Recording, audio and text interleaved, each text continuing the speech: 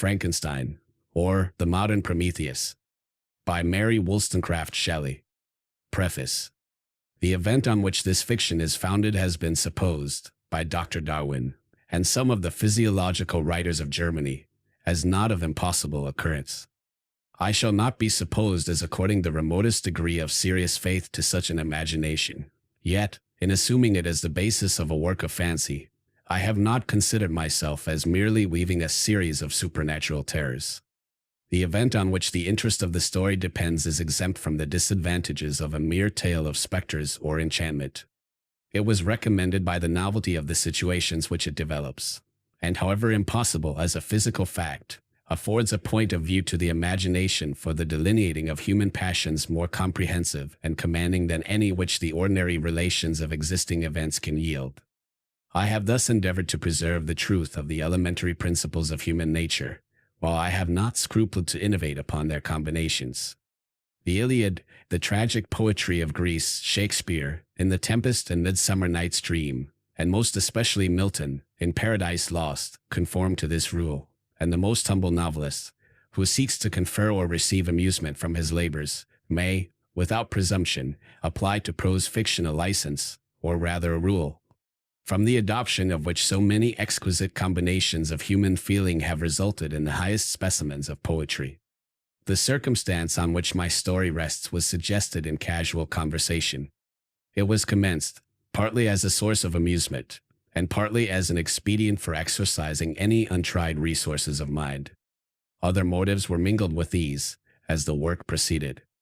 I am by no means indifferent to the manner in which whatever moral tendencies exist in the sentiments or characters it contains shall affect the reader. Yet my chief concern in this respect has been limited to the avoiding of the enervating effects of the novels of the present day, and to the exhibitions of the amiableness of domestic affection, and the excellence of universal virtue. The opinions which naturally spring from the character and situation of the hero are by no means to be conceived as existing always in my own conviction, nor is any inference justly to be drawn from the following pages as prejudicing any philosophical doctrine of whatever kind. It is a subject also of additional interest to the author, that this story was begun in the majestic region where the scene is principally laid, and in society which cannot cease to be regretted. I passed the summer of 1816 in the environs of Geneva. The season was cold and rainy, and in the evenings we crowded around a blazing wood fire, and occasionally amused ourselves with some German stories of ghosts, which happened to fall into our hands. These tales excited in us a playful desire of imitation. Two other friends, a tale from the pen of one of whom would be far more acceptable to the public than anything I can ever hope to produce, and myself agreed to write each a story, founded on some supernatural occurrence. The weather, however, suddenly became serene, and my two friends left me on a journey among the Alps, and lost, in the magnificent scenes which they present, all memory of their ghostly visions. The following tale is the only one which has been completed. Frankenstein, or The Modern Prometheus, or the letter I. Seville. St. Petersburg, December 11th, 17. You will rejoice to hear that no disaster has accompanied the commencement of an enterprise which you have regarded with such evil forebodings. I arrived here yesterday, and my first task is to assure my dear sister of my welfare, and increasing confidence in the success of my undertaking. I am already far north of London, and as I walk in the streets of Petersburg, I feel a cold northern breeze play upon my cheeks, which braces my nerves and fills me with delight. Do you understand this feeling? This breeze, which has traveled from the regions towards which I am advancing, gives me a foretaste of those icy climes. Inspirited by this wind of promise, my daydreams become more fervent and vivid. I try in vain to be persuaded that the pole is the seat of frost and desolation. It ever presents itself to my imagination as the region of beauty and delight. There, Margaret, the sun is forever visible, its broad disk just skirting the horizon, and diffusing a perpetual splendor. There, for with your leave, my sister, I will put some trust in preceding navigators. There snow and frost are banished, and sailing over a calm sea, we may be wafted to a land surpassing in wonders and in beauty every region hitherto discovered on the habitable globe. Its productions and features may be without example, as the phenomena of the heavenly bodies undoubtedly are in those undiscovered solitudes. What may not be expected in a country of eternal light? I may there discover the wondrous power which attracts the needle, and may regulate 1,000 celestial observations that require only this voyage to render their seeming eccentricities consistent forever. I shall satiate my ardent curiosity with the sight of a part of the world never before visited, and may tread a land never before imprinted by the foot of man. These are my enticements, and they are sufficient to conquer all fear of danger or death, and to induce me to commence this laborious voyage with the joy a child feels when he embarks in a little boat, with his holiday mates, on an expedition of discovery up his native river. But supposing all these conjectures to be false, you cannot contest the inestimable benefit which I shall confer on all mankind to the last generation, by discovering a passage near the pole to those countries, to reach which at present so many months are requisite, or by ascertaining the secret of the magnet, which, if at all possible, can only be effected by an undertaking such as mine.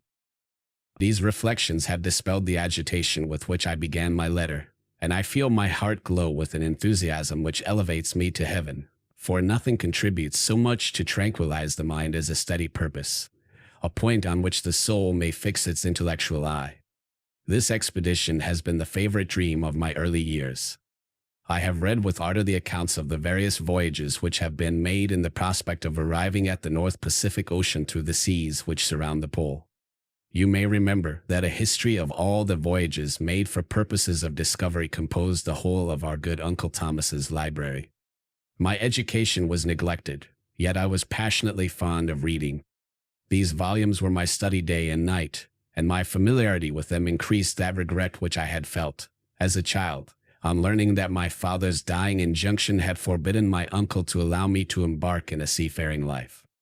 These visions faded when I perused, for the first time, those poets whose effusions entranced my soul, and lifted it to heaven. I also became a poet, and for 1 year lived in a paradise of my own creation. I imagined that I also might obtain a niche in the temple where the names of Homer and Shakespeare are consecrated. You are well acquainted with my failure, and how heavily I bore the disappointment. But just at that time I inherited the fortune of my cousin, and my thoughts were turned into the channel of their earlier bent. 6 years have passed since I resolved on my present undertaking. I can, even now, remember the hour from which I dedicated myself to this great enterprise.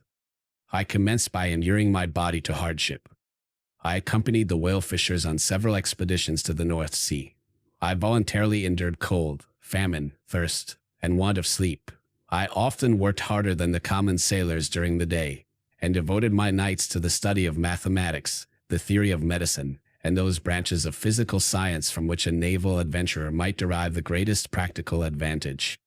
Twice I actually hired myself as an undermate in a Greenland whaler, and acquitted myself to admiration. I must own I felt a little proud, when my captain offered me the second dignity in the vessel, and entreated me to remain with the greatest earnestness. So valuable did he consider my services. And now, dear Margaret, do I not deserve to accomplish some great purpose? My life might have been passed in ease and luxury, but I preferred glory to every enticement that wealth placed in my path. Oh, that some encouraging voice would answer in the affirmative. My courage and my resolution is firm, but my hopes fluctuate, and my spirits are often depressed. I am about to proceed on a long and difficult voyage, the emergencies of which will demand all my fortitude. I am required not only to raise the spirits of others, but sometimes to sustain my own, when theirs are failing. This is the most favorable period for traveling in Russia. They fly quickly over the snow in their sledges. The motion is pleasant, and, in my opinion, far more agreeable than that of an English stagecoach. The cold is not excessive, if you are wrapped in furs, a dress which I have already adopted, for there is a great difference between walking the deck and remaining seated motionless for hours, when no exercise prevents the blood from actually freezing in your veins. I have no ambition to lose my life on the post road between St. Petersburg and Archangel. I shall depart for the latter town in a fortnight or 3 weeks, and my intention is to hire a ship there, which can easily be done by paying the insurance for the owner, and to engage as many sailors as I think necessary among those who are accustomed to the whale fishing. I do not intend to sail until the month of June, and when shall I return? Ah, dear sister, how can I answer this question? If I succeed, many, many months, perhaps years, will pass before you and I may meet. If I fail, you will see me again soon or never. Farewell, my dear, excellent Margaret. Heaven shower down blessings on you, and save me, that I may again and again testify my gratitude for all your love and kindness. Your affectionate brother, R. Walton. R. Walton. Letter 2. Seville. Archangel, March 28, 17. How slowly the time passes here, encompassed as I am by frost and snow, yet a second step is taken towards my enterprise. I have hired a vessel, and am occupied in collecting my sailors. Those whom I have already engaged appear to be men on whom I can depend, and are certainly possessed of dauntless courage. But I have one want which I have never yet been able to satisfy, and the absence of the object of which I now feel as a most severe evil. I have no friend, Margaret. When I am glowing with the enthusiasm of success, there will be none to participate my joy. If I am assailed by disappointment, no one will endeavor to sustain me in dejection. I shall commit my thoughts to paper, it is true, but that is a poor medium for the communication of feeling. I desire the company of a man who could sympathize with me, whose eyes would reply to mine. You may deem me romantic, my dear sister, but I bitterly feel the want of a friend. I have no one near me, gentle yet courageous, possessed of a cultivated as well as of a capacious mind, whose tastes are like my own, to approve or amend my plans. How would such a friend repair the faults of your poor brother? I am too ardent in execution, and too impatient of difficulties. But it is a still greater evil to me that I am self-educated. For the first 14 years of my life I ran wild on a common, and read nothing but our Uncle Thomas's books of voyages. At that age I became acquainted with the celebrated poets of our own country, but it was only when it had ceased to be in my power to derive its most important benefits from such a conviction, that I perceived the necessity of becoming acquainted with more languages than that of my native country. Now I am 28, and am in reality more illiterate than many schoolboys of 15.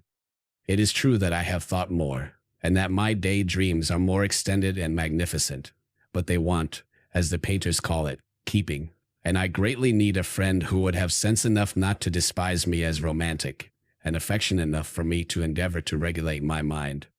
Well, these are useless complaints. I shall certainly find no friend on the wide ocean, nor even here in Archangel, among merchants and seamen. Yet some feelings, unallied to the dross of human nature, beat even in these rugged bosoms. My lieutenant, for instance, is a man of wonderful courage and enterprise. He is madly desirous of glory. He is an Englishman, and in the midst of national and professional prejudices, unsoftened by cultivation, retains some of the noblest endowments of humanity. I first became acquainted with him on board a whale vessel. Finding that he was unemployed in this city, I easily engaged him to assist in my enterprise. The master is a person of an excellent disposition, and is remarkable in the ship for his gentleness, and the mildness of his discipline. He is, indeed, of so amiable a nature that he will not hunt, a favorite, and almost the only amusement here, because he cannot endure to spill blood. He is, moreover, heroically generous. Some years ago he loved a young Russian lady, of moderate fortune, and having amassed a considerable sum in prize money, the father of the girl consented to the match. He saw his mistress once before the destined ceremony, but she was bathed in tears, and throwing herself at his feet, entreated him to spare her, confessing at the same time that she loved another, but that he was poor, and that her father would never consent to the union. My generous friend reassured the suppliant, and on being informed of the name of her lover instantly abandoned his pursuit. He had already bought a farm with his money, on which he had designed to pass the remainder of his life, but he bestowed the whole on his rival, together with the remains of his prize money to purchase stock, and then himself solicited the young woman's father to consent to her marriage with her lover. But the old man decidedly refused, thinking himself bound in honor to my friend, who, when he found the father inexorable, quitted his country, nor returned until he heard that his former mistress was married according to her inclinations. What a noble fellow! You will exclaim. He is so. But then he has passed all his life on board a vessel, and has scarcely an idea beyond the rope and the shroud. But do not suppose that, because I complain a little, or because I can conceive a consolation for my toils which I may never know, that I am wavering in my resolutions. Those are as fixed as fate, and my voyage is only now delayed until the weather shall permit my embarkation. The winter has been dreadfully severe, but the spring promises well, and it is considered as a remarkably early season, so that, perhaps, I may sail sooner than I expected. I shall do nothing rashly. You know me sufficiently to confide in my prudence and considerateness whenever the safety of others is committed to my care. I cannot describe to you my sensations on the near prospect of my undertaking. It is impossible to communicate to you a conception of the trembling sensation, half pleasurable and half fearful, with which I am preparing to depart. I am going to unexplored regions, to the land of mist and snow, but I shall kill no albatross, therefore do not be alarmed for my safety. Shall I meet you again, after having traversed immense seas, and returned by the most southern cape of Africa or America? I dare not expect such success, yet I cannot bear to look on the reverse of the picture. Continue to write to me by every opportunity. I may receive your letters, though the chance is very doubtful, on some occasions when I need them most to support my spirits. I love you very tenderly. Remember me with affection, should you never hear from me again. Your affectionate brother, Robert Walton. Robert Walton. Letter 3. Seville, July 7th, 17. My dear sister. My dear sister. I write a few lines in haste, to say that I am safe and well advanced on my voyage. This letter will reach England by a merchantman now on its homeward voyage from Archangel, more fortunate than I, who may not see my native land, perhaps, for many years. I am, however, in good spirits. My men are bold, and apparently firm of purpose, nor do the floating sheets of ice that continually pass us, indicating the dangers of the region towards which we are advancing, appear to dismay them. We have already reached a very high latitude, but it is the height of summer, and although not so warm as in England, the southern gales, which blow us speedily towards those shores which I so ardently desire to attain, breathe a degree of renovating warmth which I had not expected. No incidents have hitherto befallen us that would make a figure in a letter. 1 or 2 stiff gales, and the breaking of a mast, are accidents which experienced navigators scarcely remember to record, and I shall be well content if nothing worse happened to us during our voyage. Adieu, my dear Margaret. Be assured that for my own sake, as well as yours, I will not rashly encounter danger. I will be cool, persevering, and prudent. Remember me to all my English friends. Most affectionately yours, R.W. Letter 4. Seville, August 5th, 17. So strange an accident has happened to us that I cannot forbear recording it, although it is very probable that you will see me before these papers can come into your possession. Last Monday, July 31st, we were nearly surrounded by ice, which closed in the ship on all sides, scarcely leaving her the sea room in which she floated. Our situation was somewhat dangerous, especially as we were compassed round by a very thick fog. We accordingly lay to, hoping that some change would take place in the atmosphere and weather. About 2 o'clock the mist cleared away, and we beheld, stretched out in every direction, vast and irregular plains of ice, which seemed to have no end. Some of my comrades groaned, and my own mind began to grow watchful with anxious thoughts, when a strange sight suddenly attracted our attention, and diverted our solicitude from our own situation. We perceived a low carriage, fixed on a sledge and drawn by dogs, pass on towards the north, at the distance of half a mile. A being which had the shape of a man, but apparently of gigantic stature, sat in the sledge, and guided the dogs. We watched the rapid progress of the traveler with our telescopes, until he was lost among the distant inequalities of the ice. This appearance excited our unqualified wonder. We were, as we believed, many hundred miles from any land, but this apparition seemed to denote that it was not, in reality, so distant as we had supposed. Shut in, however, by ice, it was impossible to follow his track, which we had observed with the greatest attention.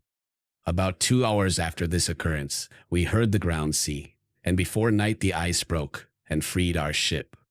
We, however, lay to until the morning, fearing to encounter in the dark those large loose masses which float about after the breaking up of the ice. I profited of this time to rest for a few hours. In the morning, however, as soon as it was light, I went upon deck and found all the sailors busy on one side of the vessel, apparently talking to someone in the sea. It was, in fact, a sledge like that we had seen before, which had drifted towards us in the night on a large fragment of ice. Only one dog remained alive, but there was a human being within it, whom the sailors were persuading to enter the vessel. He was not, as the other travelers seemed to be, a savage inhabitant of some undiscovered island, but an European. When I appeared on deck, the master said, "Here is our captain, and he will not allow you to perish on the open sea." On perceiving me, the stranger addressed me in English, although with a foreign accent. "Before I come on board your vessel," said he, "will you have the kindness to inform me whither you are bound?" You may conceive my astonishment on hearing such a question addressed to me from a man on the brink of destruction, and to whom I should have supposed that my vessel would have been a resource which he would not have exchanged for the most precious wealth the earth can afford. I replied, however, that we were on a voyage of discovery towards the northern pole. Upon hearing this, he appeared satisfied, and consented to come on board. Good God! Margaret, if you had seen the man who thus capitulated for his safety, your surprise would have been boundless. His limbs were nearly frozen, and his body dreadfully emaciated by fatigue and suffering. I never saw a man in so wretched a condition. We attempted to carry him into the cabin, but as soon as he had quitted the fresh air, he fainted. We accordingly brought him back to the deck, and restored him to animation by rubbing him with brandy, and forcing him to swallow a small quantity. As soon as he showed signs of life, we wrapped him up in blankets, and placed him near the chimney of the kitchen stove.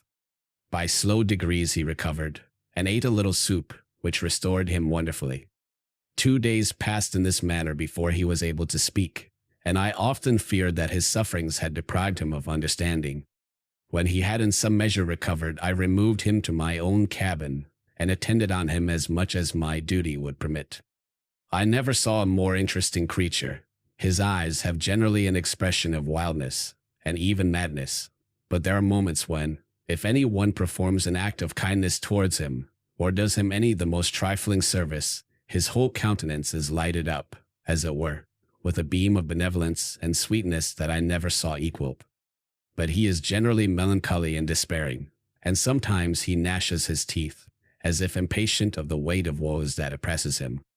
When my guest was a little recovered, I had great trouble to keep off the men, who wished to ask him 1,000 questions, but I would not allow him to be tormented by their idle curiosity, in a state of body and mind whose restoration evidently depended upon entire repose. Once, however, the lieutenant asked why he had come so far upon the ice in so strange a vehicle. His countenance instantly assumed an aspect of the deepest gloom, and he replied, "To seek one who fled from me." "And did the man whom you pursued travel in the same fashion?" "Yes."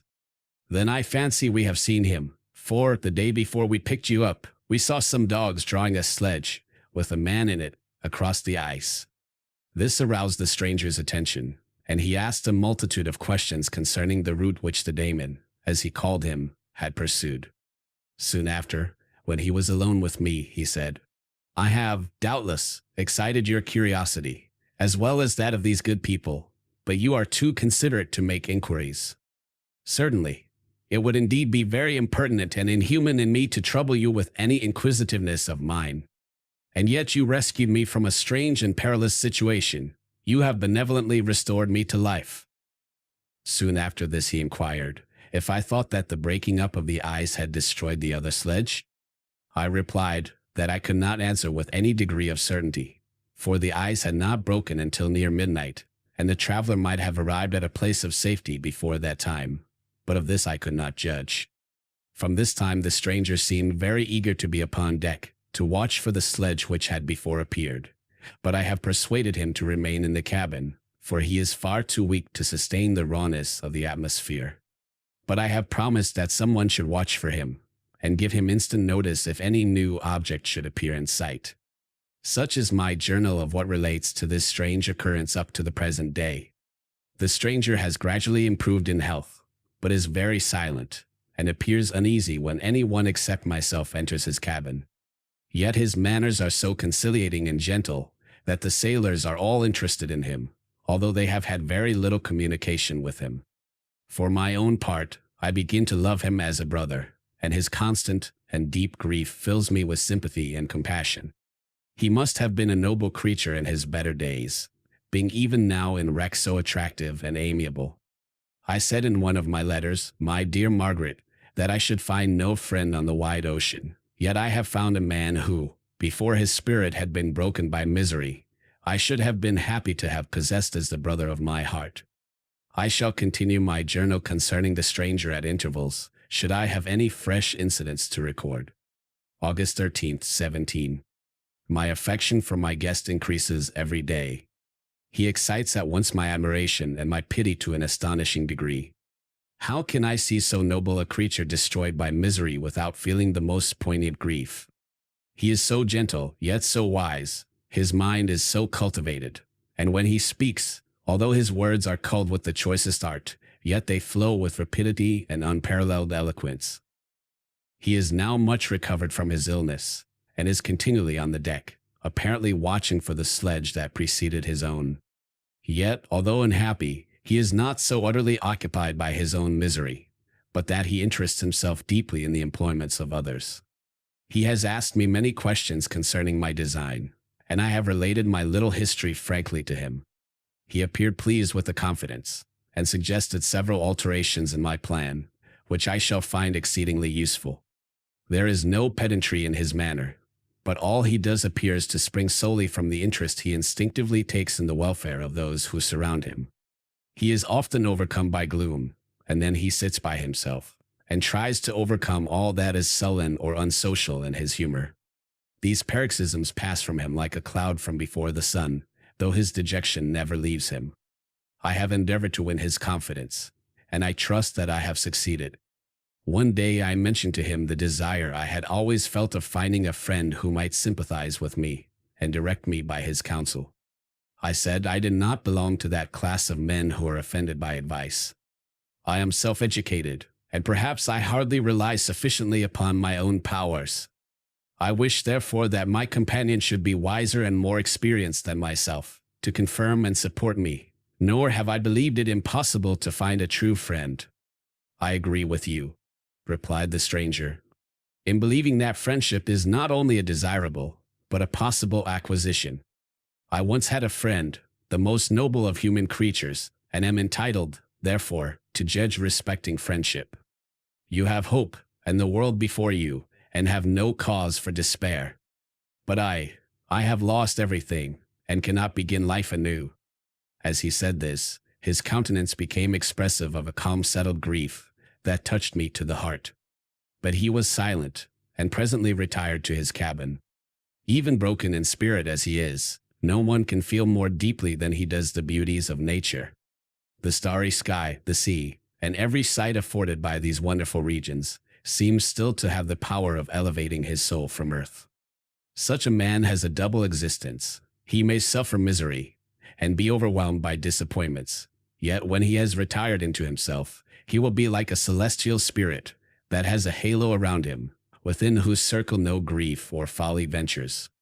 Will you laugh at the enthusiasm I express concerning this divine wanderer? If you do, you must have certainly lost that simplicity which was once your characteristic charm. Yet, if you will, smile at the warmth of my expressions, while I find every day new causes for repeating them. August 19th, 17. Yesterday the stranger said to me, "You may easily perceive, Captain Walton, that I have suffered great and unparalleled misfortunes. I had determined, once, that the memory of these evils should die with me, but you have won me to alter my determination. You seek for knowledge and wisdom, as I once did, and I ardently hope that the gratification of your wishes may not be a serpent to sting you, as mine has been. I do not know that the relation of my misfortunes will be useful to you, yet, if you are inclined, listen to my tale. I believe that the strange incidents connected with it will afford a view of nature, which may enlarge your faculties and understanding. You will hear of powers and occurrences, such as you have been accustomed to believe impossible. But I do not doubt that my tale conveys in its series internal evidence of the truth of the events of which it is composed. You may easily conceive that I was much gratified by the offered communication, yet I could not endure that he should renew his grief by a recital of his misfortunes. I felt the greatest eagerness to hear the promised narrative, partly from curiosity, and partly from a strong desire to ameliorate his fate, if it were in my power. I expressed these feelings in my answer. "I thank you," he replied, "for your sympathy, but it is useless. My fate is nearly fulfilled. I wait but for one event, and then I shall repose in peace. I understand your feeling," continued he, perceiving that I wished to interrupt him. "But you are mistaken, my friend. If thus you will allow me to name you, nothing can alter my destiny. Listen to my history, and you will perceive how irrevocably it is determined." He then told me that he would commence his narrative the next day when I should be at leisure. This promise drew from me the warmest thanks. I have resolved every night, when I am not engaged, to record, as nearly as possible in his own words, what he has related during the day. If I should be engaged, I will at least make notes. This manuscript will doubtless afford you the greatest pleasure, but to me, who know him, and who hear it from his own lips, with what interest and sympathy shall I read it in some future day? Frankenstein, or the Modern Prometheus, or Chapter 1. I am by birth a Genevese, and my family is one of the most distinguished of that republic. My ancestors had been for many years counselors and syndics, and my father had filled several public situations with honor and reputation. He was respected by all who knew him for his integrity and indefatigable attention to public business. He passed his younger days perpetually occupied by the affairs of his country, and it was not until the decline of life that he thought of marrying and bestowing on the state sons who might carry his virtues and his name down to posterity. As the circumstances of his marriage illustrate his character, I cannot refrain from relating them. One of his most intimate friends was a merchant, who, from a flourishing state, fell, through numerous mischances, into poverty. This man, whose name was Beaufort, was of a proud and unbending disposition, and could not bear to live in poverty and oblivion in the same country where he had formerly been distinguished for his rank and magnificence. Having paid his debts, therefore, in the most honorable manner, he retreated with his daughter to the town of Lucerne, where he lived unknown and in wretchedness. My father loved Beaufort with the truest friendship, and was deeply grieved by his retreat in these unfortunate circumstances.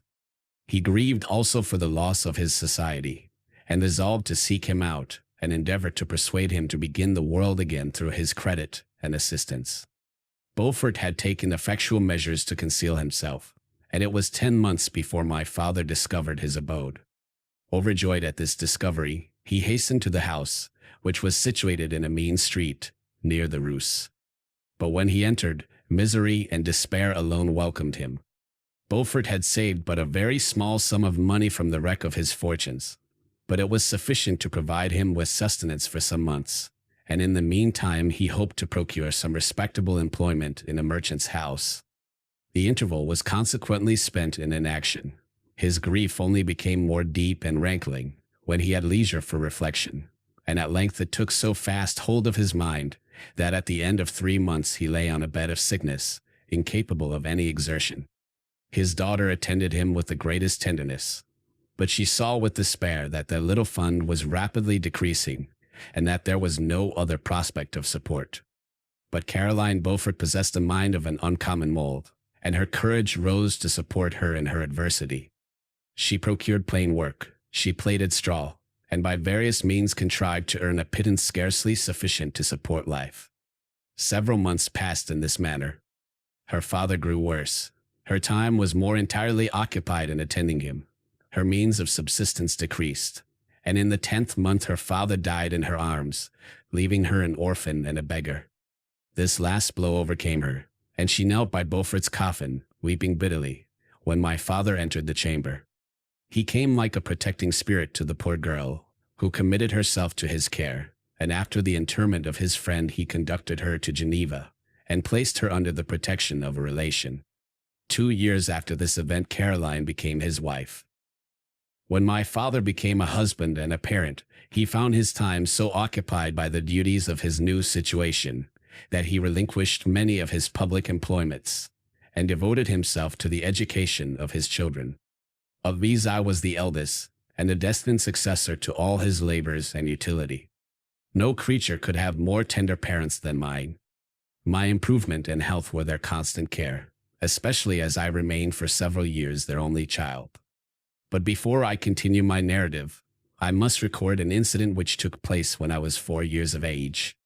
My father had a sister, whom he tenderly loved, and who had married early in life an Italian gentleman.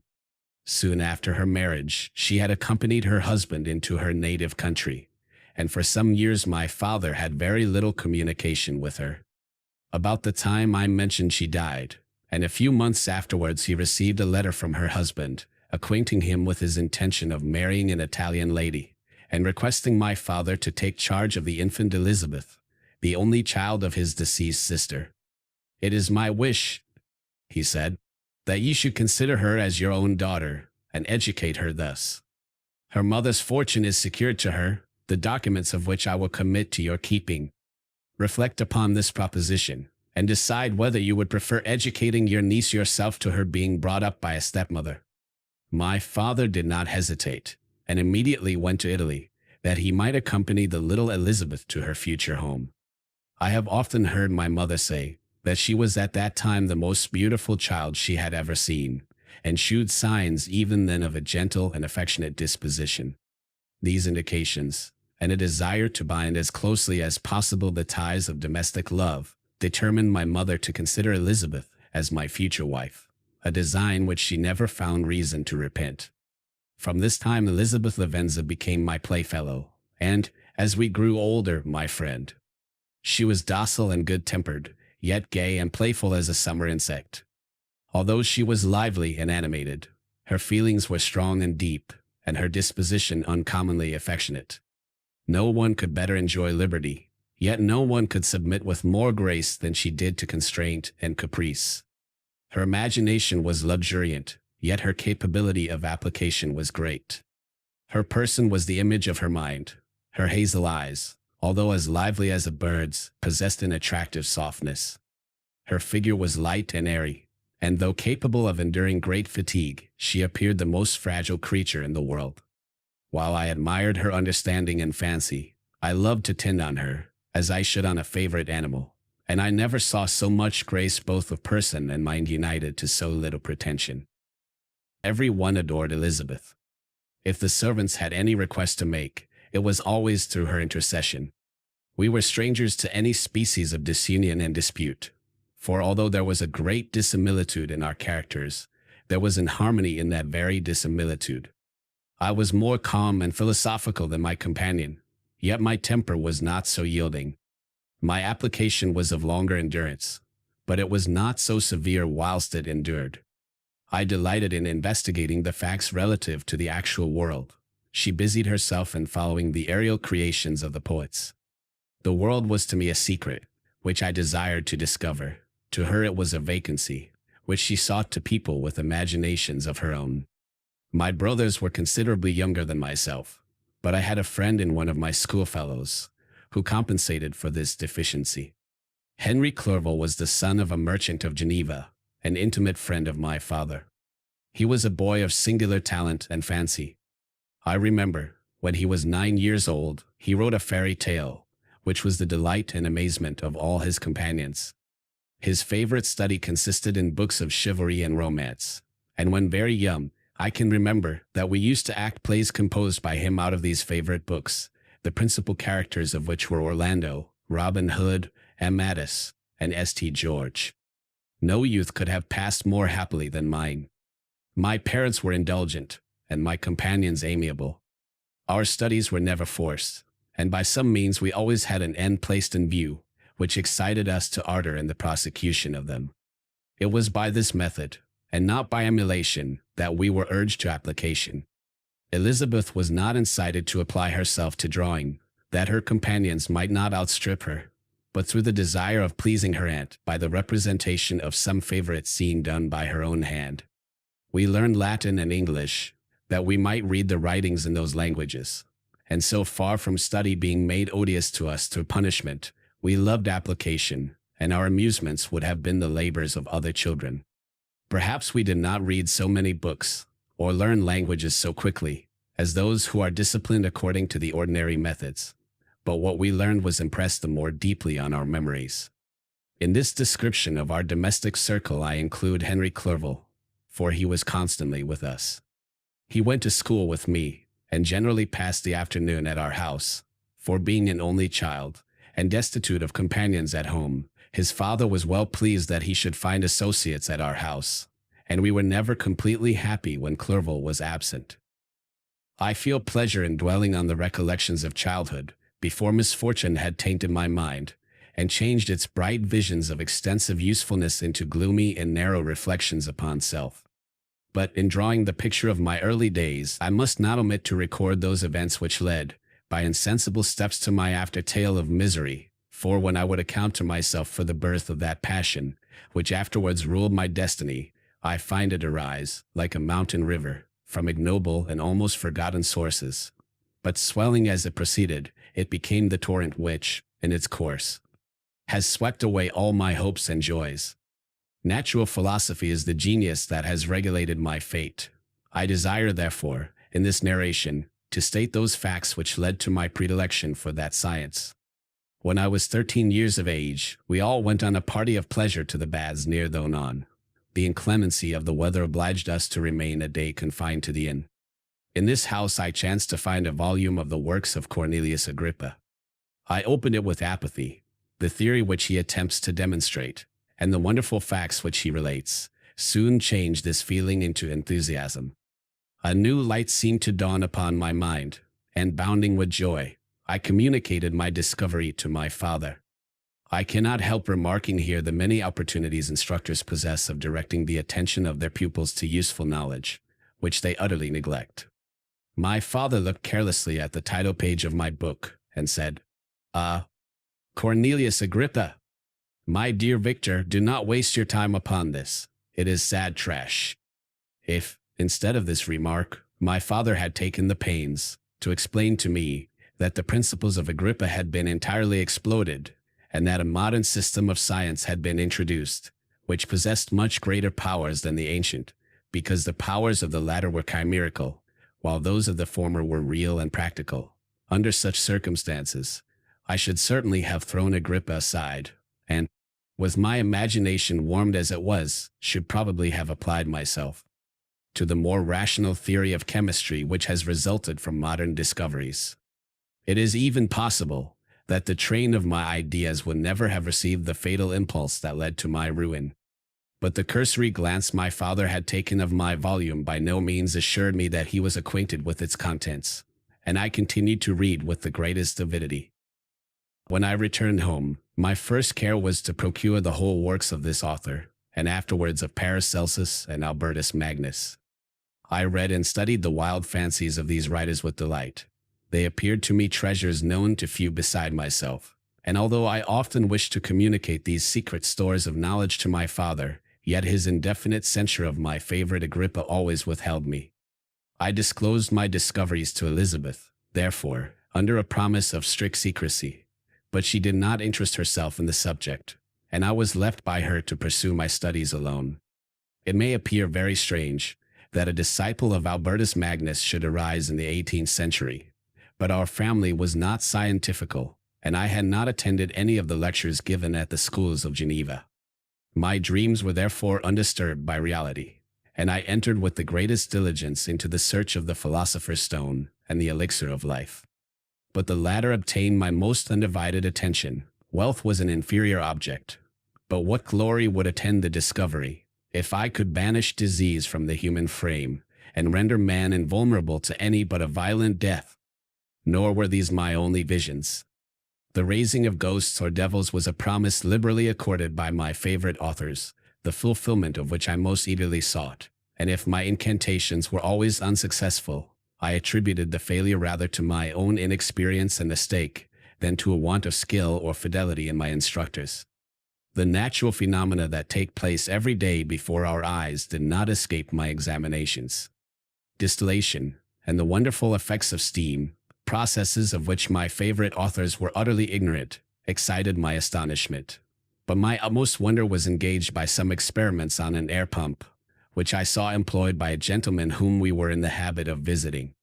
The ignorance of the early philosophers on these and several other points served to decrease their credit with me, but I could not entirely throw them aside, before some other system should occupy their place in my mind.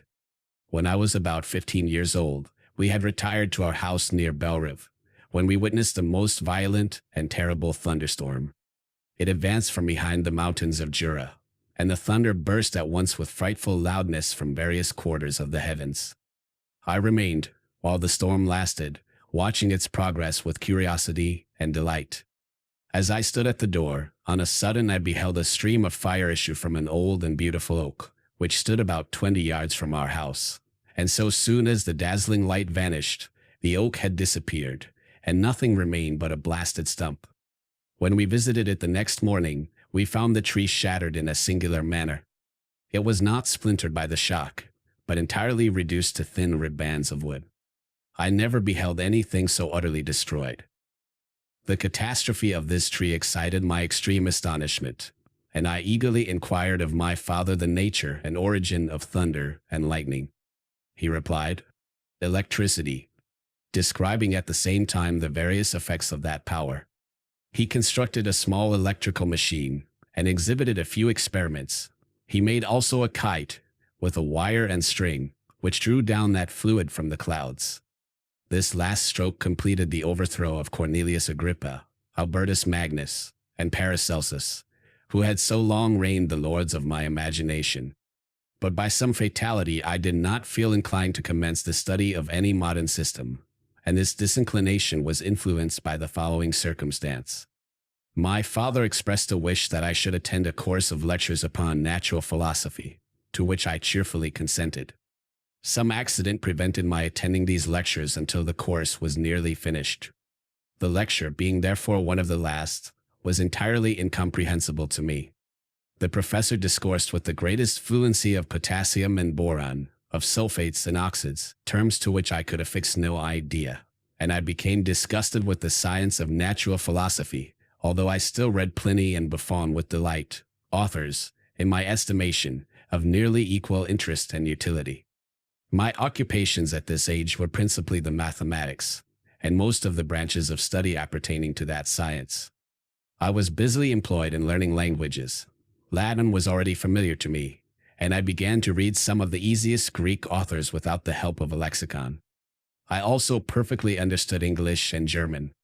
This is the list of my accomplishments at the age of 17, and you may conceive that my hours were fully employed in acquiring and maintaining a knowledge of this various literature.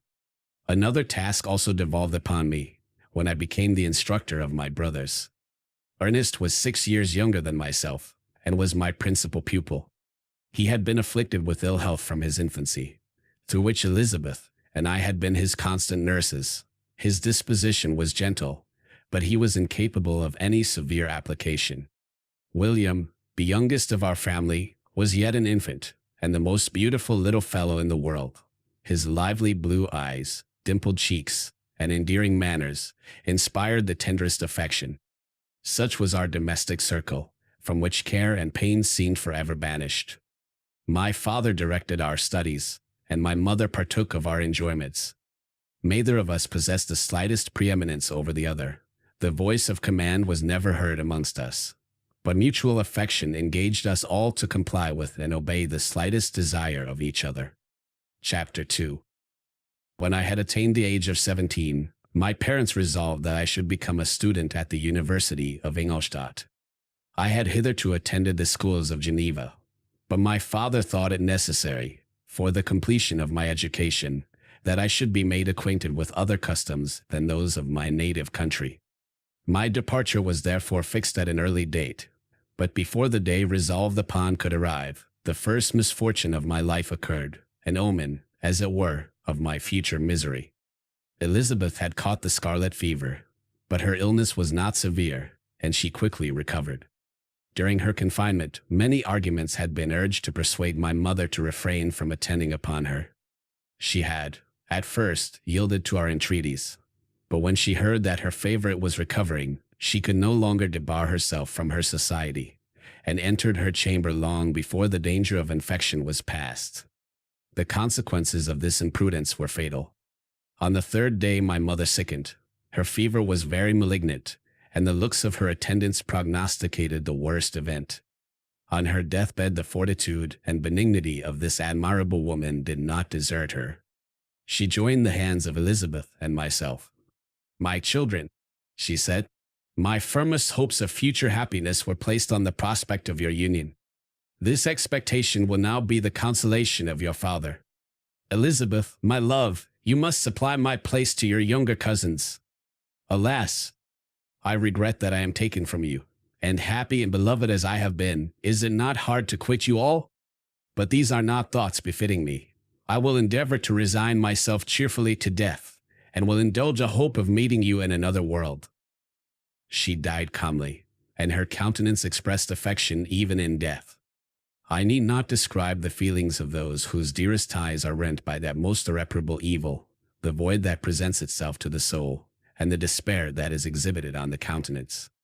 It is so long before the mind can persuade itself that she, whom we saw every day, and whose very existence appeared a part of our own, can have departed forever, that the brightness of a beloved eye can have been extinguished, and the sound of a voice so familiar and dear to the ear can be hushed, never more to be heard. These are the reflections of the first days. But when the lapse of time proves the reality of the evil, then the actual bitterness of grief commences. Yet from whom has not that rude hand rent away some dear connection? And why should I describe a sorrow which all have felt, and must feel? The time at length arrives, when grief is rather an indulgence than a necessity, and the smile that plays upon the lips, although it may be deemed a sacrilege, is not banished. My mother was dead, but we had still duties which we ought to perform. We must continue our course with the rest, and learn to think ourselves fortunate, whilst one remains whom the spoiler has not seized. My journey to Ingolstadt, which had been deferred by these events, was now again determined upon. I obtained from my father a respite of some weeks. This period was spent sadly. My mother's death, and my speedy departure, depressed our spirits, but Elizabeth endeavored to renew the spirit of cheerfulness in our little society. Since the death of her aunt, her mind had acquired new firmness and vigor. She determined to fulfill her duties with the greatest exactness, and she felt that that most imperious duty, of rendering her uncle and cousins happy, had devolved upon her. She consoled me, amused her uncle, instructed my brothers, and I never beheld her so enchanting as at this time, when she was continually endeavoring to contribute to the happiness of others, entirely forgetful of herself. The day of my departure at length arrived. I had taken leave of all my friends, excepting Clerval, who spent the last evening with us. He bitterly lamented that he was unable to accompany me, but his father could not be persuaded to part with him, intending that he should become a partner with him in business, in compliance with his favorite theory, that learning was superfluous in the commerce of ordinary life. Henry had a refined mind.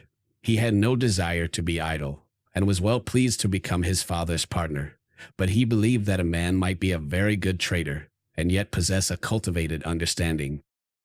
We sat late, listening to his complaints, and making many little arrangements for the future. The next morning early I departed. Tears gushed from the eyes of Elizabeth. They proceeded partly from sorrow at my departure, and partly because she reflected that the same journey was to have taken place 3 months before, when a mother's blessing would have accompanied me. I threw myself into the chaise that was to convey me away, and indulged in the most melancholy reflections. I, who had ever been surrounded by amiable companions, continually engaged in endeavoring to bestow mutual pleasure, I was now alone. In the university, whither I was going, I must form my own friends, and be my own protector. My life had hitherto been remarkably secluded and domestic, and this had given me invincible repugnance to new countenances. I loved my brothers, Elizabeth and Clerval. These were old familiar faces, but I believed myself totally unfitted for the company of strangers. Such were my reflections as I commenced my journey, but as I proceeded, my spirits and hopes rose. I ardently desired the acquisition of knowledge. I had often, when at home, thought it hard to remain during my youth cooped up in one place, and had longed to enter the world, and take my station among other human beings. Now my desires were complied with, and it would, indeed, have been folly to repent. I had sufficient leisure for these and many other reflections during my journey to Ingolstadt, which was long and fatiguing. At length the high white steeple of the town met my eyes. I alighted, and was conducted to my solitary apartment, to spend the evening as I pleased. The next morning I delivered my letters of introduction, and paid a visit to some of the principal professors, and among others to M. Krempe, professor of natural philosophy. He received me with politeness, and asked me several questions concerning my progress in the different branches of science appertaining to natural philosophy. I mentioned, it is true, with fear and trembling, the only authors I had ever read upon those subjects. The professor stared. "Have you," he said, "really spent your time in studying such nonsense?" I replied in the affirmative. "Every minute," continued M. Krempe with warmth. "Every instant that you have wasted on those books is utterly and entirely lost. You have burdened your memory with exploded systems and useless names. Good God! In what desert land have you lived, where no one was kind enough to inform you that these fancies, which you have so greedily imbibed, are 1,000 years old, and as musty as they are ancient? I little expected in this enlightened and scientific age to find a disciple of Albertus Magnus and Paracelsus. My dear sir, you must begin your studies entirely anew."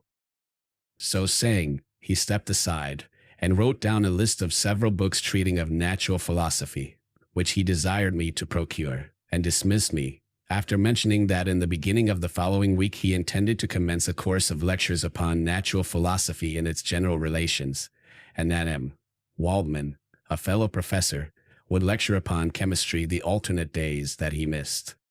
I returned home, not disappointed, for I had long considered those authors useless whom the professor had so strongly reprobated.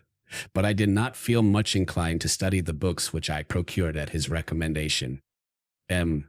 Krempe was a little squat man, with a gruff voice and repulsive countenance. The teacher, therefore, did not prepossess me in favor of his doctrine. Besides, I had a contempt for the uses of modern natural philosophy. It was very different when the masters of the science sought immortality and power. Such views, although futile, were grand, but now the scene was changed. The ambition of the inquirer seemed to limit itself to the annihilation of those visions on which my interest in science was chiefly founded. I was required to exchange chimeras of boundless grandeur for realities of little worth. Such were my reflections during the first 2 or 3 days spent almost in solitude. But as the ensuing week commenced, I thought of the information which M. Krempe had given me concerning the lectures. And although I could not consent to go and hear that little conceited fellow deliver sentences out of a pulpit, I recollected what he had said of M. Waldman, whom I had never seen, as he had hitherto been out of town. Partly from curiosity, and partly from idleness, I went into the lecturing room, which M. Waldman entered shortly after. This professor was very unlike his colleague. He appeared about 50 years of age, but with an aspect expressive of the greatest benevolence. A few gray hairs covered his temples, but those at the back of his head were nearly black. His person was short, but remarkably erect, and his voice the sweetest I had ever heard. He began his lecture by a recapitulation of the history of chemistry and the various improvements made by different men of learning, pronouncing with fervor the names of the most distinguished discoverers. He then took a cursory view of the present state of the science, and explained many of its elementary terms. After having made a few preparatory experiments, he concluded with a panegyric upon modern chemistry, the terms of which I shall never forget. "The ancient teachers of this science," said he, "promised impossibilities and performed nothing. The modern masters promise very little. They know that metals cannot be transmuted, and that the elixir of life is a chimera. But these philosophers, whose hands seem only made to dabble in dirt, and their eyes to pore over the microscope or crucible, have indeed performed miracles. They penetrate into the recesses of nature and shew how she works in her hiding places. They ascend into the heavens. They have discovered how the blood circulates and the nature of the air we breathe. They have acquired new and almost unlimited powers. They can command the thunders of heaven, mimic the earthquake, and even mock the invisible world with its own shadows. I departed highly pleased with the professor and his lecture, and paid him a visit the same evening. His manners in private were even more mild and attractive than in public, for there was a certain dignity in his mien during his lecture, which in his own house was replaced by the greatest affability and kindness. He heard with attention my little narration concerning my studies, and smiled at the names of Cornelius Agrippa and Paracelsus, but without the contempt that M. Krempe had exhibited. He said that these were men to whose indefatigable zeal modern philosophers were indebted for most of the foundations of their knowledge. They had left to us, as an easier task, to give new names and arrange in connected classifications the facts which they in a great degree had been the instruments of bringing to light. The labors of men of genius, however erroneously directed, scarcely ever fail in ultimately turning to the solid advantage of mankind. I listened to his statement, which was delivered without any presumption or affectation, and then added that his lecture had removed my prejudices against modern chemists, and I, at the same time, requested his advice concerning the books I ought to procure. "I am happy," said M. Waldman, "to have gained a disciple, and if your application equals your ability, I have no doubt of your success. Chemistry is that branch of natural philosophy in which the greatest improvements have been and may be made. It is on that account that I have made it my peculiar study, but at the same time I have not neglected the other branches of science. A man would make but a very sorry chemist if he attended to that department of human knowledge alone. If your wish is to become really a man of science, and not merely a petty experimentalist, I should advise you to apply to every branch of natural philosophy, including mathematics." He then took me into his laboratory and explained to me the uses of his various machines, instructing me as to what I ought to procure, and promising me the use of his own, when I should have advanced far enough in the science not to derange their mechanism. He also gave me the list of books which I had requested, and I took my leave. Thus ended a day memorable to me. It decided my future destiny. Chapter 3. From this day natural philosophy, and particularly chemistry, in the most comprehensive sense of the term, became nearly my sole occupation. I read with ardor those works, so full of genius and discrimination, which modern inquirers have written on these subjects. I attended the lectures, and cultivated the acquaintance of the men of science of the university, and I found even in M. Krempe a great deal of sound sense and real information, combined, it is true, with a repulsive physiognomy and manners, but not on that account the less valuable. In M. Waldman I found a true friend. His gentleness was never tinged by dogmatism, and his instructions were given with an air of frankness and good nature that banished every idea of pedantry. It was, perhaps, the amiable character of this man that inclined me more to that branch of natural philosophy which he professed, than an intrinsic love for the science itself. But this state of mind had placed only in the first steps towards knowledge. The more fully I entered into the science, the more exclusively I pursued it for its own sake. That application, which at first had been a matter of duty and resolution, now became so ardent and eager that the stars often disappeared in the light of morning whilst I was yet engaged in my laboratory. As I applied so closely, it may be easily conceived that I improved rapidly. My ardor was indeed the astonishment of the students, and my proficiency that of the masters. Professor Krempe often asked me, with a sly smile, how Cornelius Agrippa went on, whilst M. Waldman expressed the most heartfelt exultation in my progress. 2 years passed in this manner, during which I paid no visit to Geneva, but was engaged, heart and soul, in the pursuit of some discoveries, which I hoped to make. None but those who have experienced them can conceive of the enticements of science. In other studies you go as far as others have gone before you, and there is nothing more to know, but in a scientific pursuit there is continual food for discovery and wonder. a mind of moderate capacity, which closely pursues one study, must infallibly arrive at great proficiency in that study. And I, who continually sought the attainment of one object of pursuit, and was solely wrapped up in this, improved so rapidly that, at the end of 2 years, I made some discoveries in the improvement of some chemical instruments, which procured me great esteem and admiration at the university. When I had arrived at this point, and had become as well acquainted with the theory and practice of natural philosophy as depended on the lessons of any of the professors at Ingolstadt, my residence there being no longer conducive to my improvements, I thought of returning to my friends in my native town, when an incident happened that protracted my stay. One of the phenomena which had peculiarly attracted my attention was the structure of the human frame, and indeed, any animal endued with life.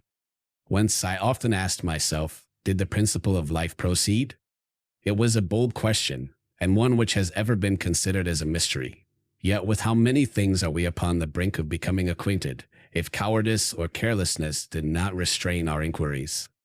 I revolved these circumstances in my mind, and determined thenceforth to apply myself more particularly to those branches of natural philosophy which relate to physiology. Unless I had been animated by an almost supernatural enthusiasm, my application to this study would have been irksome and almost intolerable.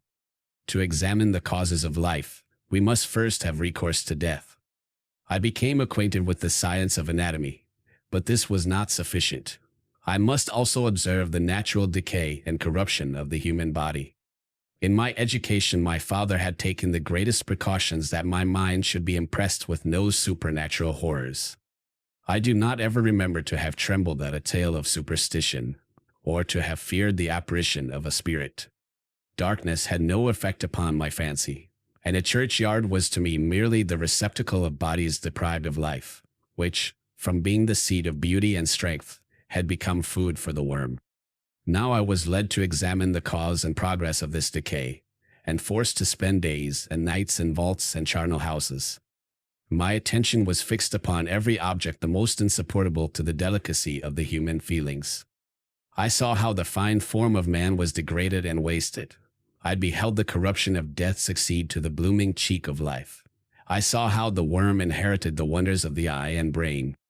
I paused, examining and analyzing all the minutiae of causation, as exemplified in the change from life to death, and death to life, until from the midst of this darkness a sudden light broke in upon me, a light so brilliant and wondrous, yet so simple, that while I became dizzy with the immensity of the prospect which it illustrated, I was surprised that among so many men of genius, who had directed their inquiries towards the same science, that I alone should be reserved to discover so astonishing a secret. Remember, I am not recording the vision of a madman. The sun does not more certainly shine in the heavens than that which I now affirm is true. Some miracle might have produced it, yet the stages of the discovery were distinct and probable. After days and nights of incredible labor and fatigue, I succeeded in discovering the cause of generation and life. Nay, more, I became myself capable of bestowing animation upon lifeless matter. The astonishment which I had at first experienced on this discovery soon gave place to delight and rapture. After so much time spent in painful labor, to arrive at once at the summit of my desires was the most gratifying consummation of my toils. But this discovery was so great and overwhelming that all the steps by which I had been progressively led to it were obliterated, and I beheld only the result. What had been the study and desire of the wisest men since the creation of the world was now within my grasp. Not that, like a magic scene, it all opened upon me at once.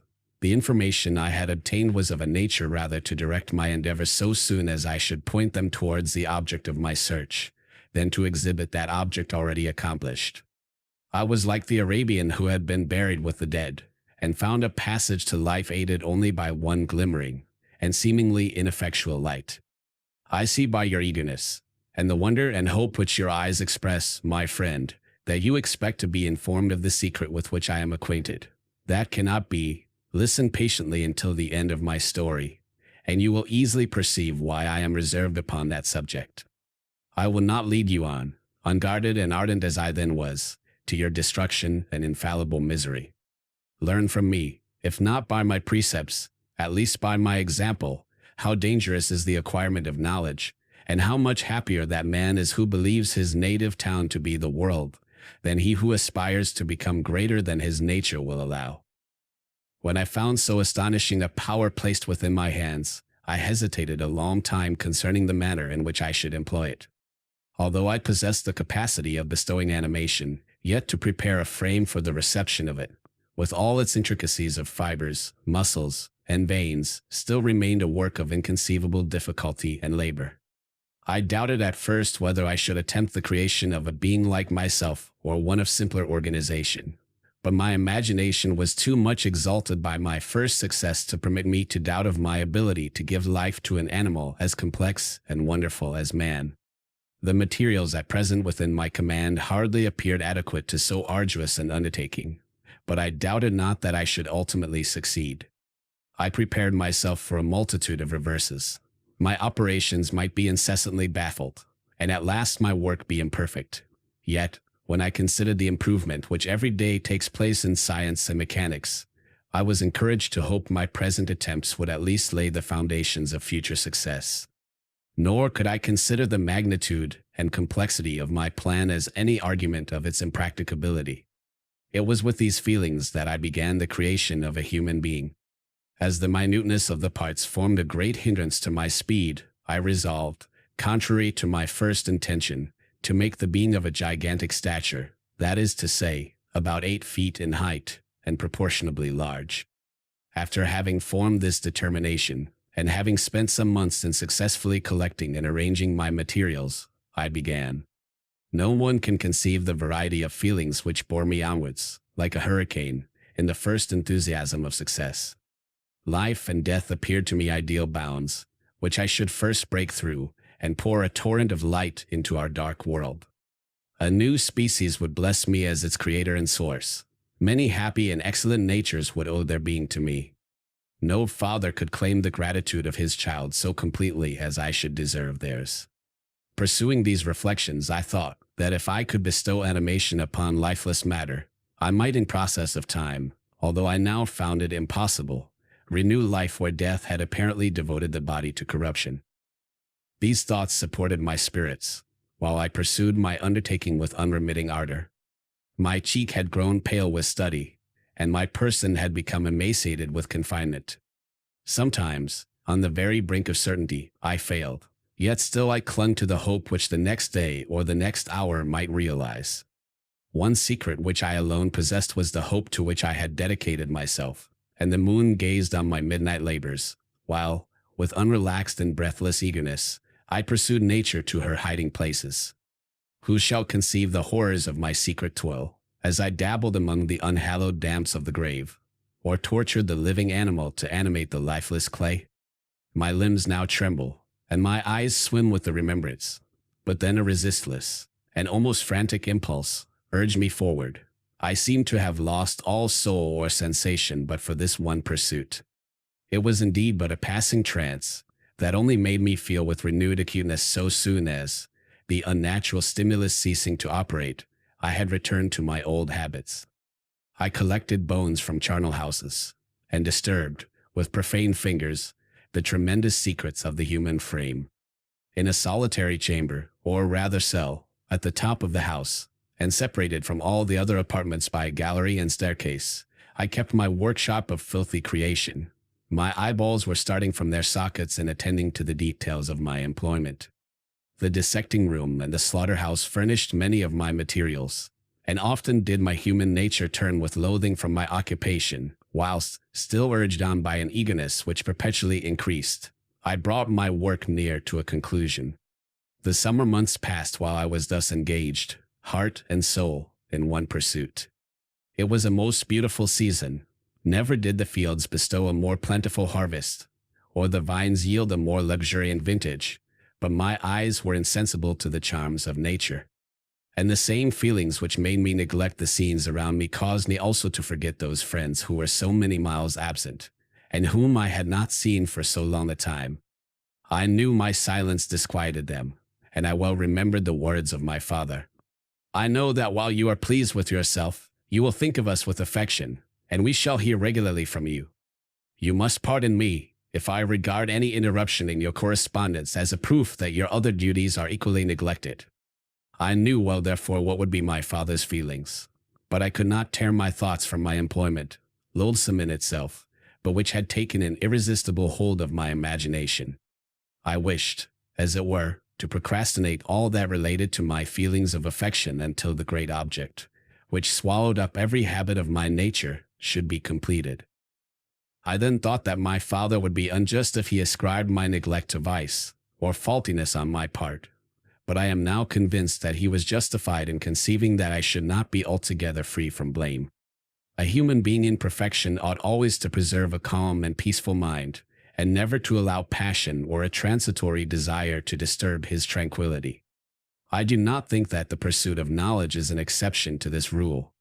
If the study to which you apply yourself has a tendency to weaken your affections, and to destroy your taste for those simple pleasures in which no alloy can possibly mix, then that study is certainly unlawful, that is to say, not befitting the human mind. If this rule were always observed, if no man allowed any pursuit whatsoever to interfere with the tranquility of his domestic affections, Greece had not been enslaved, Caesar would have spared his country, America would have been discovered more gradually, and the empires of Mexico and Peru had not been destroyed. But I forget that I am moralizing in the most interesting part of my tale, and your looks remind me to proceed.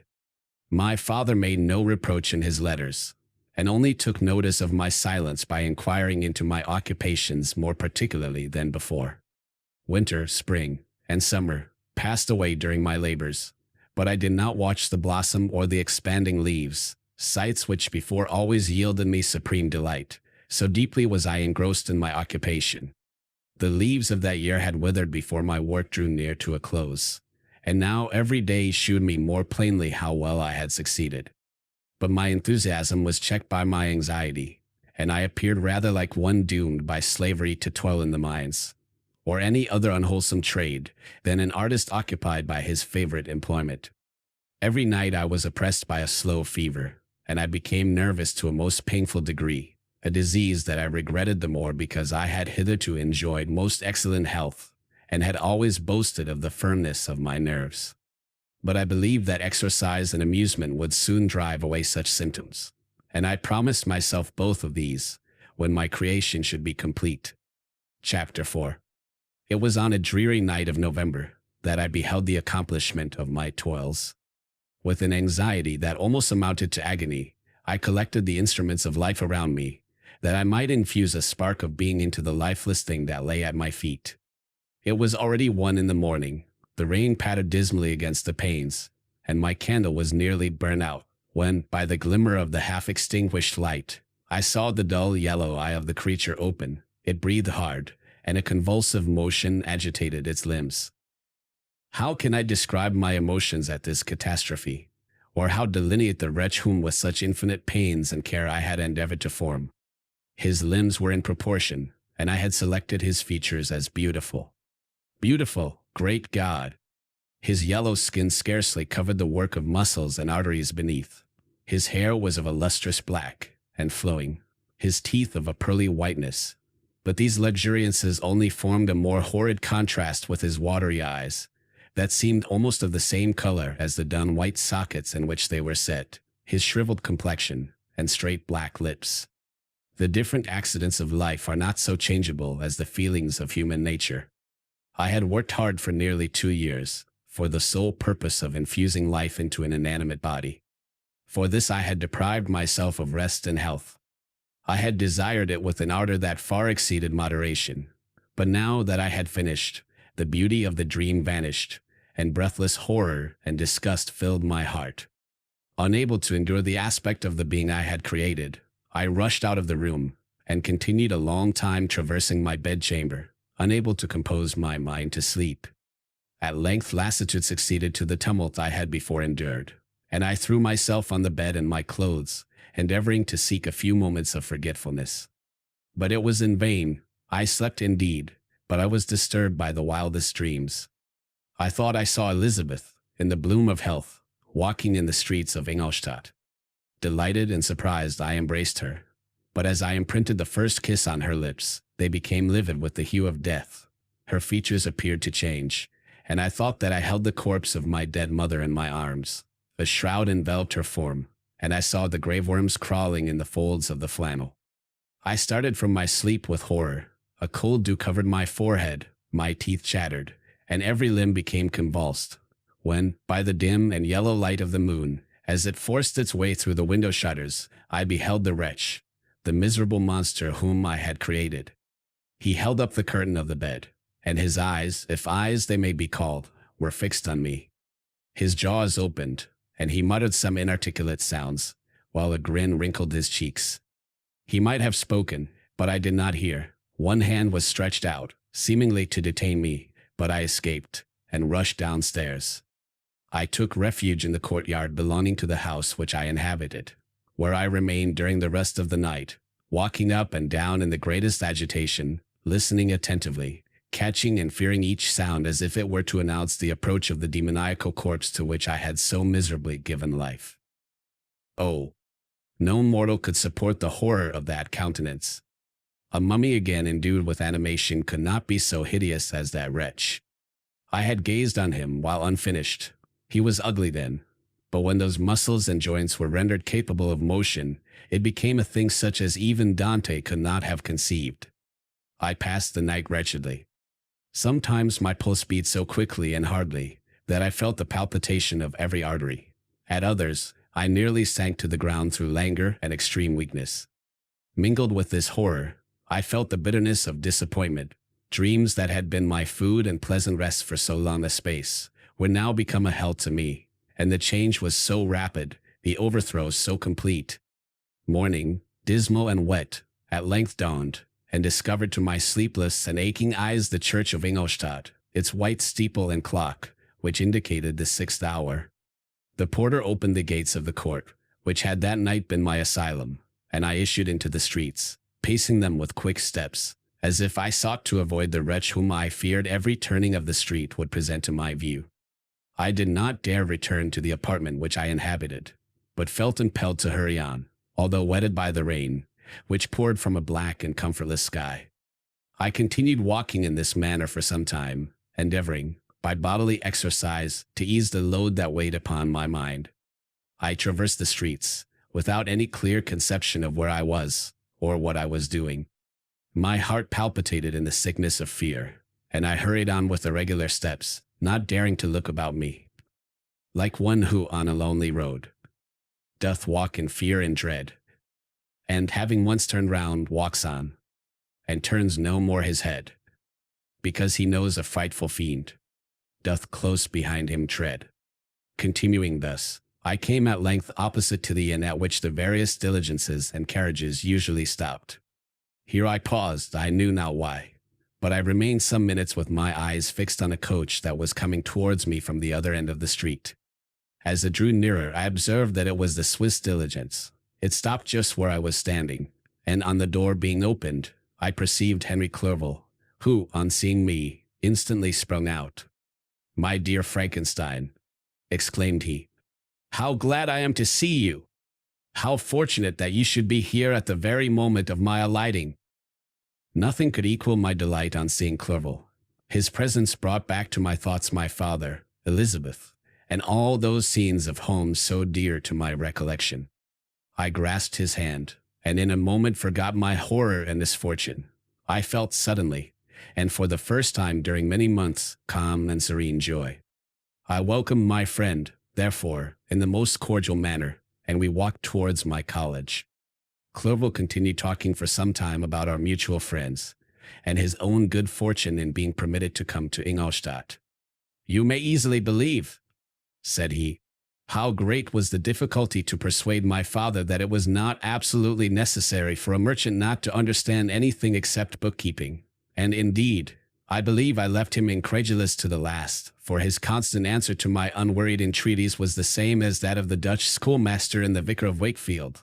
I have 10,000 florins a year without Greek. I eat heartily without Greek. But his affection for me at length overcame his dislike of learning, and he has permitted me to undertake a voyage of discovery to the land of knowledge. It gives me the greatest delight to see you, but tell me how you left my father, brothers, and Elizabeth." Very well, and very happy, only a little uneasy that they hear from you so seldom. By the by, I mean to lecture you a little upon their account myself but my dear Frankenstein, continued he, stopping short, and gazing full in my face, I did not before remark how very ill you appear, so thin and pale, you look as if you had been watching for several nights. You have guessed right. I have lately been so deeply engaged in one occupation that I have not allowed myself sufficient rest, as you see, but I sincerely hope, that all these employments are now at an end, and that I am at length free. I trembled excessively. I could not endure to think of, and far less to allude to the occurrences of the preceding night. I walked with a quick pace, and we soon arrived at my college. I then reflected, and the thought made me shiver, that the creature whom I had left in my apartment might still be there, alive, and walking about. I dreaded to behold this monster, but I feared still more that Henry should see him. Entreating him therefore to remain a few minutes at the bottom of the stairs, I darted up towards my own room. My hand was already on the lock of the door before I recollected myself. I then paused, and a cold shivering came over me. I threw the door forcibly open, as children are accustomed to do when they expect a spectre to stand in waiting for them on the other side, but nothing appeared. I stepped fearfully in. The apartment was empty, and my bedroom was also freed from its hideous guest. I could hardly believe that so great a good fortune could have befallen me, but when I became assured that my enemy had indeed fled, I clapped my hands for joy, and ran down to Clerval. We ascended into my room, and the servant presently brought breakfast, but I was unable to contain myself. It was not joy only that possessed me. I felt my flesh tingle with excess of sensitiveness, and my pulse beat rapidly. I was unable to remain for a single instant in the same place. I jumped over the chairs, clapped my hands, and laughed aloud. Clerval at first attributed my unusual spirits to joy on his arrival, but when he observed me more attentively, he saw a wildness in my eyes for which he could not account, and my loud, unrestrained, heartless laughter frightened and astonished him. "My dear Victor," cried he, "what, for God's sake, is the matter? Do not laugh in that manner. How ill you are! What is the cause of all this?" "Do not ask me," cried I, putting my hands before my eyes, for I thought I saw the dreaded spectre glide into the room. "He can tell that. Oh, save me! Save me!" I imagined that the monster seized me. I struggled furiously, and fell down in a fit. Poor Clerval! What must have been his feelings? A meeting, which he anticipated with such joy, so strangely turned to bitterness. But I was not the witness of his grief, for I was lifeless, and did not recover my senses for a long, long time. This was the commencement of a nervous fever, which confined me for several months. During all that time Henry was my only nurse. I afterwards learned that, knowing my father's advanced age, and unfitness for so long a journey, and how wretched my sickness would make Elizabeth, he spared them this grief by concealing the extent of my disorder. He knew that I could not have a more kind and attentive nurse than himself, and firm in the hope he felt of my recovery, he did not doubt that, instead of doing harm, he performed the kindest action that he could towards them. But I was in reality very ill, and surely nothing but the unbounded and unremitting attentions of my friend could have restored me to life. The form of the monster on whom I had bestowed existence was forever before my eyes, and I raved incessantly concerning him. Doubtless my words surprised Henry. He at first believed them to be the wanderings of my disturbed imagination, but the pertinacity with which I continually recurred to the same subject persuaded him that my disorder indeed owed its origin to some uncommon and terrible event. By very slow degrees, and with frequent relapses, that alarmed and grieved my friend, I recovered. I remember the first time I became capable of observing outward objects with any kind of pleasure. I perceived that the fallen leaves had disappeared, and that the young buds were shooting forth from the trees that shaded my window. It was a divine spring, and the season contributed greatly to my convalescence. I felt also sentiments of joy and affection revive in my bosom. My gloom disappeared, and in a short time I became as cheerful as before I was attacked by the fatal passion. "Dearest Clerval," exclaimed I, "how kind, how very good you are to me! This whole winter, instead of being spent in study, as you promised yourself, has been consumed in my sick room. How shall I ever repay you? I feel the greatest remorse for the disappointment of which I have been the occasion, but you will forgive me. You will repay me entirely if you do not discompose yourself, but get well as fast as you can. And since you appear in such good spirits, I may speak to you on one subject, may I not?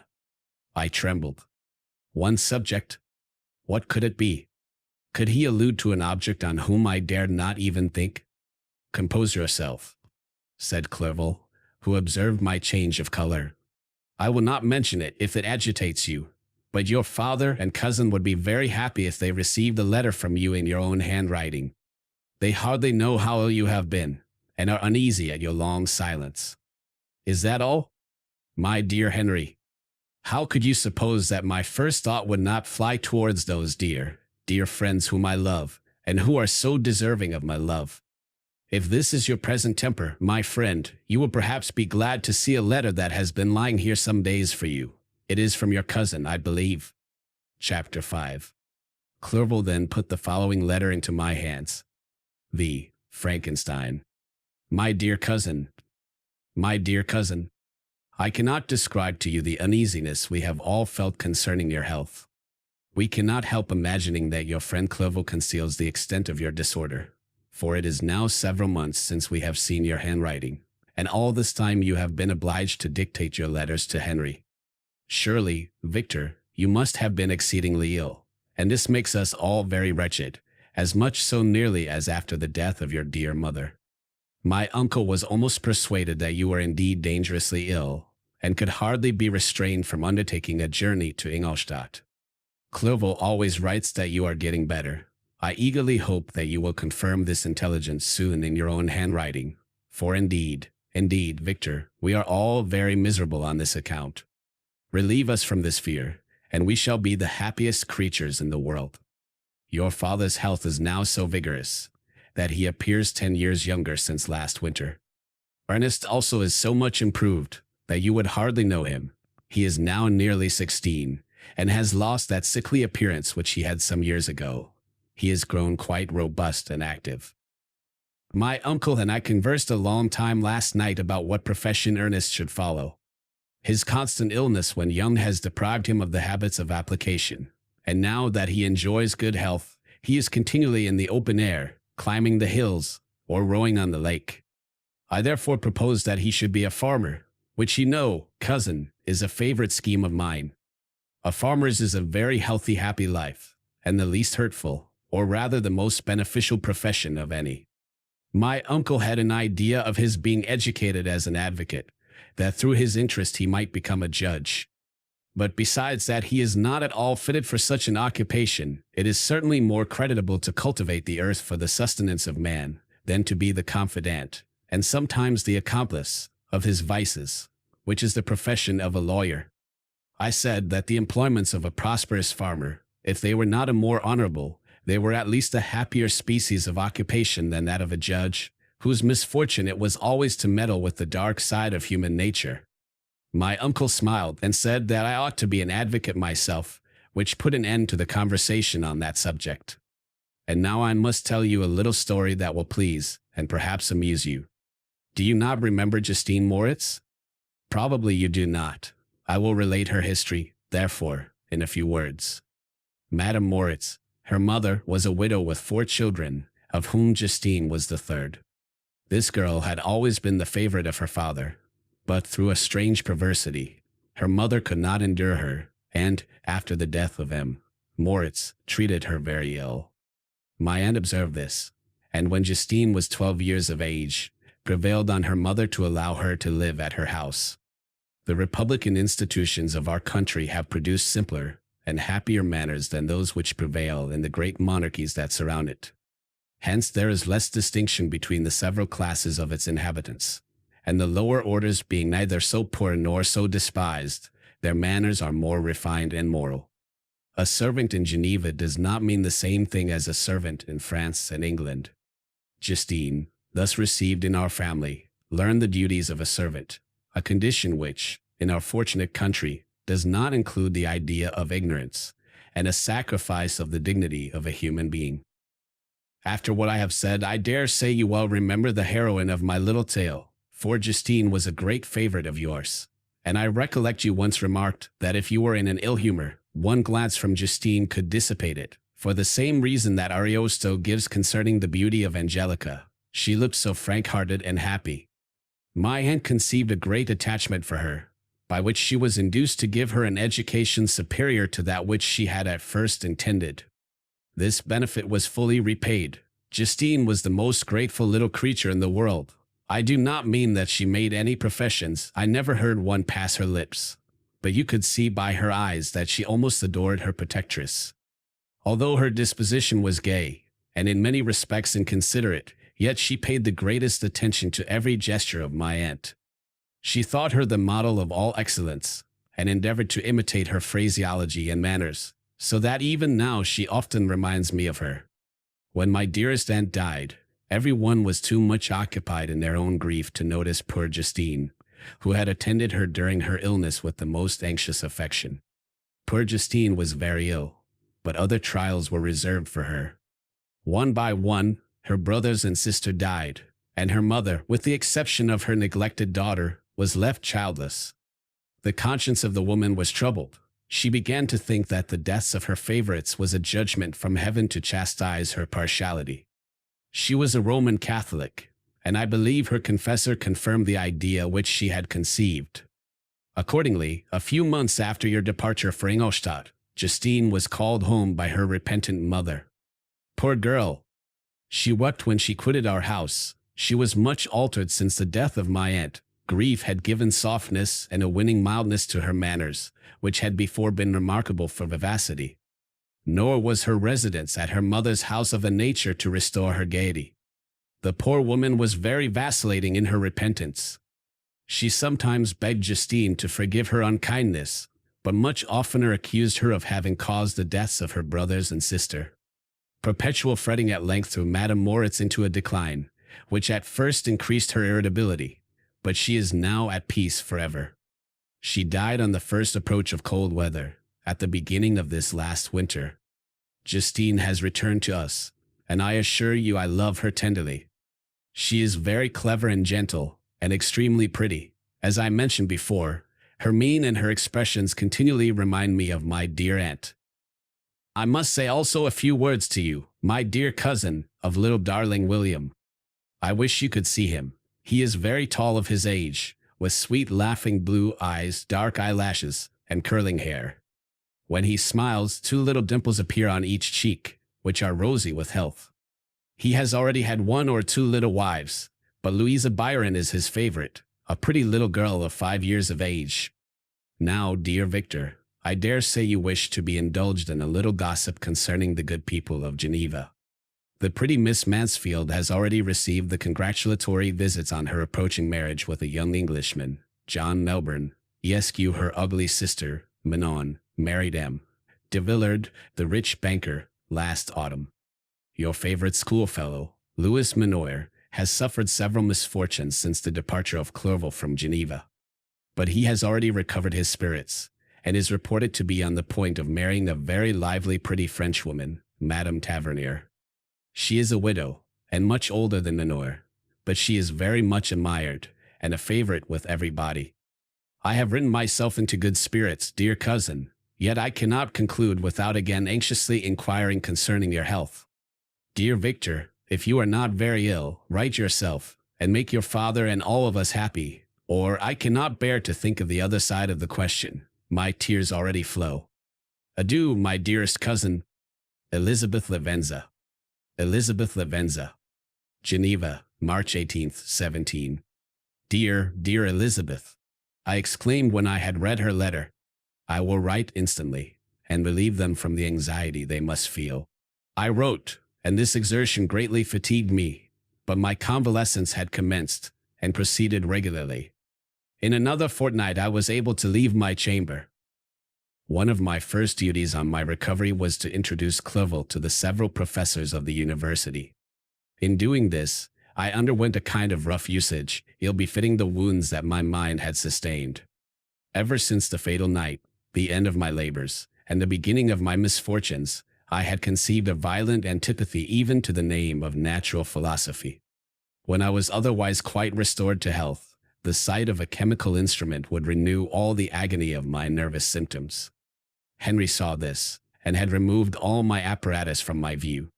He had also changed my apartment, for he perceived that I had acquired a dislike for the room which had previously been my laboratory. But these cares of Clerval were made of no avail when I visited the professors. Waldman inflicted torture when he praised, with kindness and warmth, the astonishing progress I had made in the sciences. He soon perceived that I disliked the subject, but not guessing the real cause, he attributed my feelings to modesty, and changed the subject from my improvement to the science itself, with a desire, as I evidently saw, of drawing me out. What could I do? He meant to please, and he tormented me. I felt as if he had placed carefully, one by one, in my view those instruments which were to be afterwards used in putting me to a slow and cruel death. I writhed under his words, yet dared not exhibit the pain I felt. Clerval, whose eyes and feelings were always quick in discerning the sensations of others, declined the subject, alleging, in excuse, his total ignorance, and the conversation took a more general turn. I thanked my friend from my heart, but I did not speak. I saw plainly that he was surprised, but he never attempted to draw my secret from me, and although I loved him with a mixture of affection and reverence that knew no bounds, yet I could never persuade myself to confide to him that event which was so often present to my recollection, but which I feared the detail to another would only impress more deeply. Kremp was not equally docile, and in my condition at that time, of almost insupportable sensitiveness, his harsh blunt encomiums gave me even more pain than the benevolent approbation of Waldman. "D.N. the fellow!" cried he. "Why, Clerval, I assure you he has outstripped us all. I stare if you please, but it is nevertheless true. A youngster who, but a few years ago, believed Cornelius Agrippa as firmly as the gospel, has now set himself at the head of the university, and if he is not soon pulled down, we shall all be out of countenance. Aye," continued he, observing my face expressive of suffering. Frankenstein is modest, an excellent quality in a young man. Young men should be diffident of themselves, you know, Clerval. I was myself when young, but that wears out in a very short time. Kremp had now commenced an eulogy on himself, which happily turned the conversation from a subject that was so annoying to me. Clerval was no natural philosopher. His imagination was too vivid for the minutiae of science. Languages were his principal study, and he sought, by acquiring their elements, to open a field for self-instruction on his return to Geneva. Persian, Arabic, and Hebrew gained his attention after he had made himself perfectly master of Greek and Latin. For my own part, idleness had ever been irksome to me, and now that I wished to fly from reflection and hated my former studies, I felt great relief in being the fellow pupil with my friend, and found not only instruction but consolation in the works of the Orientalists. Their melancholy is soothing, and their joy elevating to a degree I never experienced in studying the authors of any other country. When you read their writings, life appears to consist in a warm sun and garden of roses, in the smiles and frowns of a fair enemy, and the fire that consumes your own heart. How different from the manly and heroical poetry of Greece and Rome. Summer passed away in these occupations, and my return to Geneva was fixed for the latter end of autumn. But being delayed by several accidents, winter and snow arrived, the roads were deemed impassable, and my journey was retarded until the ensuing spring. I felt this delay very bitterly, for I longed to see my native town and my beloved friends. My return had only been delayed so long from an unwillingness to leave Clerval in a strange place, before he had become acquainted with any of its inhabitants. The winter, however, was spent cheerfully, and although the spring was uncommonly late, when it came, its beauty compensated for its dilatoriness. The month of May had already commenced, and I expected the letter daily which was to fix the date of my departure, when Henry proposed a pedestrian tour in the environs of Ingolstadt that I might bid a personal farewell to the country I had so long inhabited. I acceded with pleasure to this proposition. I was fond of exercise, and Clerval had always been my favorite companion in the rambles of this nature that I had taken among the scenes of my native country. We passed a fortnight in these perambulations. My health and spirits had long been restored, and they gained additional strength from the salubrious air I breathed, the natural incidents of our progress, and the conversation of my friend. Study had before secluded me from the intercourse of my fellow creatures, and rendered me unsocial. But Clerval called forth the better feelings of my heart. He again taught me to love the aspect of nature, and the cheerful faces of children. Excellent friend, how sincerely did you love me, and endeavor to elevate my mind, until it was on a level with your own. A selfish pursuit had cramped and narrowed me, until your gentleness and affection warmed and opened my senses. I became the same happy creature who, a few years ago, loving and beloved by all, had no sorrow or care. When happy, inanimate nature had the power of bestowing on me the most delightful sensations. A serene sky and verdant fields filled me with ecstasy. The present season was indeed divine. The flowers of spring bloomed in the hedges, while those of summer were already in bud. I was undisturbed by thoughts which during the preceding year had pressed upon me, notwithstanding my endeavors to throw them off, with an invincible burden.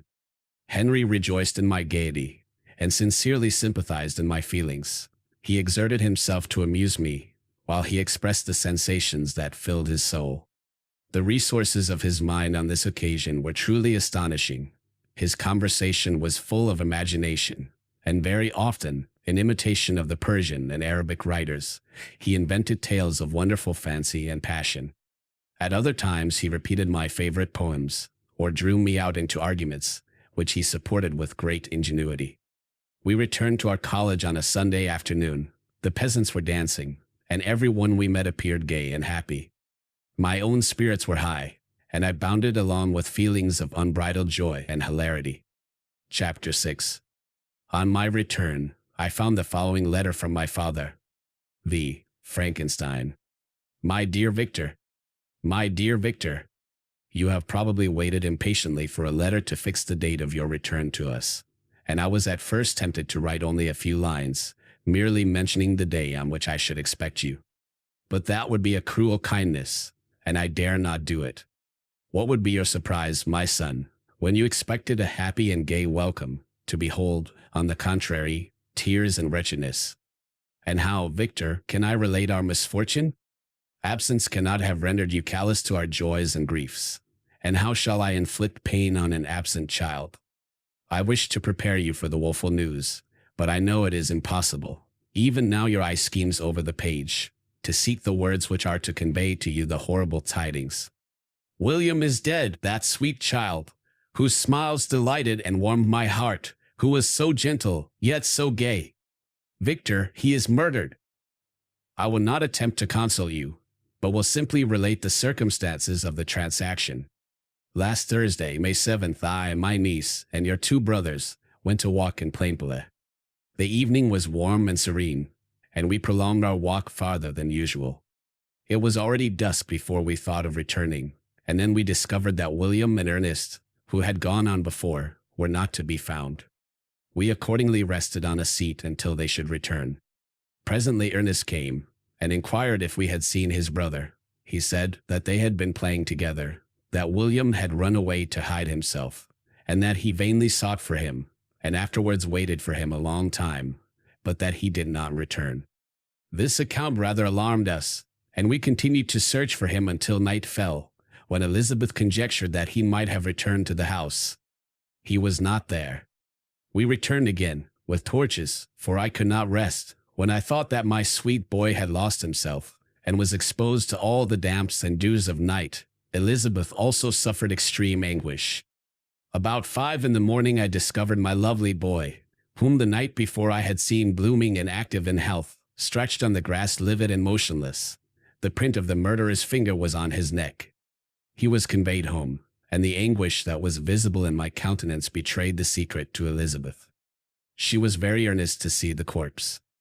At first I attempted to prevent her, but she persisted, and entering the room where it lay, hastily examined the neck of the victim, and clasping her hands exclaimed, "O God! I have murdered my darling infant." She fainted, and was restored with extreme difficulty. When she again lived, it was only to weep and sigh. She told me that same evening William had teased her to let him wear a very valuable miniature that she possessed of your mother. This picture is gone, and was doubtless the temptation which urged the murderer to the deed. We have no trace of him at present, although our exertions to discover him are unremitted, but they will not restore my beloved William. Come, dearest Victor, you alone can console Elizabeth. She weeps continually, and accuses herself unjustly as the cause of his death. Her words pierce my heart. We are all unhappy, but will not that be an additional motive for you, my son, to return and be our comforter? Your dear mother. Alas, Victor, I now say, thank God she did not live to witness the cruel, miserable death of her youngest darling. Come, Victor, not brooding thoughts of vengeance against the assassin, but with feelings of peace and gentleness that will heal, instead of festering the wounds of our minds. Enter the house of mourning, my friend, but with kindness and affection for those who love you, and not with hatred for your enemies. Your affectionate and afflicted father, Alphonse Frankenstein. Alphonse Frankenstein. Geneva, May 12, 17. Clerval, who had watched my countenance as I read this letter, was surprised to observe the despair that succeeded to the joy I at first expressed on receiving news from my friends. I threw the letter on the table, and covered my face with my hands. My dear Frankenstein, exclaimed Henry, when he perceived me weep with bitterness. Are you always to be unhappy? My dear friend, what has happened? I motioned to him to take up the letter, while I walked up and down the room in the extremest agitation. Tears also gushed from the eyes of Clerval, as he read the account of my misfortune.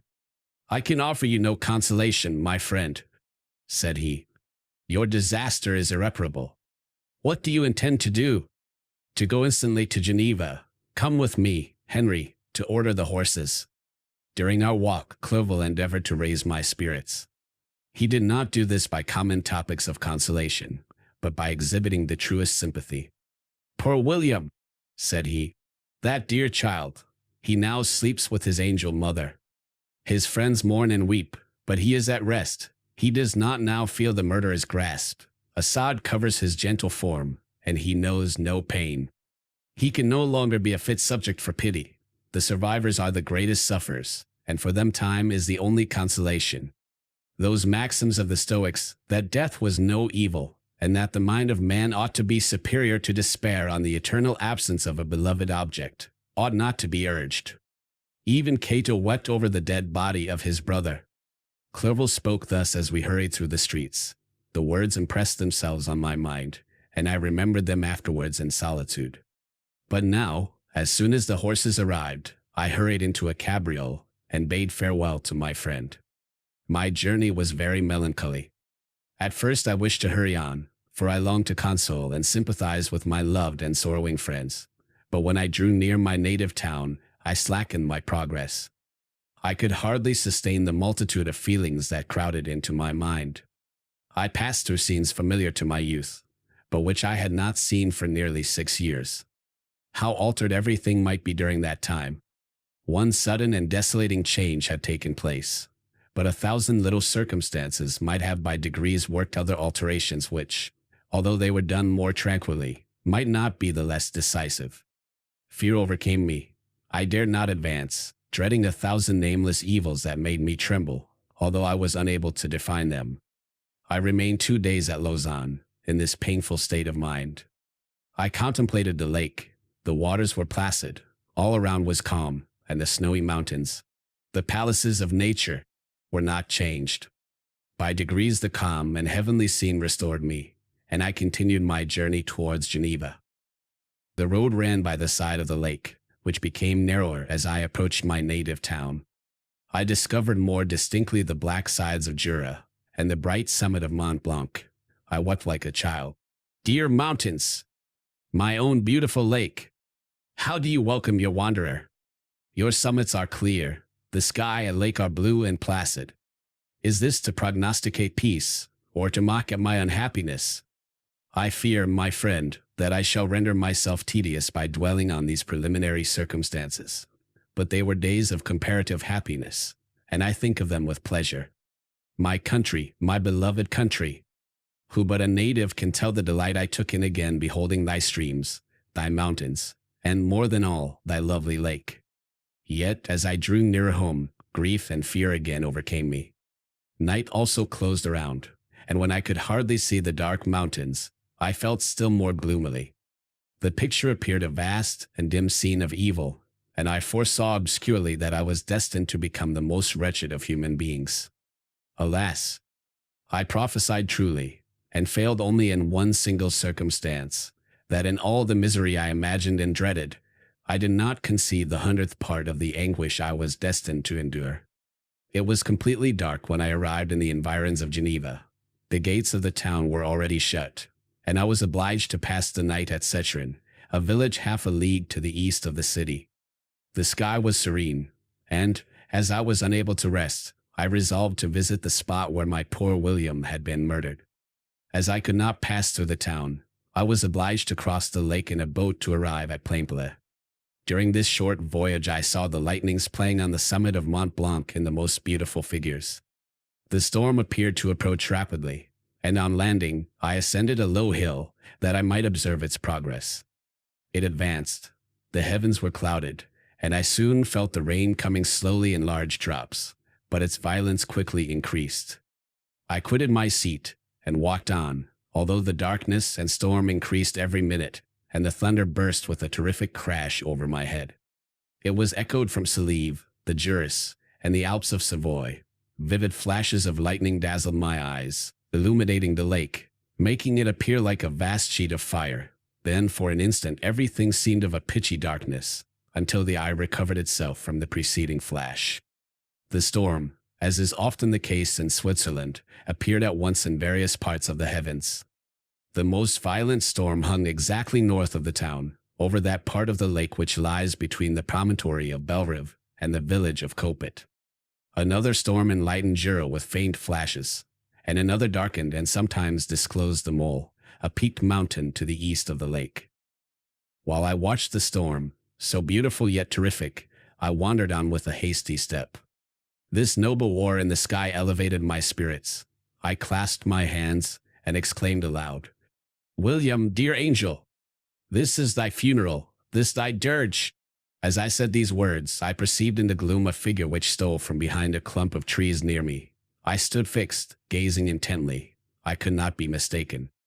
A flash of lightning illuminated the object, and discovered its shape plainly to me. Its gigantic stature, and the deformity of its aspect, more hideous than belongs to humanity, instantly informed me that it was the wretch, the filthy Damon to whom I had given life. What did he there? Could he be, I shuddered at the conception, the murderer of my brother? No sooner did that idea cross my imagination than I became convinced of its truth. My teeth chattered, and I was forced to lean against a tree for support. The figure passed me quickly, and I lost it in the gloom. Nothing in human shape could have destroyed that fair child.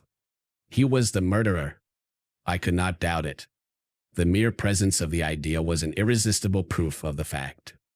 I thought of pursuing the devil, but it would have been in vain, for another flash discovered him to me hanging among the rocks of the nearly perpendicular ascent of Mont Sèvres, a hill that bounds Plainpalais on the south. He soon reached the summit and disappeared. I remained motionless. The thunder ceased, but the rain still continued, and the scene was enveloped in an impenetrable darkness. I revolved in my mind the events which I had until now sought to forget, the whole train of my progress towards the creation, the appearance of the work of my own hands alive at my bedside, its departure. 2 years had now nearly elapsed since the night on which he first received life, and was this his first crime? Alas! I had turned loose into the world a depraved wretch, whose delight was in carnage and misery. Had he not murdered my brother? No one can conceive the anguish I suffered during the remainder of the night, which I spent, cold and wet, in the open air. But I did not feel the inconvenience of the weather. My imagination was busy in scenes of evil and despair. I considered the being whom I had cast among mankind, and endowed with the will and power to effect purposes of horror, such as the deed which he had now done, nearly in the light of my own vampire, my own spirit let loose from the grave, and forced to destroy all that was dear to me. Day dawned, and I directed my steps towards the town. The gates were open, and I hastened to my father's house. My first thought was to discover what I knew of the murderer, and cause instant pursuit to be made. But I paused when I reflected on the story that I had to tell. A being whom I myself had formed, and endued with life, had met me at midnight among the precipices of an inaccessible mountain. I remembered also the nervous fever with which I had been seized just at the time that I dated my creation, and which would give an air of delirium to a tale otherwise so utterly improbable. I well knew that if any other had communicated such a relation to me, I should have looked upon it as the ravings of insanity. Besides, the strange nature of the animal would elude all pursuit, even if I were so far credited as to persuade my relatives to commence it. Besides, of what use would be pursuit? Who could arrest a creature capable of scaling the overhanging sides of Mont Saleve? These reflections determined me, and I resolved to remain silent. It was about 5 in the morning when I entered my father's house. I told the servants not to disturb the family, and went into the library to attend their usual hour of rising. 6 years had elapsed, passed as a dream but for one indelible trace, and I stood in the same place where I had last embraced my father before my departure for Ingolstadt. Beloved and respectable parent, he still remained to me. I gazed on the picture of my mother, which stood over the mantelpiece. It was an historical subject, painted at my father's desire, and represented Caroline Beaufort in an agony of despair, kneeling by the coffin of her dead father. Her garb was rustic, and her cheek pale, but there was an air of dignity and beauty that hardly permitted the sentiment of pity. Below this picture was a miniature of William, and my tears flowed when I looked upon it. While I was thus engaged, Ernest entered. He had heard me arrive, and hastened to welcome me. He expressed a sorrowful delight to see me. "Welcome, my dearest Victor," said he. I wish you had come 3 months ago, and then you would have found us all joyous and delighted. But we are now unhappy, and I am afraid tears instead of smiles will be your welcome. Our father looks so sorrowful. This dreadful event seems to have revived in his mind his grief on the death of Mamma. Poor Elizabeth also is quite inconsolable." Ernest began to weep as he said these words. "Do not," said I, "welcome me thus. Try to be more calm, that I may not be absolutely miserable the moment I enter my father's house after so long an absence. But tell me, how does my father support his misfortunes? And how is my poor Elizabeth? She indeed requires consolation. She accused herself of having caused the death of my brother, and that made her very wretched. But since the murderer has been discovered—" "The murderer discovered? Good God! How can that be? Who could attempt to pursue him? It is impossible. One might as well try to overtake the winds, or confine a mountain stream with a straw. I do not know what you mean, but we were all very unhappy when she was discovered. No one would believe it at first, and even now Elizabeth will not be convinced, notwithstanding all the evidence. Indeed, who would credit that Justine Moritz, who was so amiable and fond of all the family, could all at once become so extremely wicked? Justine Moritz! Poor girl, is she the accused? But it is wrongfully. Every one knows that. No one believes it, surely, Ernest?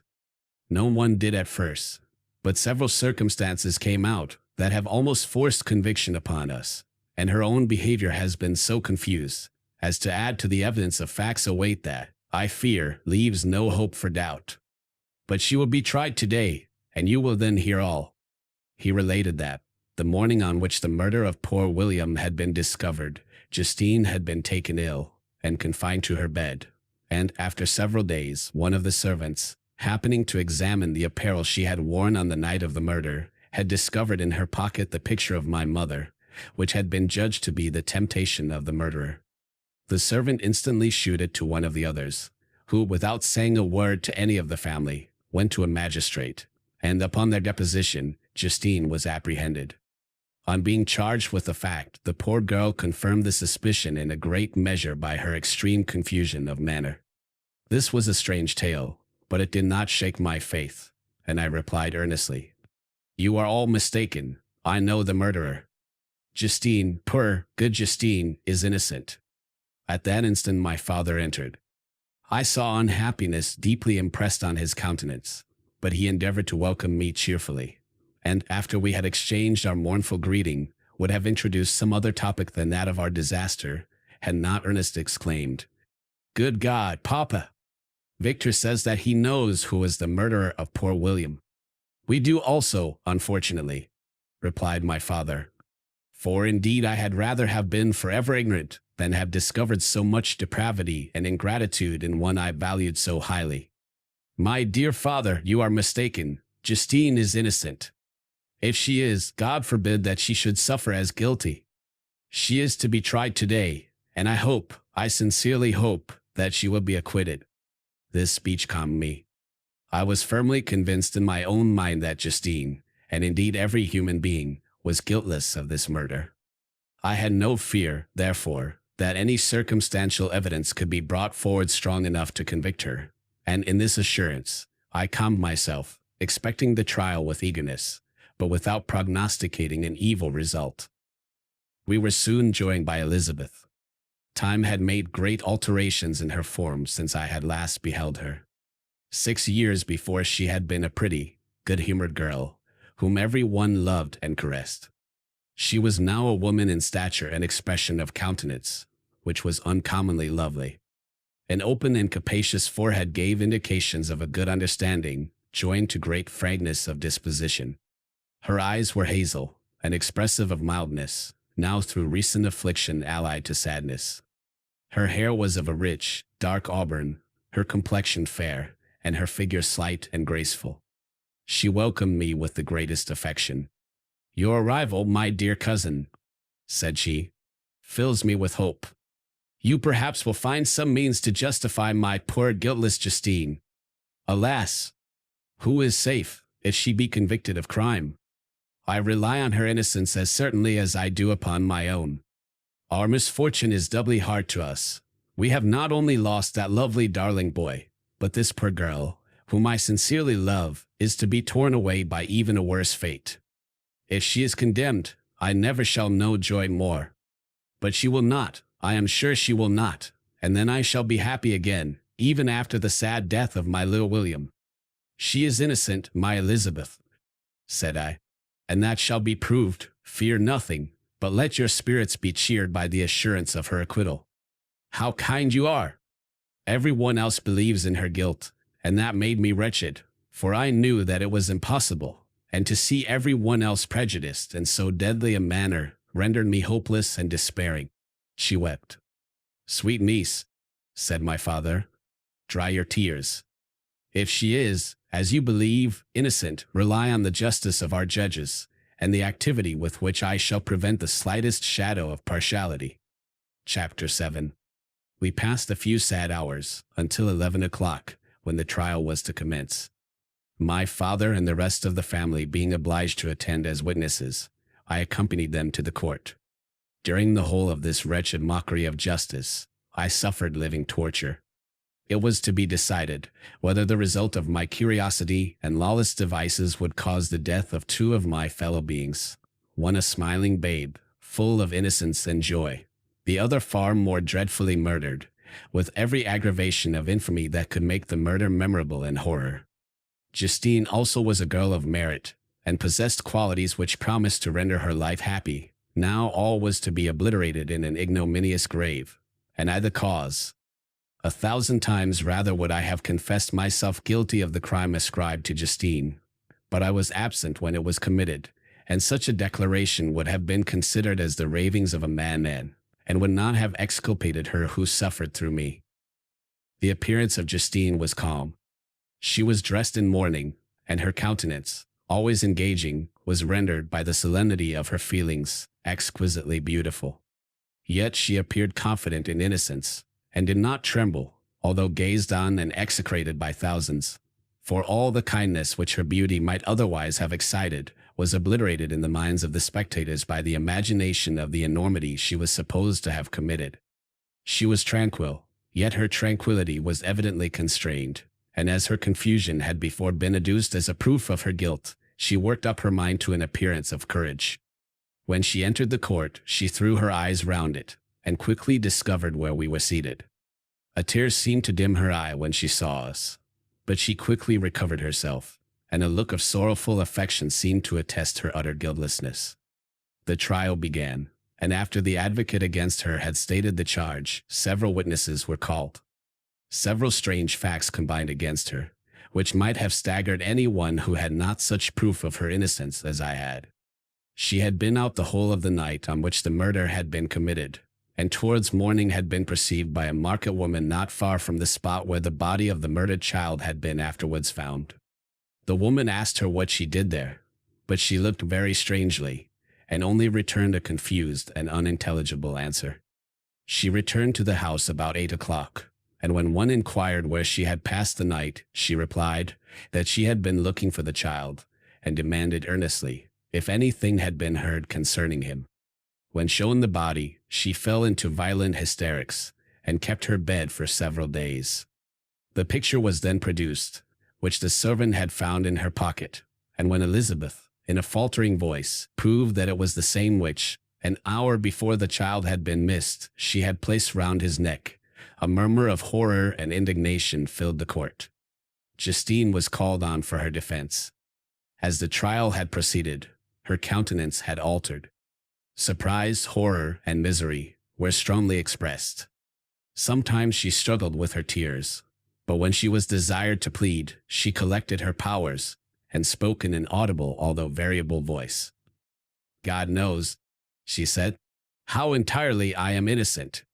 But I do not pretend that my protestation should acquit me. I rest my innocence on a plain and simple explanation of the facts which have been adduced against me, and I hope the character I have always borne will incline my judges to a favorable interpretation, where any circumstance appears doubtful or suspicious." She then related that, by the permission of Elizabeth, she had passed the evening of the night on which the murder had been committed, at the house of an aunt at Chain, a village situated at about a league from Geneva.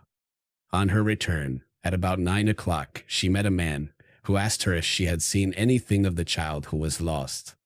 She was alarmed by this account, and passed several hours in looking for him, when the gates of Geneva were shut, and she was forced to remain several hours of the night in a barn belonging to a cottage, being unwilling to call up the inhabitants, to whom she was well known. Unable to rest or sleep, she quitted her asylum early, that she might again endeavor to find my brother. If she had gone near the spot where his body lay, it was without her knowledge. That she had been bewildered when questioned by the market woman was not surprising, since she had passed a sleepless night, and the fate of poor William was yet uncertain. Concerning the picture she could give no account. "I know," continued the unhappy victim, "how heavily and fatally this one circumstance weighs against me, but I have no power of explaining it, and when I have expressed my utter ignorance, I am only left to conjecture concerning the probabilities by which it might have been placed in my pocket. But here also I am checked. I believe that I have no enemy on earth, and none surely would have been so wicked as to destroy me wantonly. Did the murderer place it there? I know of no opportunity afforded him for so doing, or if I had, why should he have stolen the jewel, to part with it again so soon? I commit my cause to the justice of my judges, yet I see no room for hope. I beg permission to have a few witnesses examined concerning my character, and if their testimony shall not overweigh my supposed guilt, I must be condemned, although I would pledge my salvation on my innocence." Several witnesses were called, who had known her for many years, and they spoke well of her, but fear and hatred of the crime of which they supposed her guilty rendered them timorous and unwilling to come forward. Elizabeth saw even this last resource, her excellent dispositions and irreproachable conduct, about to fail the accused, when, although violently agitated, she desired permission to address the court. "I am," said she, "the cousin of the unhappy child who was murdered, or rather his sister, for I was educated by and have lived with his parents ever since, and even long before his birth. It may therefore be judged indecent in me to come forward on this occasion. But when I see a fellow creature about to perish through the cowardice of her pretended friends, I wish to be allowed to speak, that I may say what I know of her character. I am well acquainted with the accused. I have lived in the same house with her, at one time for 5, and at another for nearly 2 years. During all that period she appeared to me the most amiable and benevolent of human creatures. She nursed Madame Frankenstein, my aunt, in her last illness with the greatest affection and care, and afterwards attended her own mother during a tedious illness, in a manner that excited the admiration of all who knew her. After which she again lived in my uncle's house, where she was beloved by all the family. She was warmly attached to the child who is now dead, and acted towards him like a most affectionate mother. For my own part, I do not hesitate to say that, notwithstanding all the evidence produced against her, I believe and rely on her perfect innocence. She had no temptation for such an action. As to the bauble on which the chief proof rests, if she had earnestly desired it, I should have willingly given it to her. So much do I esteem and value her. Excellent Elizabeth.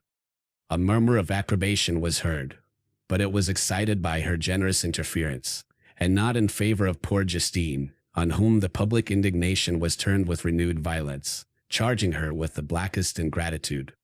She herself wept as Elizabeth spoke, but she did not answer. My own agitation and anguish was extreme during the whole trial. I believed in her innocence. I knew it. Could the Damon, who had, I did not for a minute doubt, murdered my brother, also in his hellish sport have betrayed the innocent to death and ignominy? I could not sustain the horror of my situation, and when I perceived that the popular voice, and the countenances of the judges, had already condemned my unhappy victim, I rushed out of the court in agony. The tortures of the accused did not equal mine. She was sustained by innocence, but the fangs of remorse tore my bosom, and would not forego their hold. I passed a night of unmingled wretchedness. In the morning I went to the court. My lips and throat were parched. I dared not ask the fatal question, but I was known, and the officer guessed the cause of my visit. The ballots had been thrown. They were all black, and Justine was condemned. I cannot pretend to describe what I then felt. I had before experienced sensations of horror, and I have endeavored to bestow upon them adequate expressions, but words cannot convey an idea of the heart-sickening despair that I then endured. The person to whom I addressed myself added that Justine had already confessed her guilt. That evidence, he observed, was hardly required in so glaring a case, but I am glad of it, and indeed none of our judges like to condemn a criminal upon circumstantial evidence, be it ever so decisive. When I returned home, Elizabeth eagerly demanded the result. My cousin, replied I, it is decided as you may have expected. All judges had rather that 10 innocent should suffer than that 1 guilty should escape. But she has confessed. This was a dire blow to poor Elizabeth, who had relied with firmness upon Justine's innocence. Alas, said she, how shall I ever again believe in human benevolence? Justine, whom I loved and esteemed as my sister, how could she put on those smiles of innocence only to betray? Her mild eyes seemed incapable of any severity or ill humor, and yet she has committed a murder. Soon after we heard that the poor victim had expressed a wish to see my cousin. My father wished her not to go, but said that he left it to her own judgment and feelings to decide. Yes, said Elizabeth, I will go, although she is guilty, and you, Victor, shall accompany me. I cannot go alone. The idea of this visit was torture to me, yet I could not refuse. We entered the gloomy prison chamber, and beheld Justine sitting on some straw at the further end. Her hands were manacled, and her head rested on her knees. She rose on seeing us enter, and when we were left alone with her, she threw herself at the feet of Elizabeth, weeping bitterly. My cousin wept also. Oh, Justine, said she, why did you rob me of my last consolation? I relied on your innocence, and although I was then very wretched, I was not so miserable as I am now. And do you also believe that I am so very, very wicked? Do you also join with my enemies to crush me? Her voice was suffocated with sobs. Rise, my poor girl, said Elizabeth. Why do you kneel, if you are innocent? I am not one of your enemies. I believed you guiltless, notwithstanding every evidence, until I heard that you had yourself declared your guilt. That report, you say, is false, And be assured, dear Justine, that nothing can shake my confidence in you for a moment, but your own confession. I did confess, but I confessed a lie. I confessed that I might obtain absolution, but now that falsehood lies heavier at my heart than all my other sins. The God of heaven forgive me. Ever since I was condemned, my confessor has besieged me. He threatened and menaced, until I almost began to think that I was the monster that he said I was. He threatened excommunication and hellfire in my last moments, if I continued obdurate. Dear lady, I had none to support me. All looked on me as a wretch doomed to ignominy and perdition. What could I do? In an evil hour I subscribed to a lie, and now only am I truly miserable. She paused, weeping, and then continued. I thought with horror, my sweet lady, that ye should believe your Justine, whom your blessed and had so highly honored, and whom you loved, was a creature capable of a crime which none but the devil himself could have perpetrated. Dear William, dearest blessed child, I soon shall see you again in heaven, where we shall all be happy, and that consoles me, going as I am to suffer ignominy and death. Oh, Justine, forgive me for having for one moment distrusted you. Why did you confess? But do not mourn, my dear girl. I will everywhere proclaim your innocence, and force belief. Yet you must die, you, my playfellow, my companion, my more than sister. I never can survive so horrible a misfortune. Dear, sweet Elizabeth, do not weep. You ought to raise me with thoughts of a better life, and elevate me from the petty cares of this world of injustice and strife. Do not you, excellent friend, drive me to despair. I will try to comfort you, but this, I fear, is an evil too deep and poignant to admit of consolation, for there is no hope. Yet heaven bless thee, my dearest Justine, with resignation and a confidence elevated beyond this world. Oh, how I hate its shoes and mockeries! When one creature is murdered, another is immediately deprived of life in a slow, torturing manner. Then the executioners, their hands yet reeking with the blood of innocence, believe that they have done a great deed. They call this retribution. Hateful name! When that word is pronounced, I know greater and more horrid punishments are going to be inflicted than the gloomiest tyrant has ever invented to satiate his utmost revenge. Yet this is not consolation for you, my Justine, unless indeed that you may glory in escaping from so miserable a den. Alas! I would I were in peace with my aunt and my lovely William, escaped from a world which is hateful to me, and the visages of men which I abhor. Justine smiled languidly. This, dear lady, is despair, and not resignation. I must not learn the lesson that you would teach me. Talk of something else, something that will bring peace, and not increase of misery. During this conversation I had retired to a corner of the prison room, where I could conceal the horrid anguish that possessed me. Despair! Who dared talk of that? The poor victim, who on the morrow was to pass the dreary boundary between life and death, felt not as I did, such deep and bitter agony. I gnashed my teeth, and ground them together, uttering a groan that came from my inmost soul. Justine started. When she saw who it was, she approached me and said, Dear sir, you are very kind to visit me. You, I hope, do not believe that I am guilty. I could not answer. No, Justine, said Elizabeth. He is more convinced of your innocence than I was, for even when he heard that you had confessed, he did not credit it. I truly thank him. In these last moments I feel the sincerest gratitude towards those who think of me with kindness. How sweet is the affection of others to such a wretch as I am.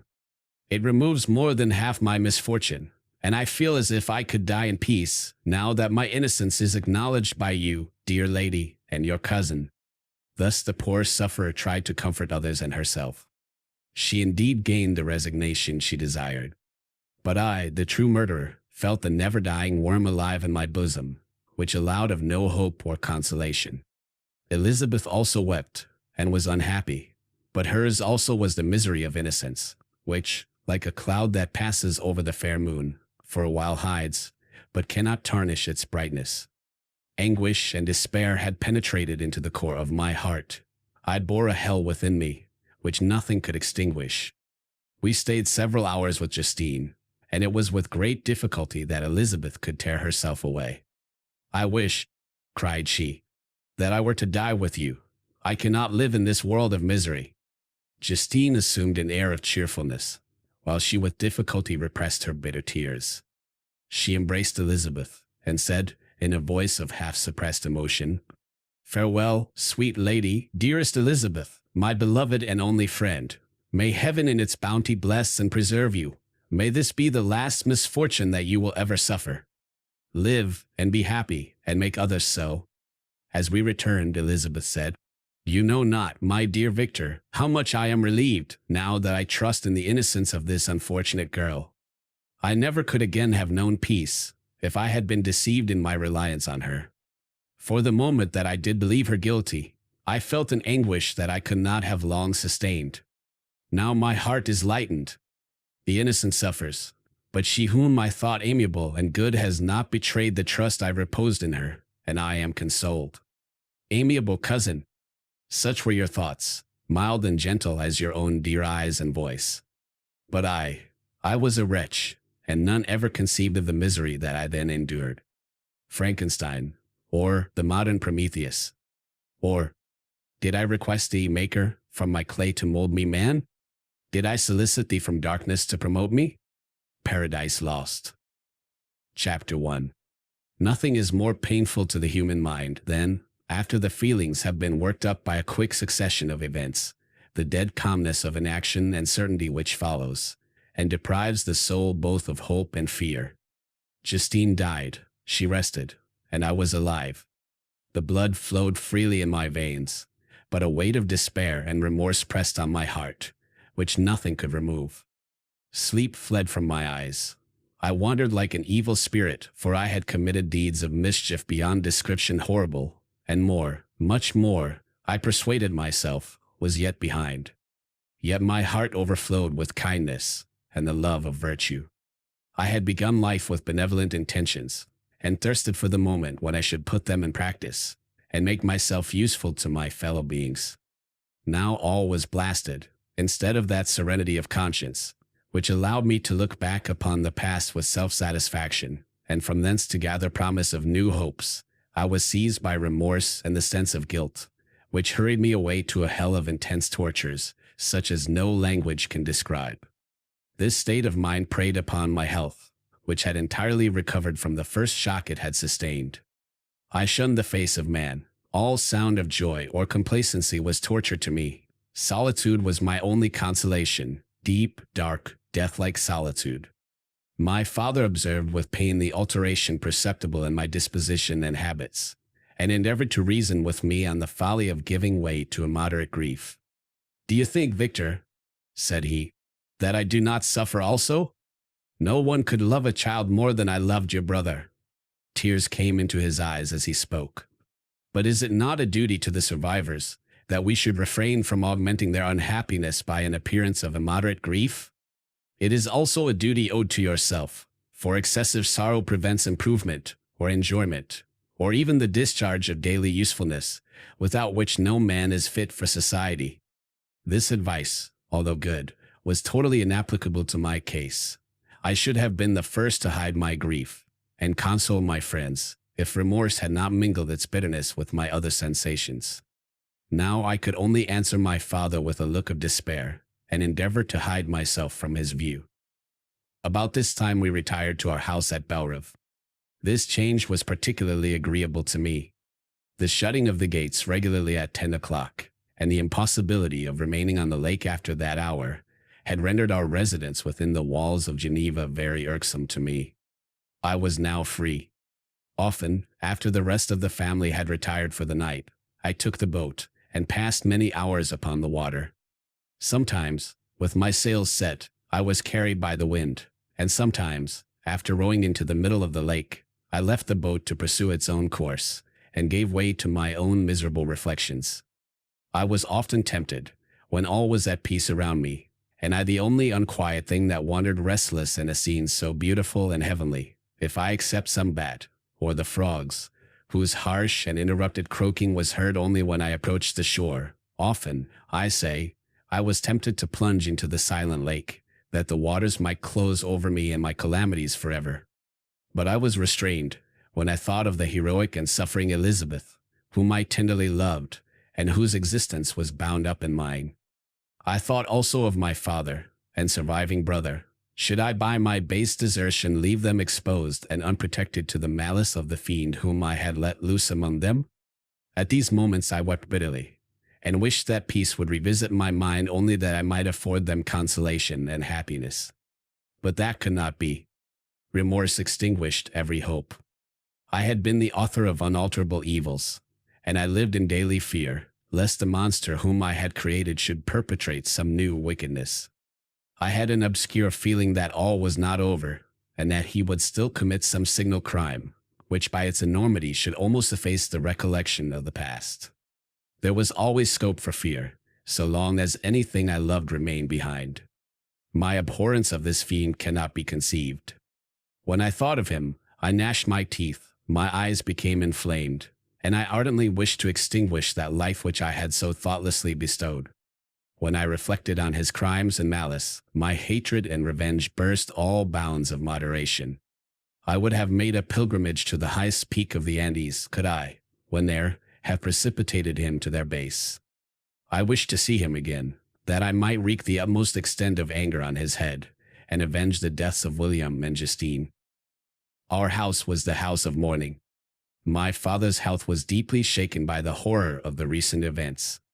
Elizabeth was sad and desponding. She no longer took delight in her ordinary occupations. All pleasure seemed to her sacrilege toward the dead. Eternal woe and tears she then thought was the just tribute she should pay to innocence so blasted and destroyed. She was no longer that happy creature who in earlier youth wandered with me on the banks of the lake and talked with ecstasy of our future prospects. She had become grave, and often conversed of the inconstancy of fortune and the instability of human life. When I reflect, my dear cousin, said she, on the miserable death of Justine Moritz, I no longer see the world and its works as they before appeared to me. Before, I looked upon the accounts of vice and injustice that I read in books or heard from others as tales of ancient days, or imaginary evils. At least they were remote and more familiar to reason than to the imagination. But now misery has come home, and men appear to me as monsters thirsting for each other's blood. Yet I am certainly unjust. Everybody believed that poor girl to be guilty, and if she could have committed the crime for which she suffered, assuredly she would have been the most depraved of human creatures. For the sake of a few jewels, to have murdered the son of her benefactor and friend, a child whom she had nursed from its birth, and appeared to love as if it had been her own. I could not consent to the death of any human being, but certainly I should have thought such a creature unfit to remain in the society of men. Yet she was innocent. I know, I feel she was innocent. You are of the same opinion, and that confirms me. Alas, Victor, when falsehood can look so like the truth, who can assure themselves of certain happiness? I feel as if I were walking on the edge of a precipice, towards which thousands are crowding, and endeavoring to plunge me into the abyss. William and Justine were assassinated, and the murderer escapes. He walks about the world free, and perhaps respected. But even if I were condemned to suffer on the scaffold for the same crimes, I would not change places with such a wretch. I listened to this discourse with the extremest agony. I, not indeed, but in effect, was the true murderer. Elizabeth read my anguish in my countenance, and kindly taking my hand said, "My dearest cousin, you must calm yourself. These events have affected me, God knows how deeply, but I am not so wretched as you are. There is an expression of despair, and sometimes of revenge, in your countenance, that makes me tremble. Be calm, my dear Victor. I would sacrifice my life to your peace. We surely shall be happy, quiet in our native country, and not mingling in the world. What can disturb our tranquility?" She shed tears as she said this, distrusting the very solace that she gave. But at the same time she smiled, that she might chase away the fiend that lurked in my heart.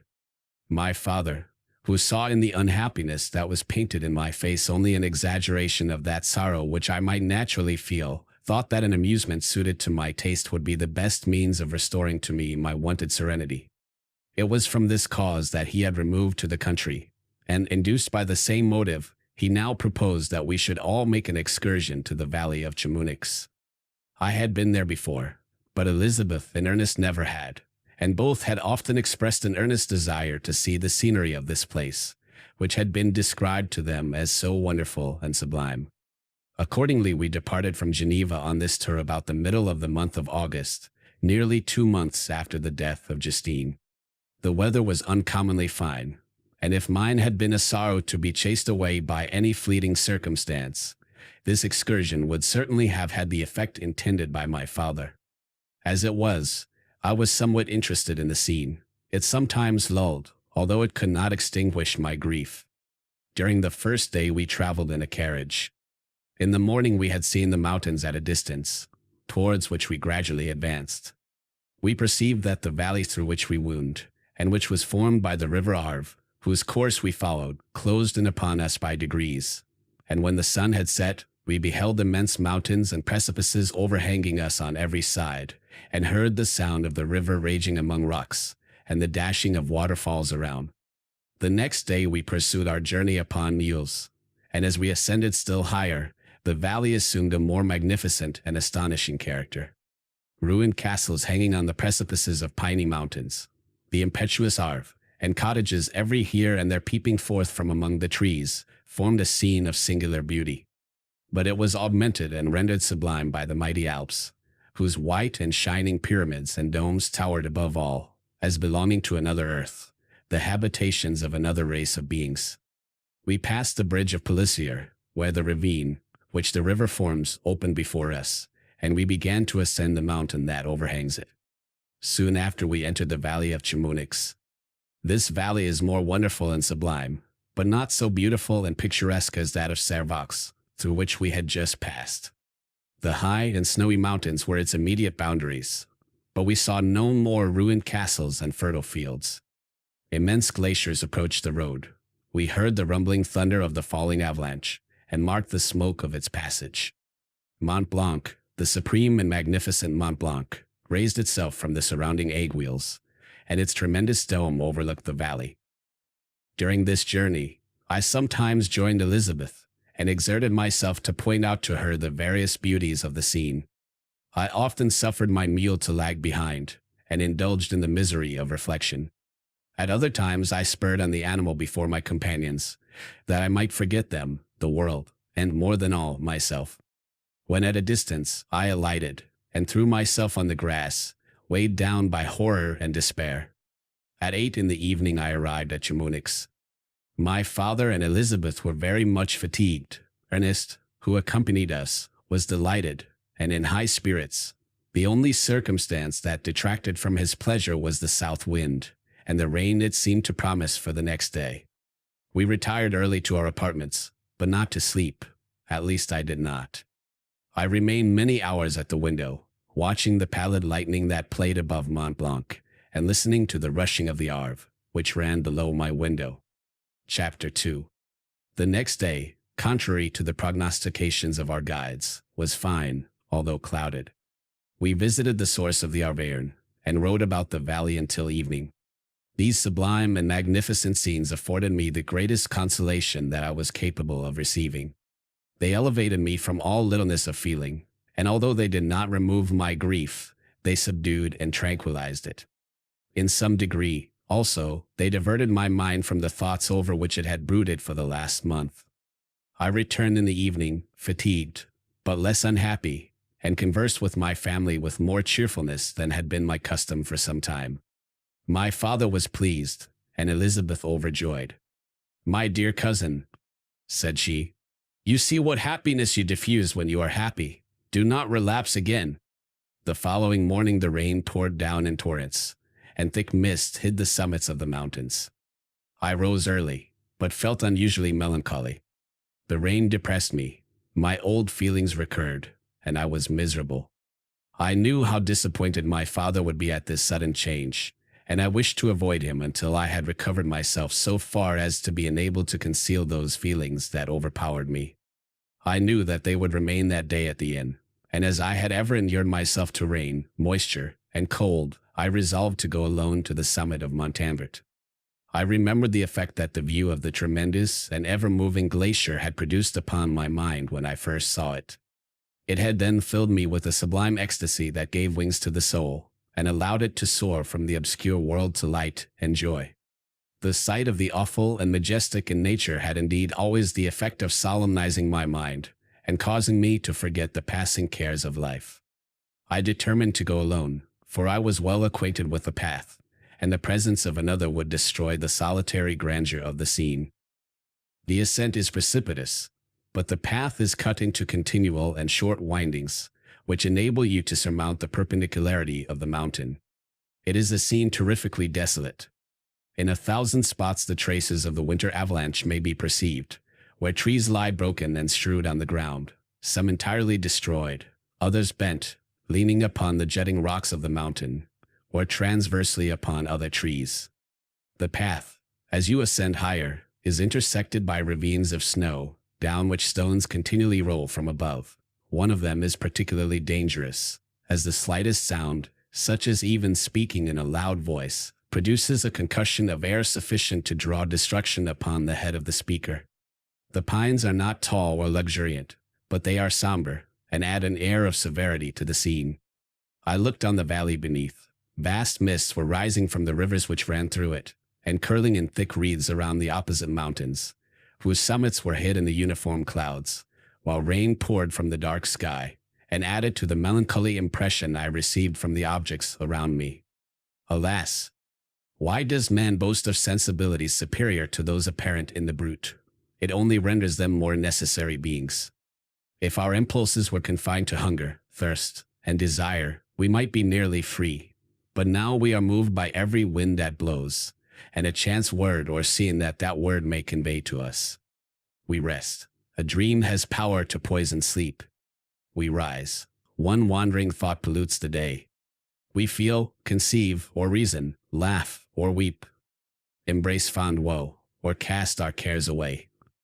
It is the same, for, be it joy or sorrow, the path of its departure still is free. Man's yesterday may ne'er be like his morrow. Naught may endure but mutability. It was nearly noon when I arrived at the top of the ascent. For some time I sat upon the rock that overlooks the sea of ice. A mist covered both that and the surrounding mountains. Presently a breeze dissipated the cloud, and I descended upon the glacier. The surface is very uneven, rising like the waves of a troubled sea, descending low, and interspersed by rifts that sink deep. The field of ice is almost a league in width, but I spent nearly 2 hours in crossing it. The opposite mountain is a bare perpendicular rock. From the side where I now stood Montalembert was exactly opposite, at the distance of a league, and above it rose Mont Blanc in awful majesty. I remained in a recess of the rock, gazing on this wonderful and stupendous scene. The sea, or rather the vast river of ice, wound among its dependent mountains, whose aerial summits hung over its recesses. Their icy and glittering peaks shone in the sunlight over the clouds. My heart, which was before sorrowful, now swelled with something like joy.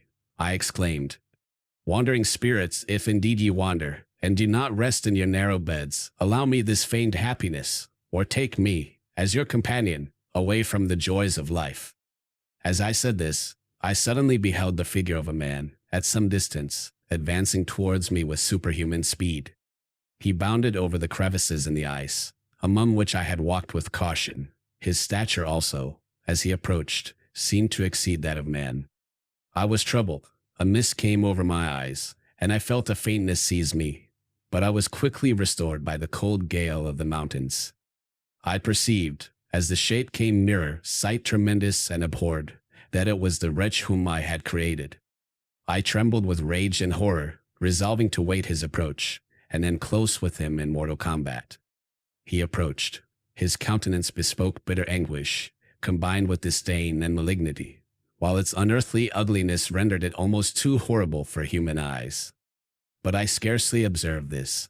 Anger and hatred had at first deprived me of utterance, and I recovered only to overwhelm him with words expressive of furious detestation and contempt. "Devil!" I exclaimed, "do you dare approach me? And do not you fear the fierce vengeance of my arm wreaked on your miserable head? Begone, vile insect!" or rather stay, that I may trample you to dust.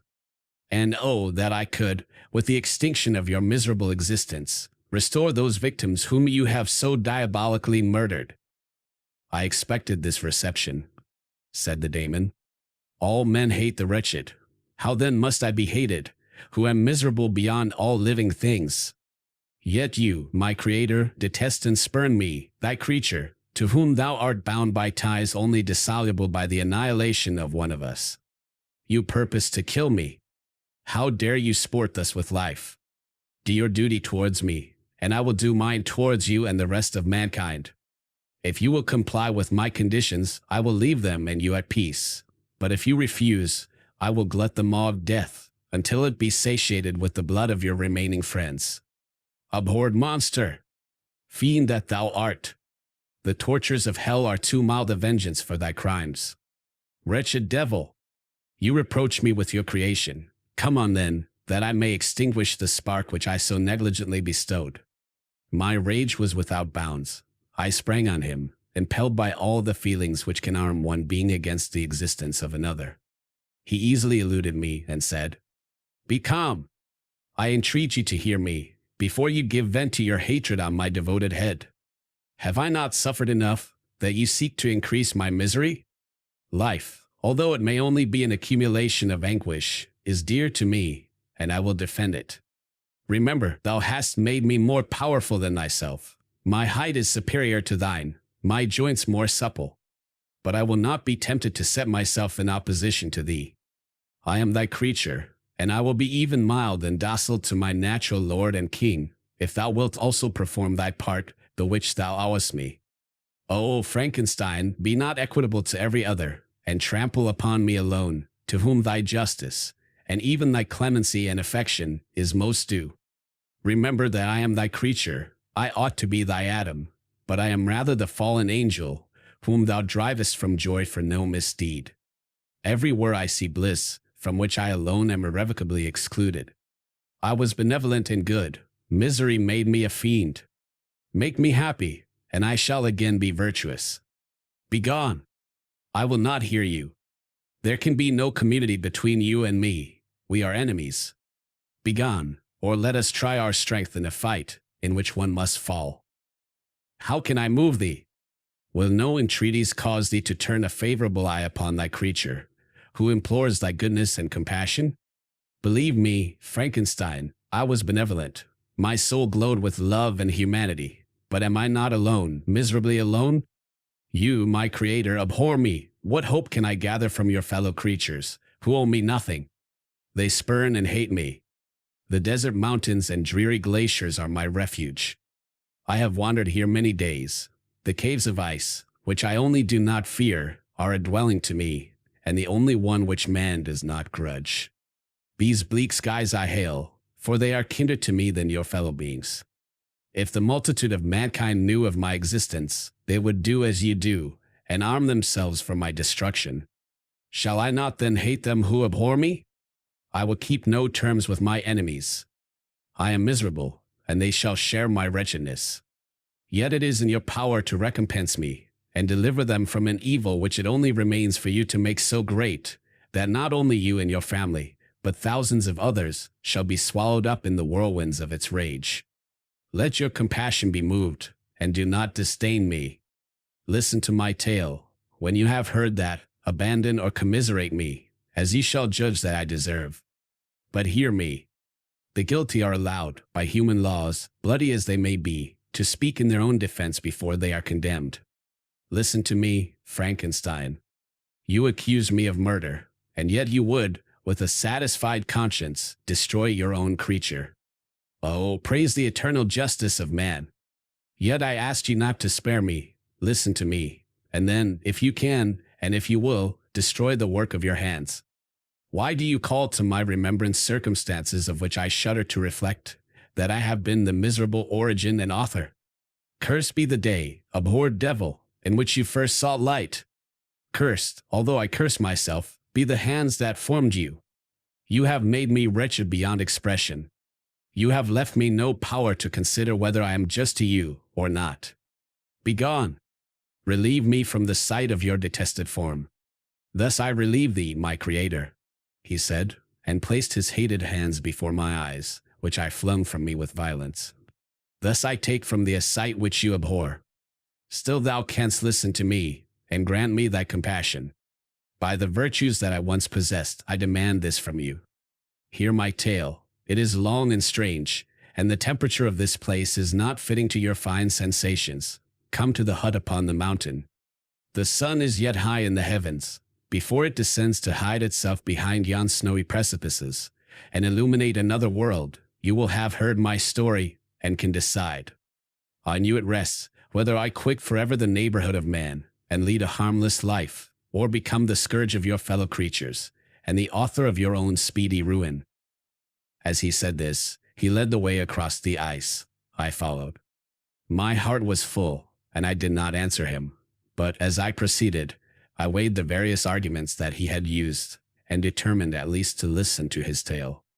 I was partly urged by curiosity, and compassion confirmed my resolution. I had hitherto supposed him to be the murderer of my brother, and I eagerly sought a confirmation or denial of this opinion. For the first time, also, I felt what the duties of a creator towards his creature were, and that I ought to render him happy before I complained of his wickedness. These motives urged me to comply with his demand. We crossed the ice, therefore, and ascended the opposite rock. The air was cold, and the rain again began to descend. We entered the hut, the fiend with an air of exultation, I with a heavy heart and depressed spirits. But I consented to listen, and seating myself by the fire which my odious companion had lighted, he thus began his tale. Chapter 3. It is with considerable difficulty that I remember the original era of my being. All the events of that period appear confused and indistinct. A strange multiplicity of sensations seized me, and I saw, felt, heard, and smelt at the same time, and it was, indeed, a long time before I learned to distinguish between the operations of my various senses. By degrees, I remember, a stronger light pressed upon my nerves so that I was obliged to shut my eyes. Darkness then came over me and troubled me, but hardly had I felt this, when, by opening my eyes, as I now suppose, the light poured in upon me again. I walked, and I believe descended, but I presently found a great alteration in my sensations. Before, dark and opaque bodies had surrounded me, impervious to my touch or sight, but I now found that I could wander on at liberty, with no obstacles which I could not either surmount or avoid. The light became more and more oppressive to me, and the heat wearying me as I walked, I sought a place where I could receive shade. This was the forest nearing Altstadt, and here I lay by the side of a brook resting from my fatigue, until I felt tormented by hunger and thirst. This roused me from my nearly dormant state, and I ate some berries which I found hanging on the trees, or lying on the ground.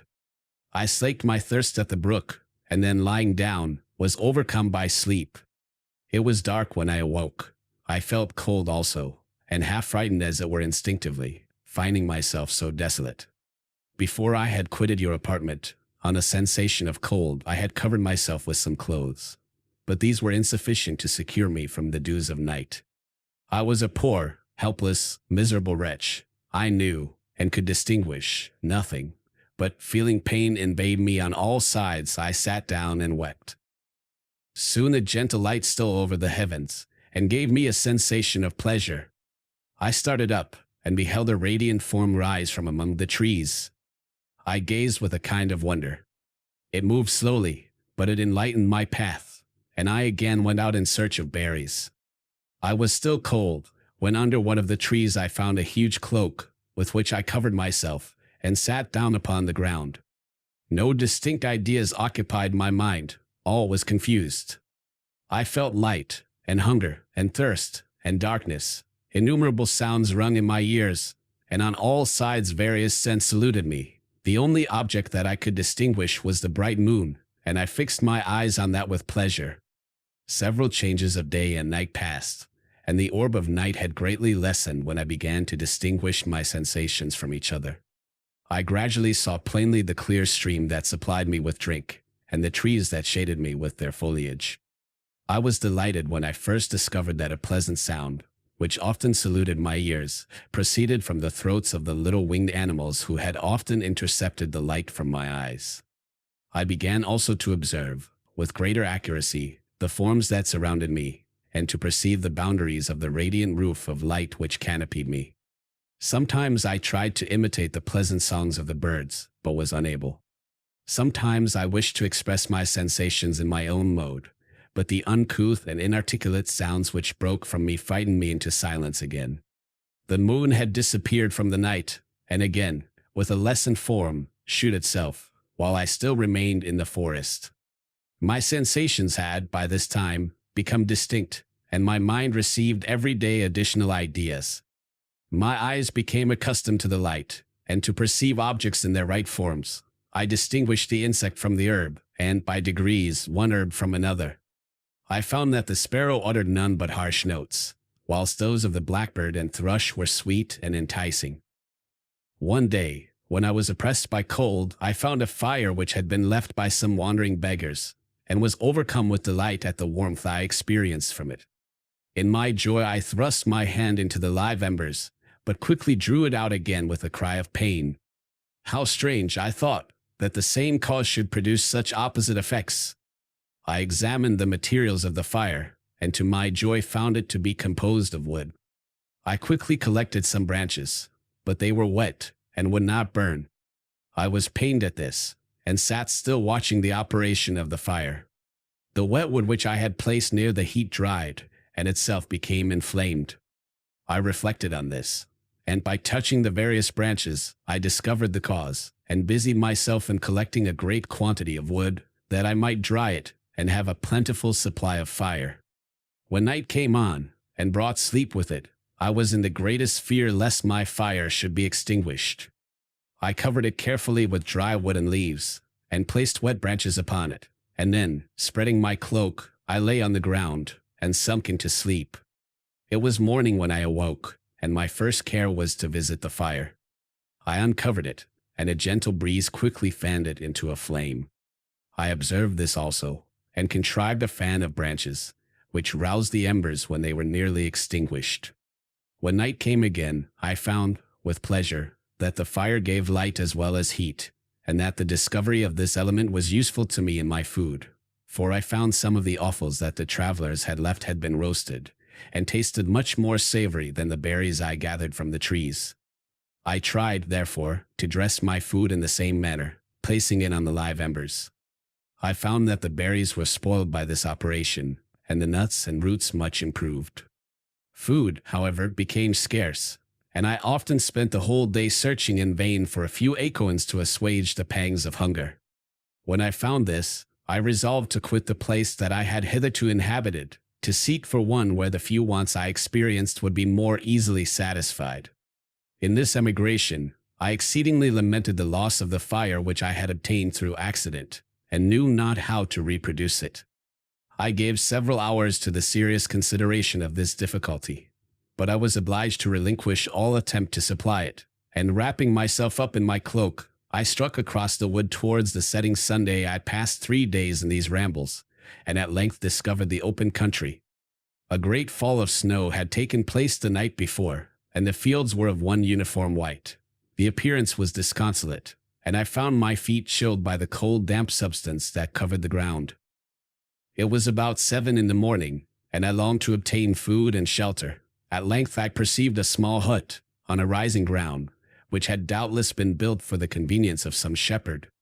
This was a new sight to me, and I examined the structure with great curiosity. Finding the door open, I entered. An old man sat in it, near a fire, over which he was preparing his breakfast. He turned on hearing a noise, and perceiving me, shrieked loudly, and quitting the hut, ran across the fields with a speed of which his debilitated form hardly appeared capable. His appearance, different from any I had ever before seen, and his flight somewhat surprised me. But I was enchanted by the appearance of the hut. Here the snow and rain could not penetrate. The ground was dry, and it presented to me then as exquisite and divine a retreat as pandemonium appeared to the demons of hell after their sufferings in the lake of fire. I greedily devoured the remnants of the shepherd's breakfast, which consisted of bread, cheese, milk, and wine, The latter, however, I did not like. Then, overcome by fatigue, I lay down among some straw and fell asleep. It was noon when I awoke, and allured by the warmth of the sun, which shone brightly on the white ground, I determined to recommence my travels, and depositing the remains of the peasant's breakfast in a wallet I found, I proceeded across the fields for several hours, until at sunset I arrived at a village. How miraculous did this appear! The huts, the neater cottages, and stately houses engaged my admiration by turns. The vegetables in the gardens, the milk and cheese that I saw placed at the windows of some of the cottages, allured my appetite. One of the best of these I entered, but I had hardly placed my foot within the door before the children shrieked, and one of the women fainted. The whole village was roused. Some fled, some attacked me, until, grievously bruised by stones and many other kinds of missile weapons, I escaped to the open country, and fearfully took refuge in a low hovel, quite bare, and making a wretched appearance after the palaces I had beheld in the village. This hovel, however, joined a cottage of a neat and pleasant appearance, but, after my late dearly bought experience, I dared not enter it. My place of refuge was constructed of wood, but so low that I could with difficulty sit upright in it. No wood, however, was placed on the earth, which formed the floor, but it was dry, and although the wind entered it by innumerable chinks, I found it an agreeable asylum from the snow and rain. Here then I retreated, and lay down, happy to have found a shelter, however miserable, from the inclemency of the season, and still more from the barbarity of man. As soon as morning dawned, I crept from my kennel, that I might view the adjacent cottage, and discover if I could remain in the habitation I had found. It was situated against the back of the cottage, and surrounded on the sides which were exposed by a pigsty and a clear pool of water. One part was open, and by that I had crept in, but now I covered every crevice by which I might be perceived with stones and wood, yet in such a manner that I might move them on occasion to pass out. All the light I enjoyed came through the sty, and that was sufficient for me. Having thus arranged my dwelling, and carpeted it with clean straw, I retired, for I saw the figure of a man at a distance, and I remembered too well my treatment the night before, to trust myself in his power. I had first, however, provided for my sustenance for that day, by a loaf of coarse bread, which I purloined, and a cup with which I could drink, more conveniently than from my hand, of the pure water which flowed by my retreat. The floor was a little raised, so that it was kept perfectly dry, and by its vicinity to the chimney of the cottage it was tolerably warm. Being thus provided, I resolved to reside in this hovel, until something should occur which might alter my determination. It was indeed a paradise, compared to the bleak forest, my former residence, the rain-dropping branches, and dank earth. I ate my breakfast with pleasure, and was about to remove a plank to procure myself a little water, when I heard a step, and, looking through a small chink, I beheld a young creature, with a pail on her head, passing before my hovel. The girl was young and of gentle demeanor, unlike what I have since found cottagers and farmhouse servants to be. Yet she was meanly dressed, a coarse blue petticoat and a linen jacket being her only garb. Her fair hair was plaited, but not adorned. She looked patient yet sad. I lost sight of her, and in about a quarter of an hour she returned, bearing the pail, which was now partly filled with milk. As she walked along, seemingly incommoded by the burden, a young man met her, whose countenance expressed a deeper despondence. Uttering a few sounds with an air of melancholy, he took the pail from her head, and bore it to the cottage himself. She followed, and they disappeared. Presently I saw the young man again, with some tools in his hand, cross the field behind the cottage, and the girl was also busied, sometimes in the house, and sometimes in the yard. On examining my dwelling, I found that one of the windows of the cottage had formerly occupied a part of it, but the panes had been filled up with wood. In one of these was a small and almost imperceptible chink, through which the eye could just penetrate. Through this crevice, a small room was visible, whitewashed and clean, but very bare of furniture. In one corner, near a small fire, sat an old man, leaning his head on his hands in a disconsolate attitude. The young girl was occupied in arranging the cottage, but presently she took something out of a drawer, which employed her hands, and she sat down beside the old man, who, taking up an instrument, began to play and to produce sounds sweeter than the voice of the thrush or the nightingale. It was a lovely sight, even to me, poor wretch, who had never beheld aught beautiful before. The silver hair and benevolent countenance of the aged Katager won my reverence, while the gentle manners of the girl enticed my love. He played a sweet mournful air, which I perceived drew tears from the eyes of his amiable companion, of which the old man took no notice, until she sobbed audibly. He then pronounced a few sounds, and the fair creature, leaving her work, knelt at his feet. He raised her, and smiled with such kindness and affection that I felt sensations of a peculiar and overpowering nature. They were a mixture of pain and pleasure, such as I had never before experienced, either from hunger or cold, warmth or food, and I withdrew from the window, unable to bear these emotions. Soon after this the young man returned, bearing on his shoulders a load of wood. The girl met him at the door, helped to relieve him of his burden, and taking some of the fuel into the cottage, placed it on the fire. Then she and the youth went apart into a nook of the cottage, and he shewed her a large loaf and a piece of cheese. She seemed pleased, and went into the garden for some roots and plants, which she placed in water, and then upon the fire. She afterwards continued her work, whilst the young man went into the garden, and appeared busily employed in digging and pulling up roots. After he had been employed thus about an hour, the young woman joined him, and they entered the cottage together.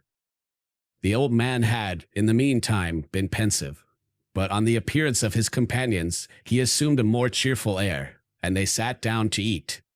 The meal was quickly dispatched. The young woman was again occupied in arranging the cottage.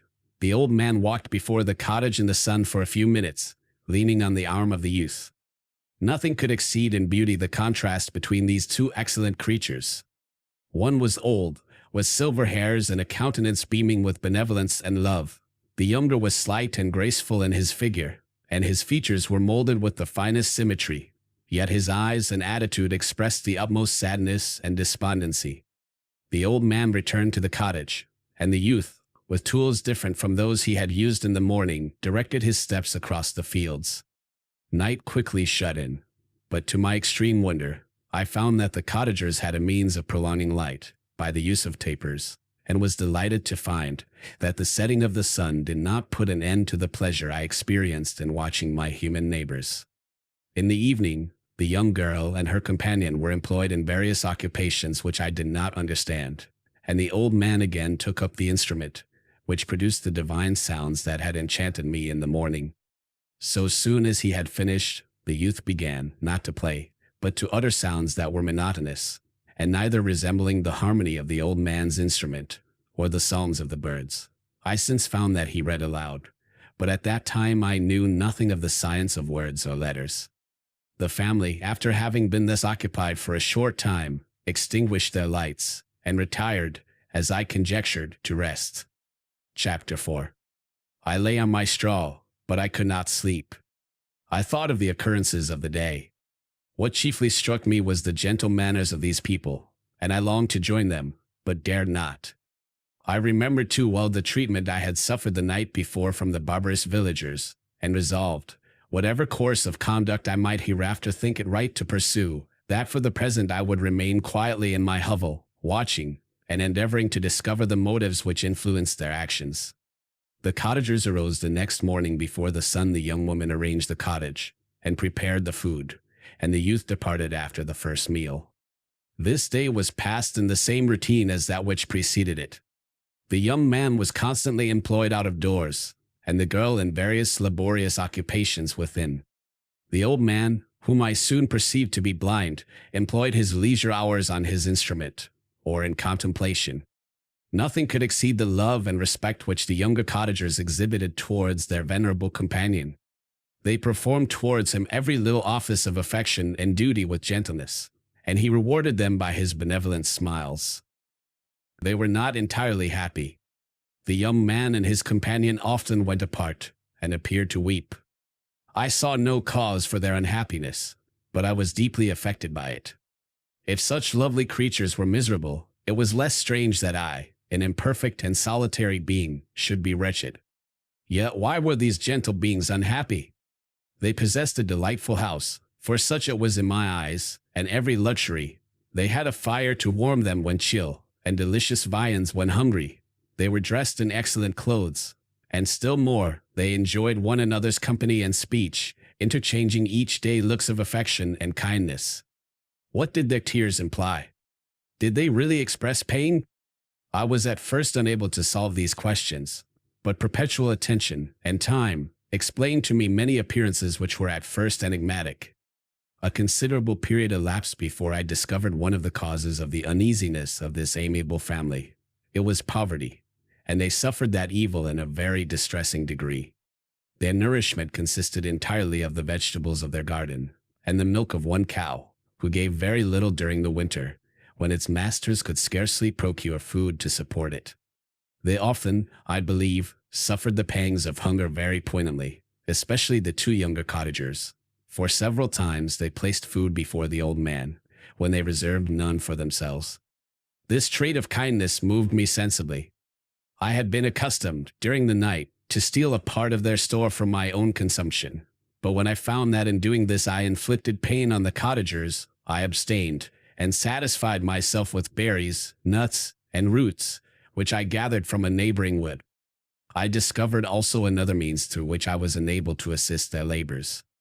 I found that the youth spent a great part of each day in collecting wood for the family fire, and during the night, I often took his tools, the use of which I quickly discovered, and brought home firing sufficient for the consumption of several days. I remember the first time that I did this, the young woman, when she opened the door in the morning, appeared greatly astonished on seeing a great pile of wood on the outside. She uttered some words in a loud voice, and the youth joined her, who also expressed surprise. I observed with pleasure that he did not go to the forest that day, but spent it in repairing the cottage and cultivating the garden. By degrees I made a discovery of still greater moment. I found that these people possessed a method of communicating their experience and feelings to one another by articulate sounds. I perceived that the words they spoke sometimes produced pleasure or pain, smiles or sadness, in the minds and countenances of the hearers. This was indeed a godlike science, and I ardently desired to become acquainted with it. But I was baffled in every attempt I made for this purpose. Their pronunciation was quick, and the words they uttered, not having any apparent connection with visible objects, I was unable to discover any clue by which I could unravel the mystery of their reference. By great application, however, and after having remained during the space of several revolutions of the moon in my hovel, I discovered the names that were given to some of the most familiar objects of discourse. I learned and applied the words fire, milk, bread, and wood. I learned also the names of the cottagers themselves. The youth and his companion had each of them several names, but the old man had only one, which was father. The girl was called sister or Agatha, and the youth Felix, brother or son. I cannot describe the delight I felt when I learned the ideas appropriated to each of these sounds, and was able to pronounce them. I distinguished several other words, without being able as yet to understand or apply them, such as good, dearest, unhappy. I spent the winter in this manner. The gentle manners and beauty of the cottagers greatly endeared them to me. When they were unhappy, I felt depressed. When they rejoiced, I sympathized in their joys. I saw few human beings beside them, and if any other happened to enter the cottage, their harsh manners and rude gait only enhanced to me the superior accomplishments of my friends. The old man, I could perceive, often endeavored to encourage his children, as sometimes I found that he called them, to cast off their melancholy. He would talk in a cheerful accent, with an expression of goodness that bestowed pleasure even upon me. Agatha listened with respect, her eyes sometimes filled with tears, which she endeavored to wipe away unperceived, but I generally found that her countenance and tone were more cheerful after having listened to the exhortations of her father. It was not thus with Felix. He was always the saddest of the group, and even to my unpracticed senses, he appeared to have suffered more deeply than his friends. But if his countenance was more sorrowful, his voice was more cheerful than that of his sister, especially when he addressed the old man.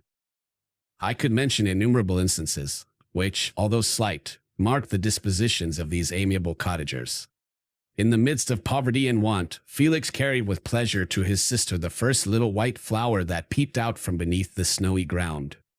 Early in the morning before she had risen, he cleared away the snow that obstructed her path to the milkhouse, drew water from the well, and brought the wood from the outhouse, where, to his perpetual astonishment, he found his store always replenished by an invisible hand. In the day, I believe, he worked sometimes for a neighboring farmer, because he often went forth, and did not return until dinner, yet brought no wood with him. At other times he worked in the garden, but as there was little to do in the frosty season, he read to the old man and Agatha. This reading had puzzled me extremely at first, but by degrees I discovered that he uttered many of the same sounds when he read as when he talked. I conjectured, therefore, that he found in the paper signs for speech which he understood, and I ardently longed to comprehend these also. But how was that possible, when I did not even understand the sounds for which they stood as signs? I improved, however, sensibly in this science, but not sufficiently to follow up any kind of conversation, although I applied my whole mind to the endeavor. For I easily perceived that, although I eagerly longed to discover myself to the cottagers, I ought not to make the attempt until I had first become master of their language, which knowledge might enable me to make them overlook the deformity of my figure. For with this also the contrast perpetually presented to my eyes had made me acquainted. I had admired the perfect forms of my cottagers, their grace, beauty, and delicate complexions, but how was I terrified when I viewed myself in a transparent pool! At first I started back, unable to believe that it was indeed I who was reflected in the mirror, and when I became fully convinced that I was in reality the monster that I am, I was filled with the bitterest sensations of despondence and mortification. Alas! I did not yet entirely know the fatal effects of this miserable deformity. As the sun became warmer, and the light of day longer, the snow vanished, and I beheld the bare trees and the black earth. From this time Felix was more employed, and the heart-moving indications of impending famine disappeared. Their food, as I afterwards found, was coarse, but it was wholesome, and they procured a sufficiency of it. Several new kinds of plants sprung up in the garden, which they dressed, and these signs of comfort increased daily as the season advanced. The old man, leaning on his son, walked each day at noon, when it did not rain, as I found it was called when the heavens poured forth its waters. This frequently took place, but a high wind quickly dried the earth, and the season became far more pleasant than it had been. My mode of life in my hovel was uniform. During the morning I attended the motions of the cottagers, and when they were dispersed in various occupations, I slept. The remainder of the day was spent in observing my friends. When they had retired to rest, if there was any moon, or the night was starlight, I went into the woods, and collected my own food and fuel for the cottage. When I returned, as often as it was necessary, I cleared their path from the snow, and performed those offices that I had seen done by Felix. I afterwards found that these labors, performed by an invisible hand, greatly astonished them, and once or twice I heard them, on these occasions, utter the words good spirit, wonderful, but I did not then understand the signification of these terms. My thoughts now became more active, and I longed to discover the motives and feelings of these lovely creatures. I was inquisitive to know why Felix appeared so miserable, and Agatha so sad. I thought, foolish wretch, that it might be in my power to restore happiness to these deserving people. When I slept, or was absent, the forms of the venerable blind father, the gentle Agatha, and the excellent Felix flitted before me. I looked upon them as superior beings, who would be the arbiters of my future destiny. I formed in my imagination 1,000 pictures of presenting myself to them, and their reception of me. I imagined that they would be disgusted, until, by my gentle demeanor and conciliating words, I should first win their favor, and afterwards their love. These thoughts exhilarated me, and led me to apply with fresh ardor to the acquiring the art of language. My organs were indeed harsh, but supple, and although my voice was very unlike the soft music of their tones, yet I pronounced such words as I understood with tolerable ease. It was as the ass and the lapdog, yet surely the gentle ass, whose intentions were affectionate, although his manners were rude, deserved better treatment than blows and execration. The pleasant showers and genial warmth of spring greatly altered the aspect of the earth. Men, who before this change seemed to have been hid in caves, dispersed themselves, and were employed in various arts of cultivation. the birds sang in more cheerful notes, and the leaves began to bud forth on the trees. Happy, happy earth! Fit habitation for gods, which, so short a time before, was bleak, damp, and unwholesome. My spirits were elevated by the enchanting appearance of nature. The past was blotted from my memory, the present was tranquil, and the future gilded by bright rays of hope and anticipations of joy. Chapter 5. I now hasten to the more moving part of my story. I shall relate events that impressed me with feelings which, from what I was, have made me what I am. Spring advanced rapidly. The weather became fine, and the skies cloudless. It surprised me that what before was desert and gloomy should now bloom with the most beautiful flowers and verdure. My senses were gratified and refreshed by 1,000 scents of delight and 1,000 sights of beauty. It was on one of these days, when my cottagers periodically rested from labor, the old man played on his guitar, and the children listened to him. I observed that the countenance of Felix was melancholy beyond expression. He sighed frequently, and once his father paused in his music, and I conjectured by his manner that he inquired the cause of his son's sorrow. Felix replied in a cheerful accent, and the old man was recommencing his music, when someone tapped at the door. It was a lady on horseback, accompanied by a countryman as a guide. The lady was dressed in a dark suit, and covered with a thick black veil. Agatha asked a question, to which the stranger only replied by pronouncing, in a sweet accent, the name of Felix. Her voice was musical, but unlike that of either of my friends. On hearing this word, Felix came up hastily to the lady, who, when she saw him, threw up her veil, and I beheld a countenance of angelic beauty and expression. Her hair of a shining raven black, and curiously braided. Her eyes were dark, but gentle, although animated. Her features of a regular proportion, and her complexion wondrously fair, each cheek tinged with a lovely pink. Felix seemed ravished with delight when he saw her. Every trait of sorrow vanished from his face, and it instantly expressed a degree of ecstatic joy, of which I could hardly have believed it capable. His eyes sparkled, as his cheek flushed with pleasure, and at that moment I thought him as beautiful as the stranger. She appeared affected by different feelings.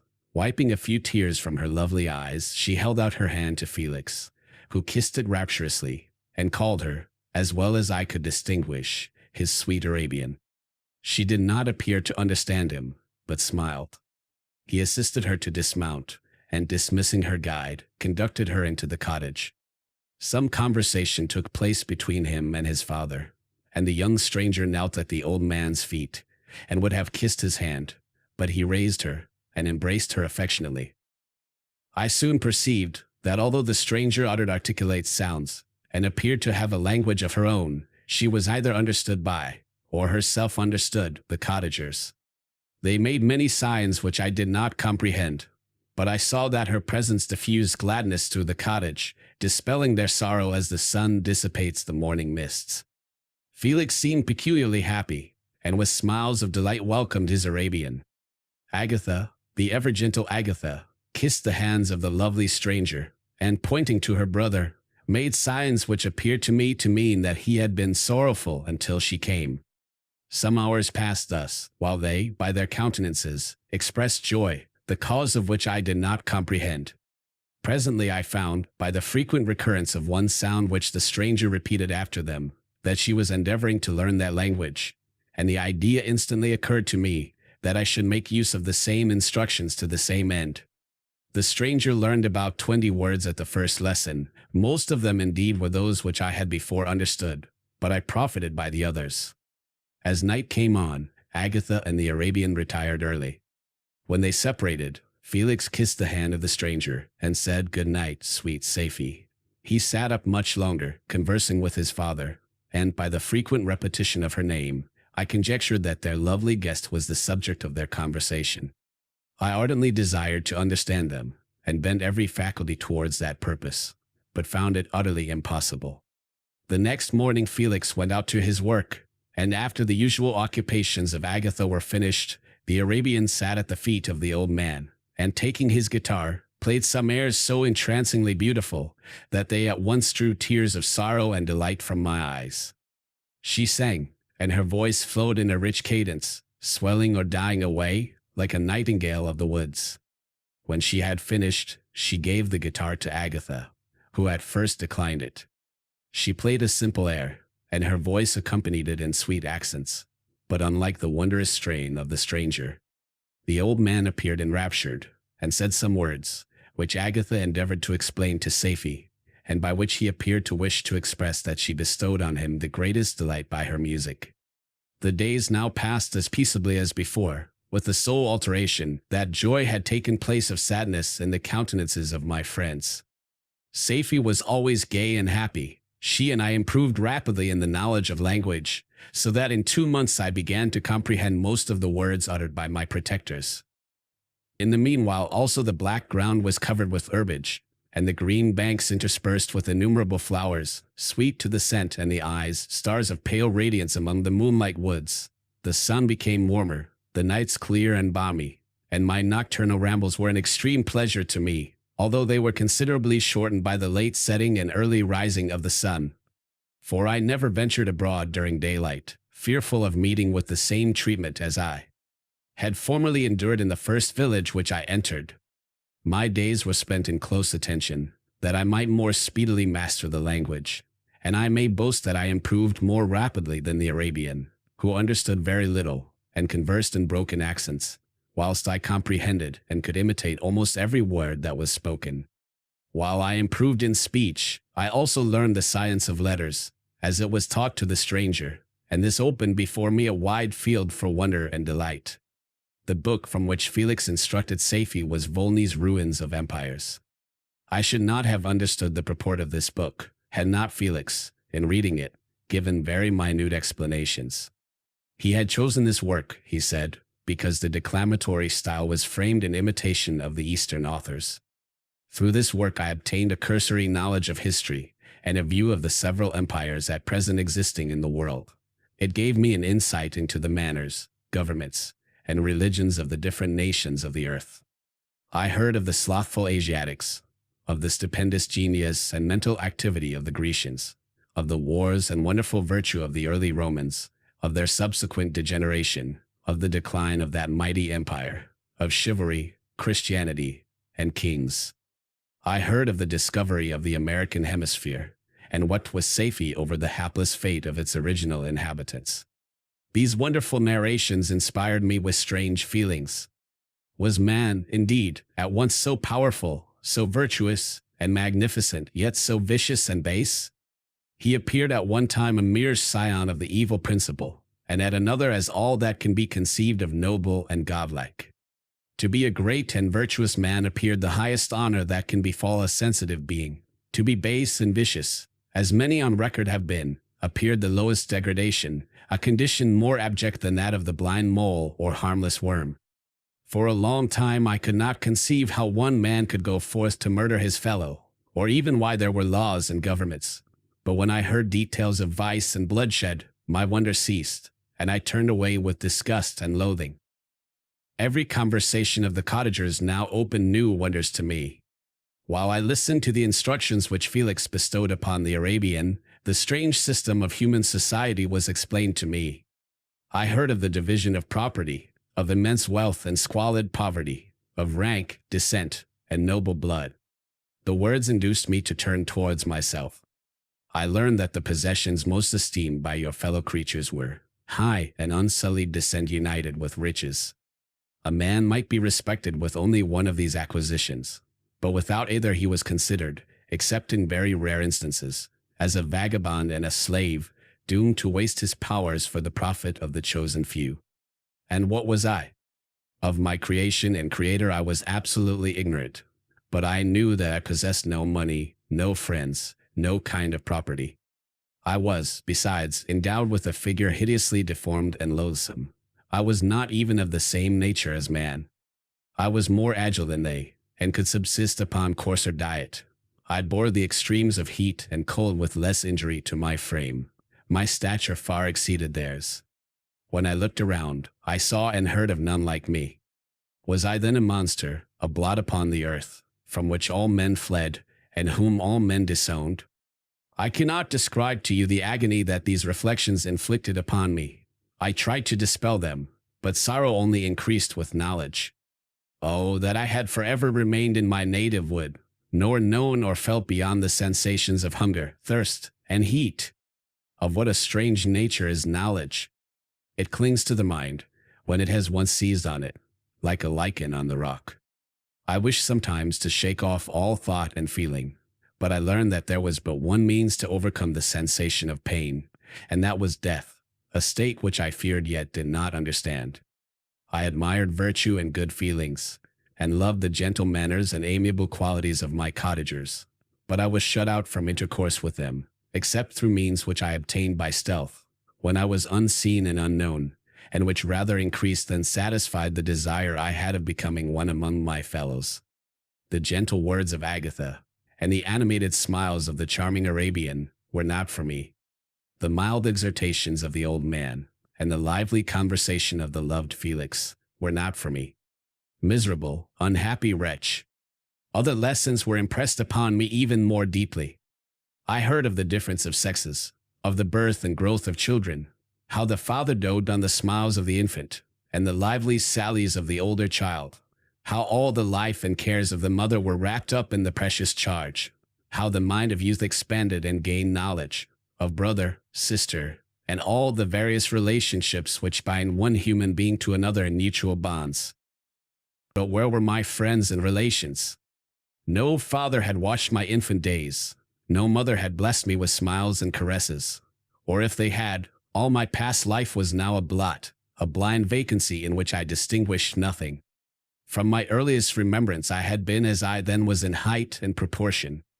I had never yet seen a being resembling me, or who claimed any intercourse with me. What was I? The question again recurred, to be answered only with groans.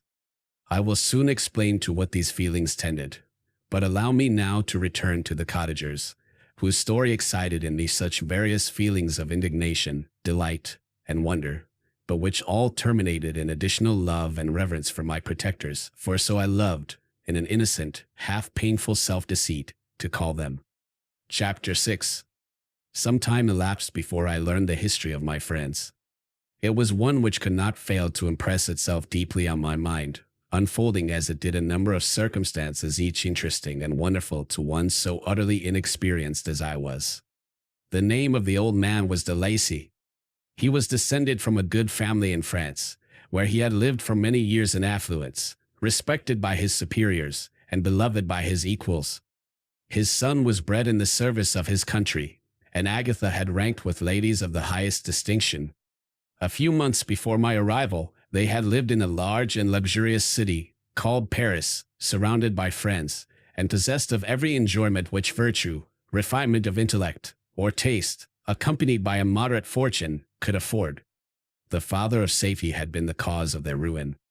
He was a Turkish merchant, and had inhabited Paris for many years, when, for some reason which I could not learn, he became obnoxious to the government. He was seized and cast into prison the very day that Safie arrived from Constantinople to join him. He was tried and condemned to death. The injustice of his sentence was very flagrant.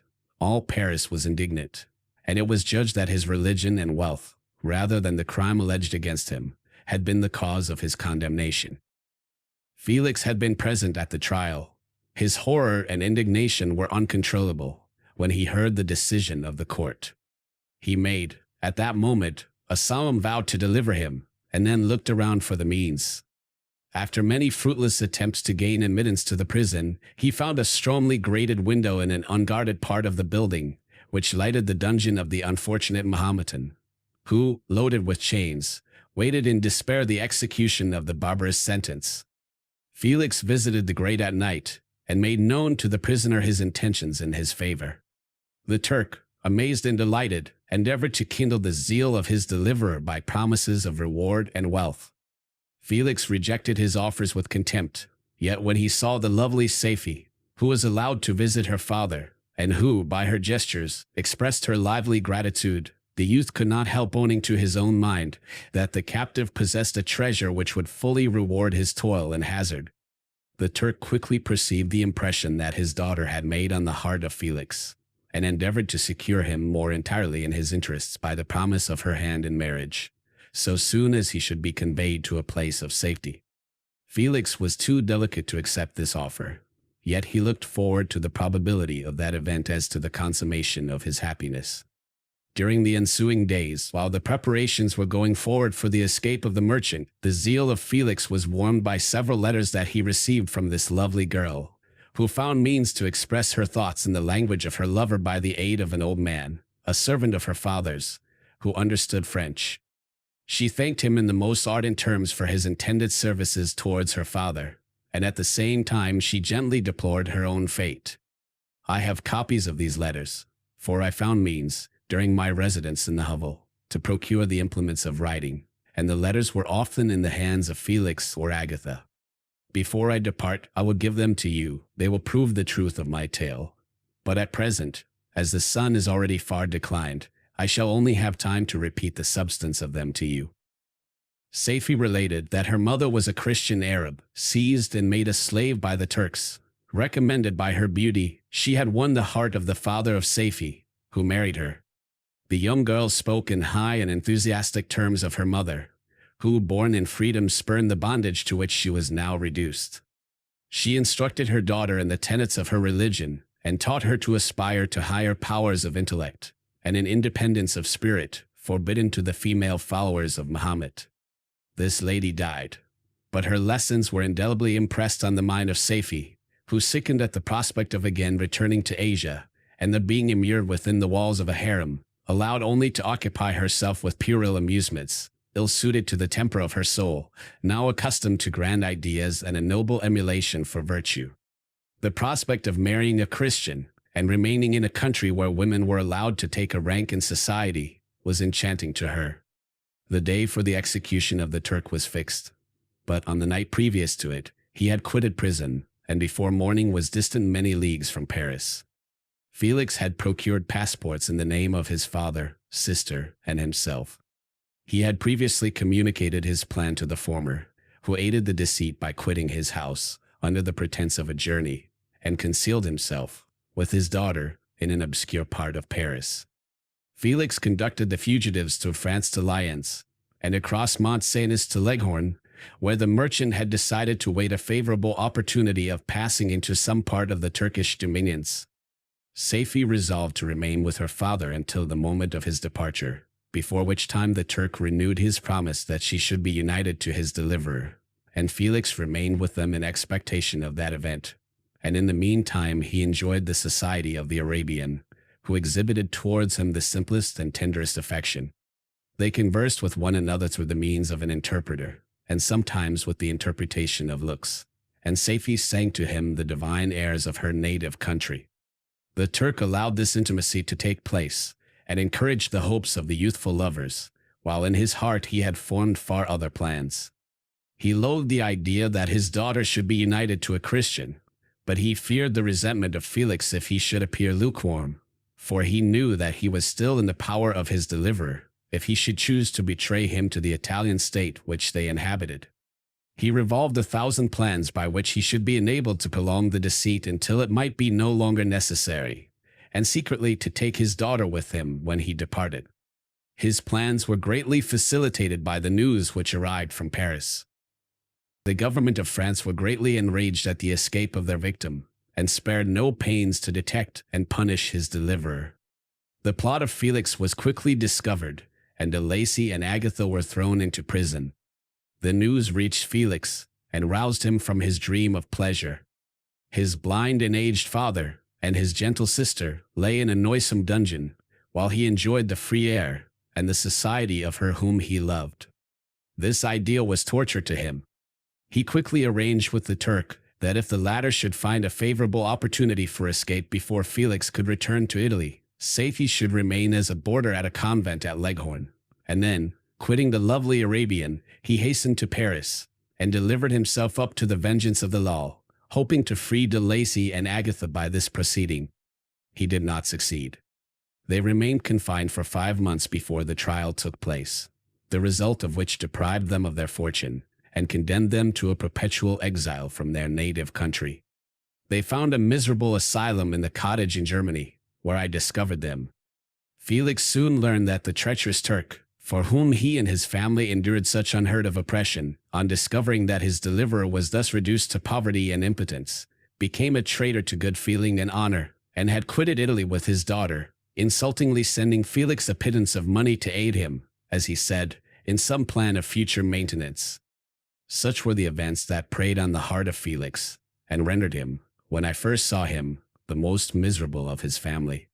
He could have endured poverty, and when this distress had been the meed of his virtue, he would have gloried in it.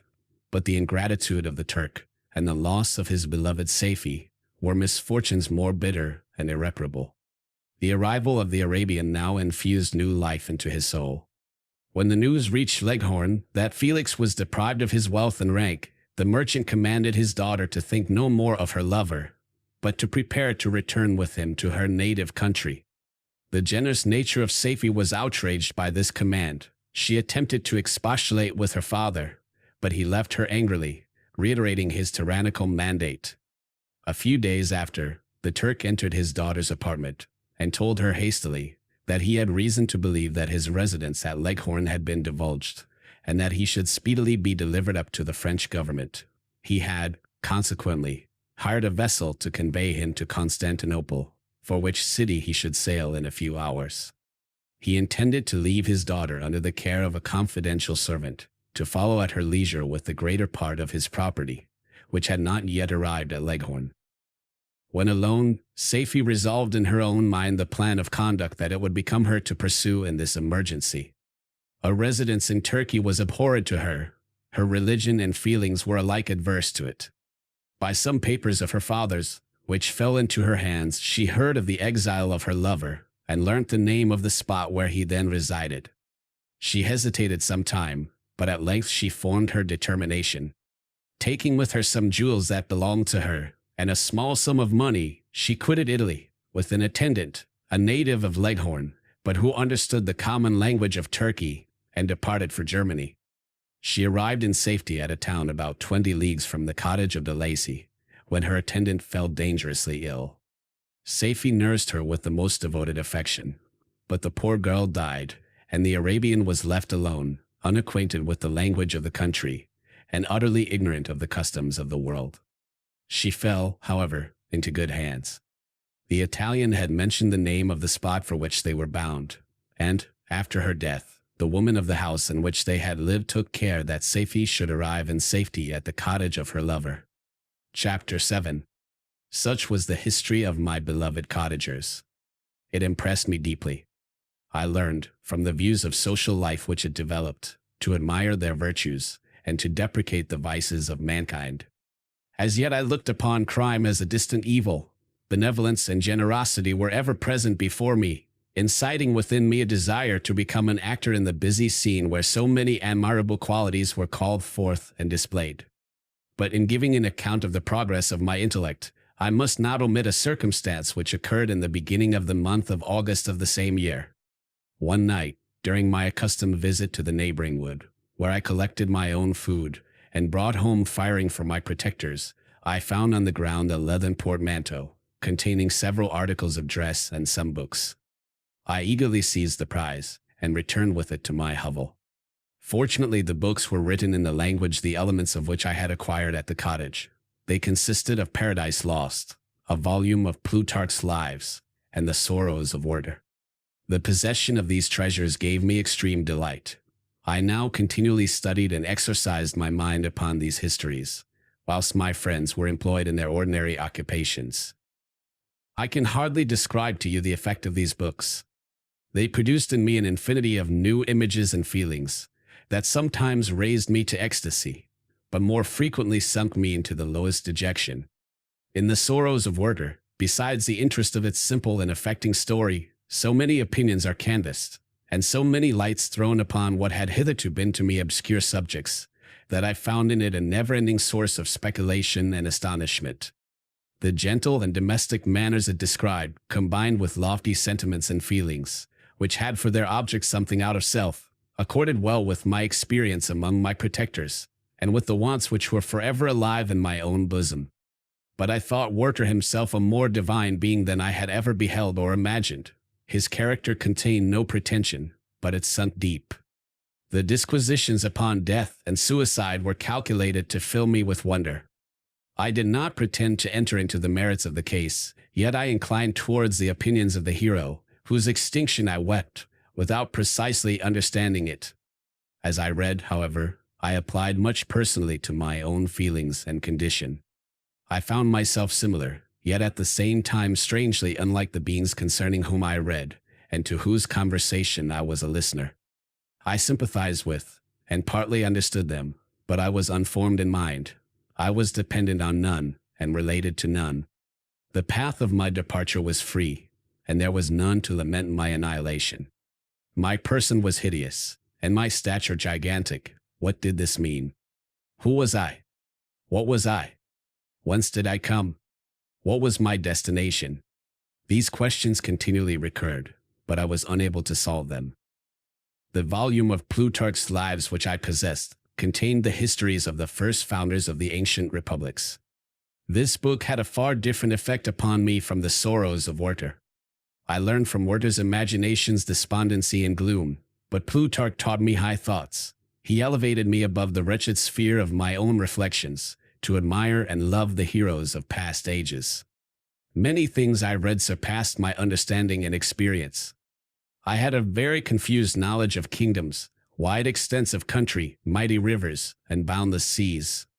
But I was perfectly unacquainted with towns, and large assemblages of men. The cottage of my protectors had been the only school in which I had studied human nature, but this book developed new and mightier scenes of action. I read of men concerned in public affairs governing or massacring their species. I felt the greatest ardor for virtue rise within me, and abhorrence for vice, as far as I understood the signification of those terms, relative as they were, as I applied them, to pleasure and pain alone. Induced by these feelings, I was of course led to admire peaceable lawgivers, Numa, Solon, and Lycurgus, in preference to Romulus and Theseus. The patriarchal lives of my protectors caused these impressions to take a firm hold on my mind. Perhaps, if my first introduction to humanity had been made by a young soldier, burning for glory and slaughter, I should have been imbued with different sensations. But Paradise Lost excited different and far deeper emotions.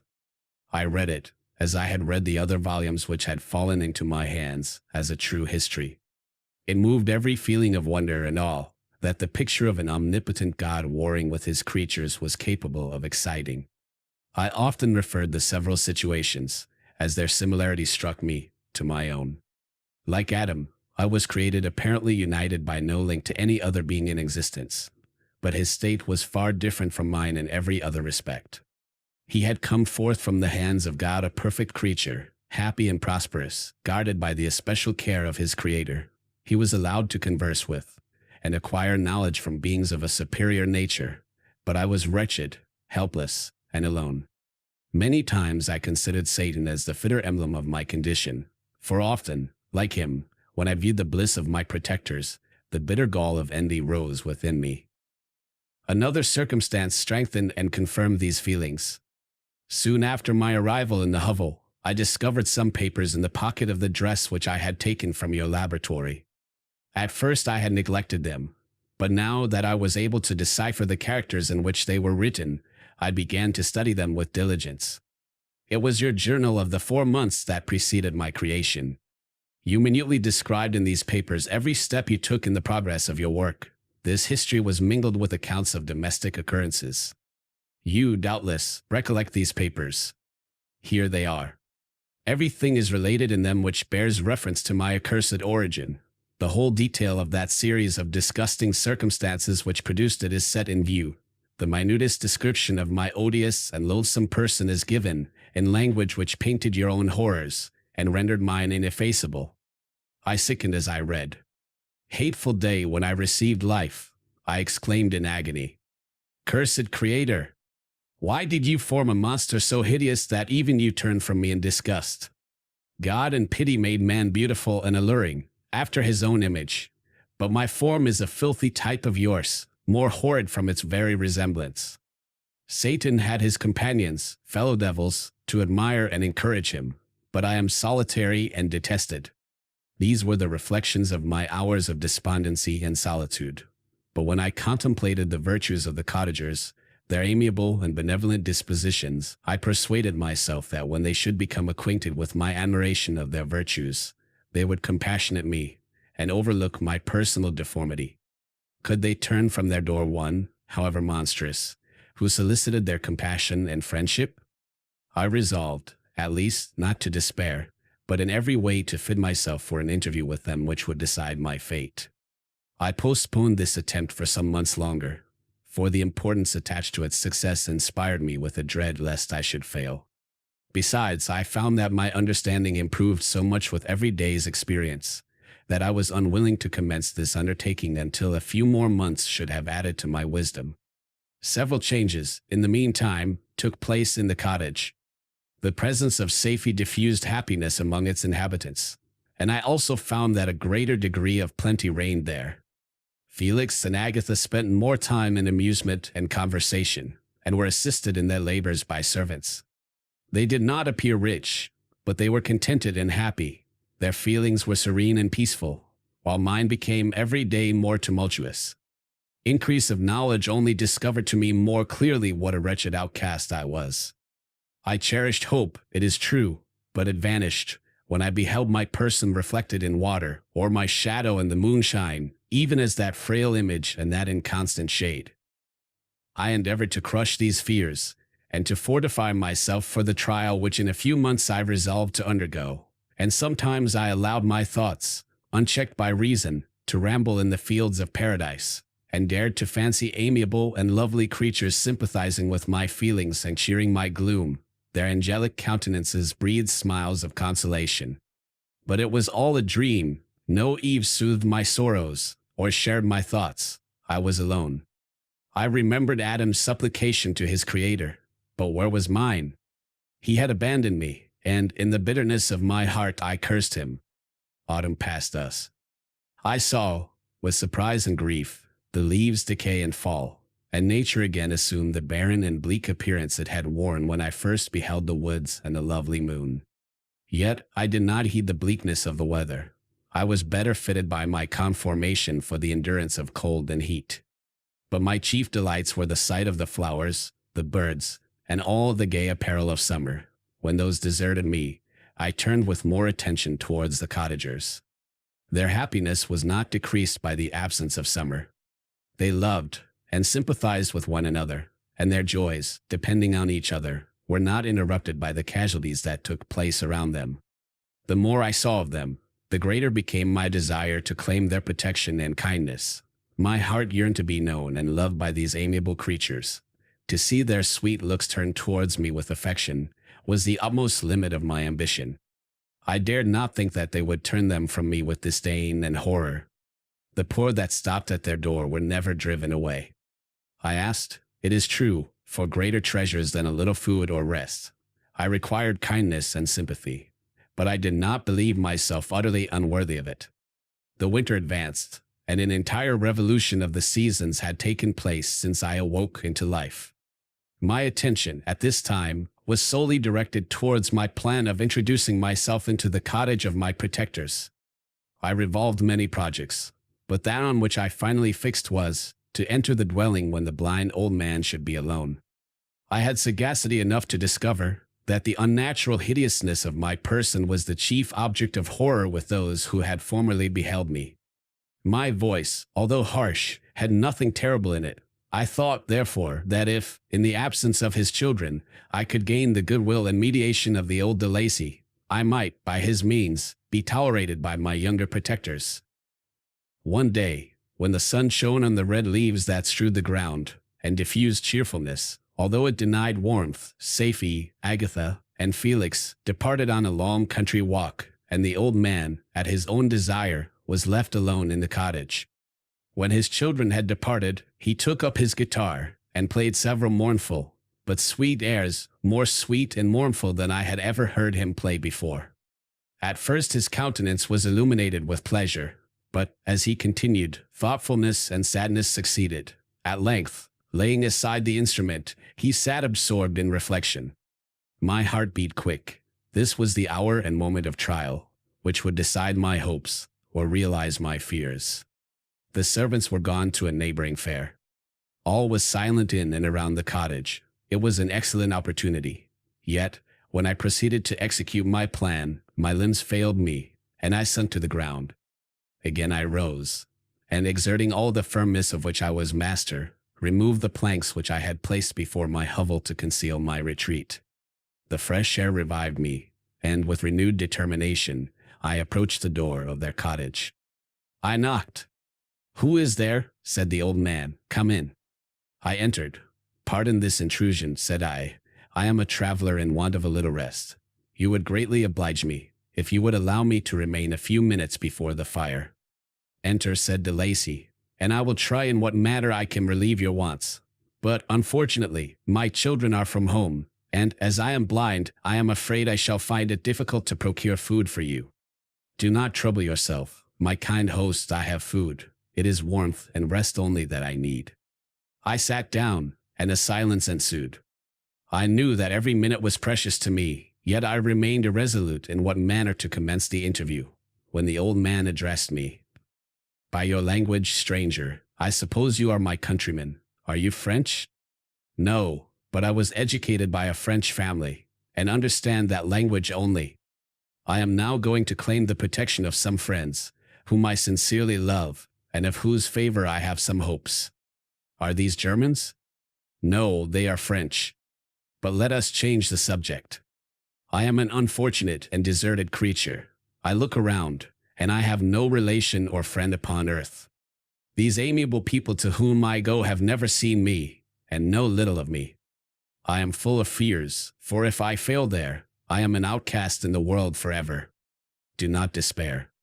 To be friendless is indeed to be unfortunate, but the hearts of men, when unprejudiced by any obvious self-interest, are full of brotherly love and charity. Rely, therefore, on your hopes, and if these friends are good and amiable, do not despair. They are kind, they are the most excellent creatures in the world, but, unfortunately, they are prejudiced against me. I have good dispositions. My life has been hitherto harmless, and in some degree beneficial, but a fatal prejudice clouds their eyes, and where they ought to see a feeling and kind friend, they behold only a detestable monster. That is indeed unfortunate. But if you are really blameless, cannot you undeceive them? I am about to undertake that task, and it is on that account that I feel so many overwhelming terrors. I tenderly love these friends. I have, unknown to them, been for many months in the habits of daily kindness towards them, but they believe that I wish to injure them, and it is that prejudice which I wish to overcome. Where do these friends reside? Near this spot." The old man paused, and then continued, "If you will unreservedly confide to me the particulars of your tale, I perhaps may be of use in undeceiving them. I am blind, and cannot judge of your countenance, but there is something in your words which persuades me that you are sincere. I am poor and in exile, but it will afford me true pleasure to be in any way serviceable to a human creature." "Excellent man! I thank you, and accept your generous offer. You raised me from the dust by this kindness, and I trust that, by your aid, I shall not be driven from the society and sympathy of your fellow creatures. Heaven forbid! Even if you were really criminal, for that can only drive you to desperation, and not instigate you to virtue. I also am unfortunate. I and my family have been condemned, although innocent. Judge, therefore, if I do not feel for your misfortunes. How can I thank you, my best and only benefactor?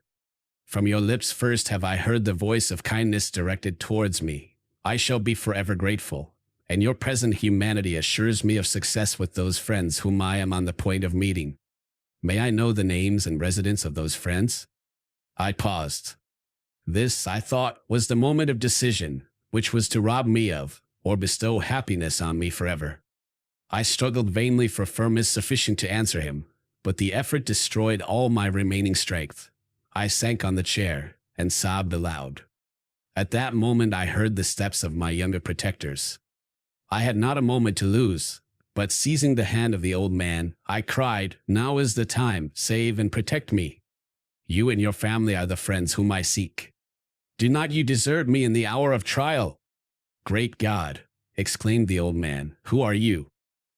At that instant the cottage door was opened, and Felix, Safie, and Agatha entered. Who can describe their horror and consternation on beholding me? Agatha fainted, and Safie, unable to attend to her friend, rushed out of the cottage. Felix darted forward, and with supernatural force tore me from his father, to whose knees I clung. In a transport of fury, he dashed me to the ground, and struck me violently with a stick. I could have torn him limb from limb, as a lion rends the antelope. But my heart sunk within me as with bitter sickness, and I refrained. I saw him on the point of repeating his blow, when, overcome by pain and anguish, I quitted the cottage, and in the general tumult escaped unperceived to my hovel. Chapter 8. Cursed, cursed Creator! Why did I live? Why, in that instant, did I not extinguish the spark of existence which you had so wantonly bestowed? I know not. Despair had not yet taken possession of me. My feelings were those of rage and revenge. I could with pleasure have destroyed the cottage and its inhabitants, and have glutted myself with their shrieks and misery. When night came, I quitted my retreat, and wandered in the wood, and now, no longer restrained by the fear of discovery, I gave vent to my anguish in fearful howlings. I was like a wild beast that had broken the toils, destroying the objects that obstructed me, and ranging through the wood with a stag-like swiftness. Oh, what a miserable night I passed! The cold stars shone in mockery, and the bare trees waved their branches above me. Now and then the sweet voice of a bird burst forth amidst the universal stillness. All, save I, were at rest or in enjoyment. I, like the arch-fiend, bore a hell within me, and finding myself unsympathized with, wished to tear up the trees, spread havoc and destruction around me, and then to have sat down and enjoyed the ruin. But this was a luxury of sensation that could not endure. I became fatigued with excess of bodily exertion, and sank on the damp grass in the sick impotence of despair. There was none among the myriads of men that existed who would pity or assist me, and should I feel kindness towards my enemies? No, from that moment I declared everlasting war against the species, and more than all, against him who had formed me, and sent me forth to this insupportable misery. The sun rose. I heard the voices of men, and knew that it was impossible to return to my retreat during that day. Accordingly, I hid myself in some thick underwood, determining to devote the ensuing hours to reflection on my situation. The pleasant sunshine, and the pure air of day, restored me to some degree of tranquility, and when I considered what had passed at the cottage, I could not help believing that I had been too hasty in my conclusions. I had certainly acted imprudently.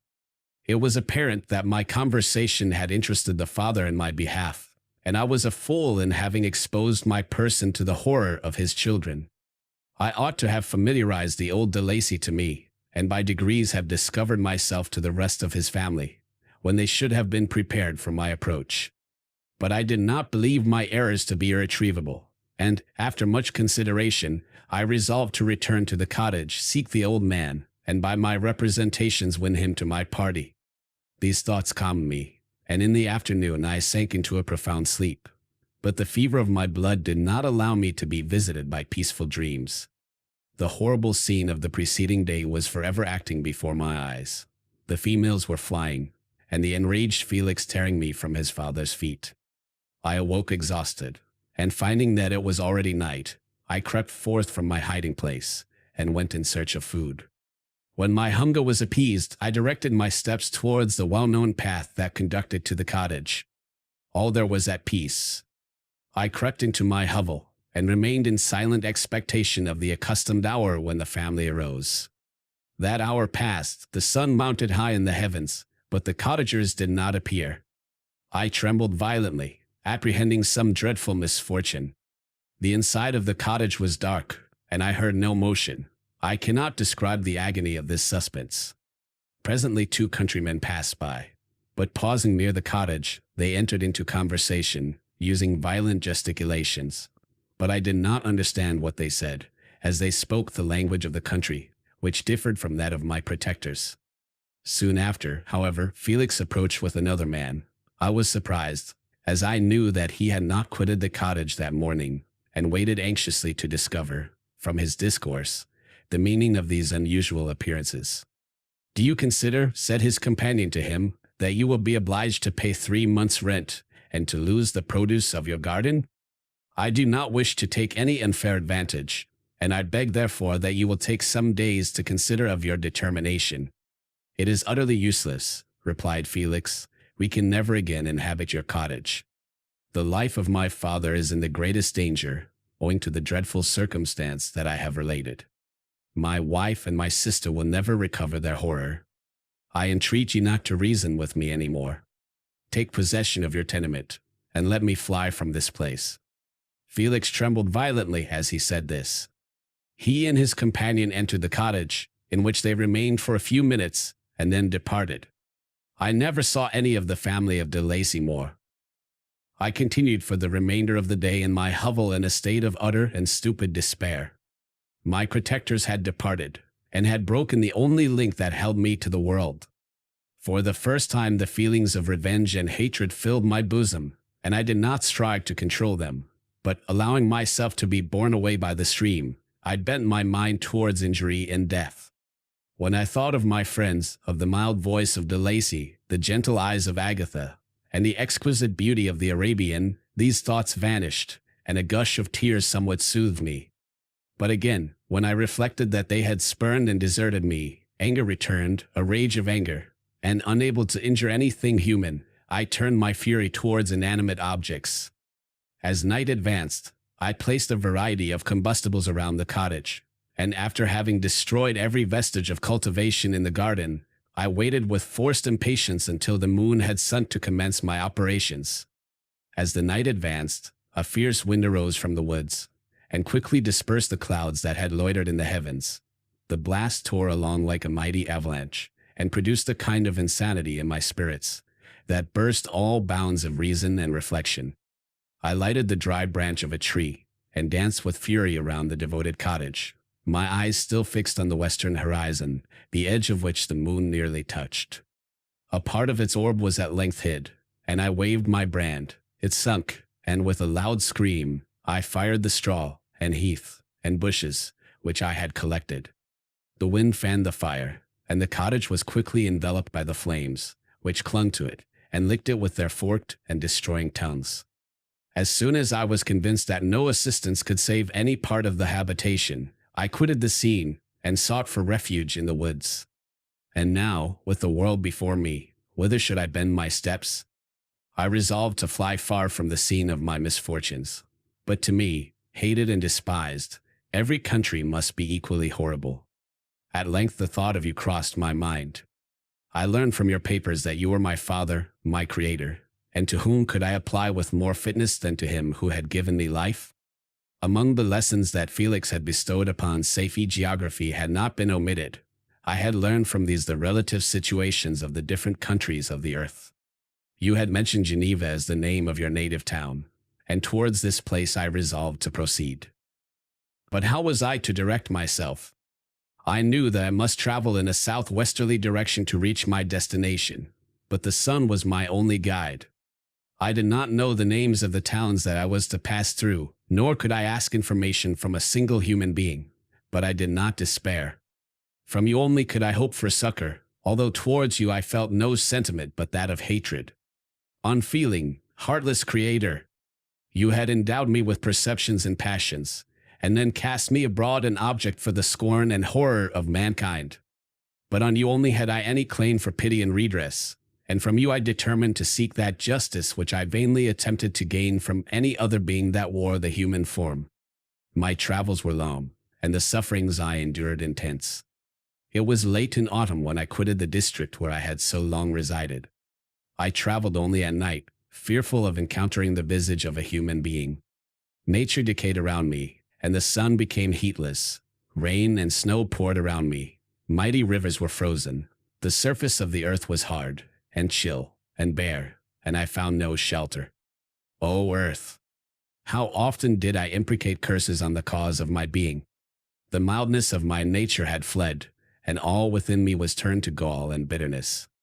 The nearer I approached to your habitation, the more deeply did I feel the spirit of revenge enkindled in my heart. Snow fell, and the waters were hardened, but I rested not. A few incidents now and then directed me, and I possessed a map of the country, but I often wandered wide from my path. The agony of my feelings allowed me no respite. No incident occurred from which my rage and misery could not extract its food, but a circumstance that happened when I arrived on the confines of Switzerland, when the sun had recovered its warmth, and the earth again began to look green, confirmed in an especial manner the bitterness and horror of my feelings. I generally rested during the day, and traveled only when I was secured by night from the view of man. One morning, however, finding that my path lay through a deep wood, I ventured to continue my journey after the sun had risen. The day, which was one of the first of spring, cheered even me by the loveliness of its sunshine and the balminess of the air. I felt emotions of gentleness and pleasure that had long appeared dead revive within me. Half surprised by the novelty of these sensations, I allowed myself to be borne away by them, and forgetting my solitude and deformity, dared to be happy. Soft tears again bedewed my cheeks, and I even raised my humid eyes with thankfulness towards the blessed sun which bestowed such joy upon me.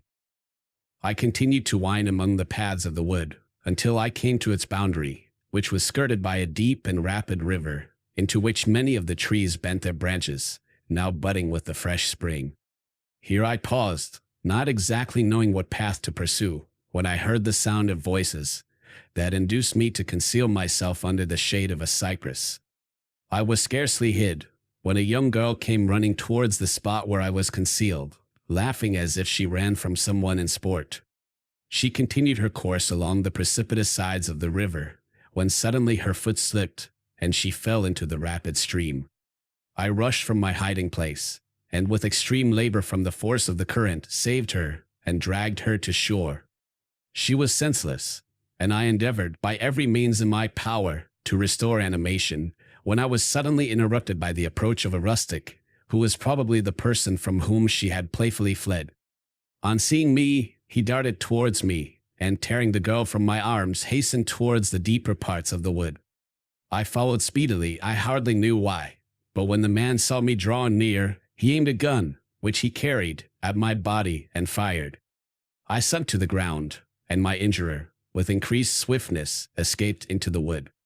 This was then the reward of my benevolence. I had saved a human being from destruction, and, as a recompense, I now writhed under the miserable pain of a wound, which shattered the flesh and bone. The feelings of kindness and gentleness, which I had entertained but a few moments before, gave place to hellish rage and gnashing of teeth. Inflamed by pain, I vowed eternal hatred and vengeance to all mankind. But the agony of my wound overcame me. My pulses paused, and I fainted. For some weeks I led a miserable life in the woods, endeavoring to cure the wound which I had received. The ball had entered my shoulder, and I knew not whether it had remained there or passed through. At any rate, I had no means of extracting it. My sufferings were augmented also by the oppressive sense of the injustice and ingratitude of their infliction. My daily vows rose for revenge, a deep and deadly revenge, such as would alone compensate for the outrages and anguish I had endured. After some weeks my wound healed, and I continued my journey. The labors I endured were no longer to be alleviated by the bright sun or gentle breezes of spring. All joy was but a mockery, which insulted my desolate state, and made me feel more painfully that I was not made for the enjoyment of pleasure. But my toils now drew near a close, and 2 months from this time, I reached the environs of Geneva. It was evening when I arrived, and I retired to a hiding place among the fields that surround it, to meditate in what manner I should apply to you. I was oppressed by fatigue and hunger, and far too unhappy to enjoy the gentle breezes of evening, or the prospect of the sun setting behind the stupendous mountains of Jura. At this time a slight sleep relieved me from the pain of reflection, which was disturbed by the approach of a beautiful child, who came running into the recess I had chosen with all the sportiveness of infancy. Suddenly, as I gazed on him, an idea seized me that this little creature was unprejudiced, and had lived too short a time to have imbibed a horror of deformity. If, therefore, I could seize him, and educate him as my companion and friend, I should not be so desolate in this peopled earth. Urged by this impulse, I seized on the boy as he passed, and drew him towards me. As soon as he beheld my form, he placed his hands before his eyes, and uttered a shrill scream. I drew his hand forcibly from his face and said, "Child, what is the meaning of this? I do not intend to hurt you. Listen to me." He struggled violently. "Let me go," he cried. "Monster. Ugly wretch. You wish to eat me and tear me to pieces. You are an ogre. Let me go, or I will tell my papa. Boy, you will never see your father again. You must come with me. Hideous monster. Let me go. My papa is the syndic. He is Frankenstein. He would punish you. You dare not keep me. Frankenstein. You belong then to my enemy, to him towards whom I have sworn eternal revenge. You shall be my first victim." The child still struggled, and loaded me with epithets which carried despair to my heart. I grasped his throat to silence him, and in a moment he lay dead at my feet. I gazed on my victim, and my heart swelled with exultation and hellish triumph. Clapping my hands, I exclaimed, "I, too, can create desolation. My enemy is not impregnable. This death will carry despair to him, and 1,000 other miseries shall torment and destroy him." As I fixed my eyes on the child, I saw something glittering on his breast. I took it. It was a portrait of a most lovely woman. In spite of my malignity, it softened and attracted me. For a few moments I gazed with delight on her dark eyes, fringed by deep lashes, and her lovely lips. But presently my rage returned. I remembered that I was forever deprived of the delights that such beautiful creatures could bestow, and that she whose resemblance I contemplated would, in regarding me, have changed that air of divine benignity to one expressive of disgust and affright. Can you wonder that such thoughts transported me with rage? I only wonder that at that moment, instead of venting my sensations in exclamations in agony, I did not rush among mankind and perish in the attempt to destroy them. While I was overcome by these feelings, I left the spot where I had committed the murder, and was seeking a more secluded hiding place, when I perceived a woman passing near me. She was young, not indeed so beautiful as her whose portrait I held, but of an agreeable aspect, and blooming in the loveliness of youth and health. Here, I thought, is one of those whose smiles are bestowed on all but me. She shall not escape. Thanks to the lessons of Felix, and the sanguinary laws of man, I have learned how to work mischief. I approached her unperceived, and placed the portrait securely in one of the folds of her dress. For some days I haunted the spot where these scenes had taken place, sometimes wishing to see you, sometimes resolved to quit the world and its miseries forever. At length I wandered towards these mountains, and have ranged through their immense recesses, consumed by a burning passion which you alone can gratify. We may not part until you have promised to comply with my requisition. I am alone and miserable. Man will not associate with me, but one as deformed and horrible as myself would not deny herself to me. My companion must be of the same species and have the same defects. This being you must create. Chapter 9. The being finished speaking, and fixed his looks upon me in expectation of a reply. But I was bewildered, perplexed, and unable to arrange my ideas sufficiently to understand the full extent of his proposition. He continued, "You must create a female for me, with whom I can live in the interchange of those sympathies necessary for my being. This you alone can do, and I demand it of you as a right which you must not refuse." The latter part of his tale had kindled anew in me the anger that had died away while he narrated his peaceful life among the cottagers, and, as he said this, I could no longer suppress the rage that burned within me. "I do refuse it," I replied, "and no torture shall ever extort a consent from me. You may render me the most miserable of men, but you shall never make me base in my own eyes. Shall I create another like yourself, whose joint wickedness might desolate the world? Begone. I have answered you. You may torture me, but I will never consent." "You are in the wrong," replied the fiend, "and instead of threatening, I am content to reason with you. I am malicious because I am miserable. Am I not shunned and hated by all mankind?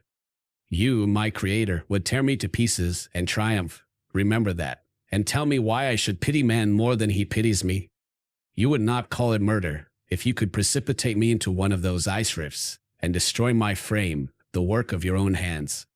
Shall I respect man when he contemns me? Let him live with me in the interchange of kindness, and instead of injury, I would bestow every benefit upon him with tears of gratitude at his acceptance. But that cannot be. The human senses are insurmountable barriers to our union. Yet mine shall not be the submission of abject slavery. I will revenge my injuries. If I cannot inspire love, I will cause fear, and chiefly towards you, my archenemy, because my Creator do I swear inextinguishable hatred. Have a care. I will work at your destruction, nor finish until I desolate your heart, so that you curse the hour of your birth. A fiendish rage animated him as he said this. His face was wrinkled into contortions too horrible for human eyes to behold, but presently he calmed himself, and proceeded. I intended to reason. This passion is detrimental to me, for you do not reflect that you are the cause of its excess. If any being felt emotions of benevolence towards me, I should return them an hundredfold. For that one creature's sake, I would make peace with the whole kind. But I now indulge in dreams of bliss that cannot be realized. What I ask of you is reasonable and moderate. I demand a creature of another sex, but as hideous as myself. The gratification is small, but it is all that I can receive, and it shall content me. It is true, we shall be monsters, cut off from all the world, but on that account we shall be more attached to one another. Our lives will not be happy, but they will be harmless, and free from the misery I now feel. Oh, my Creator, make me happy. Let me feel gratitude towards you for one benefit. Let me see that I excite the sympathy of some existing thing. Do not deny me my request. I was moved. I shuddered when I thought of the possible consequences of my consent, but I felt that there was some justice in his argument. His tale, and the feelings he now expressed, proved him to be a creature of fine sensations, and did I not, as his maker, owe him all the portion of happiness that it was in my power to bestow? He saw my change of feeling, and continued, If you consent, neither you nor any other human being shall ever see us again. I will go to the vast wilds of South America.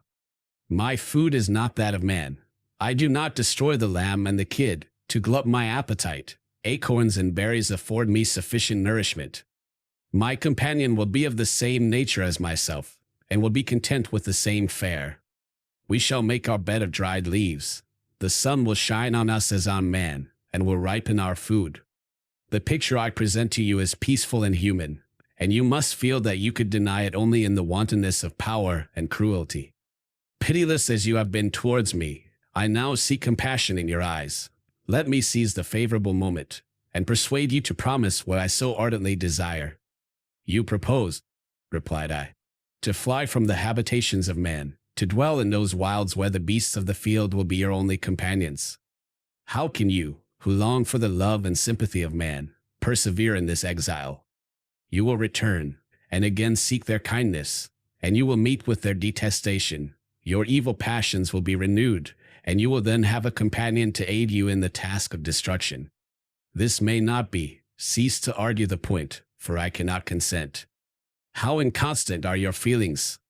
But a moment ago you were moved by my representations, and why do you again harden yourself to my complaints?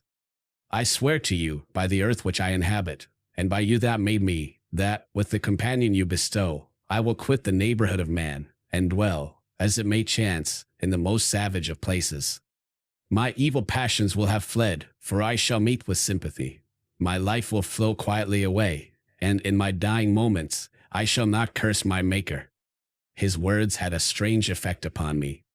I compassionated him, and sometimes felt a wish to console him. But when I looked upon him, when I saw the filthy mass that moved and talked, my heart sickened, and my feelings were altered to those of horror and hatred.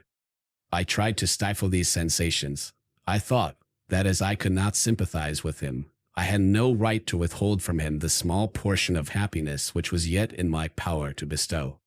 You swear, I said, to be harmless, but have you not already shown a degree of malice that should reasonably make me distrust you? May not even this be a feint that will increase your triumph by affording a wider scope for your revenge?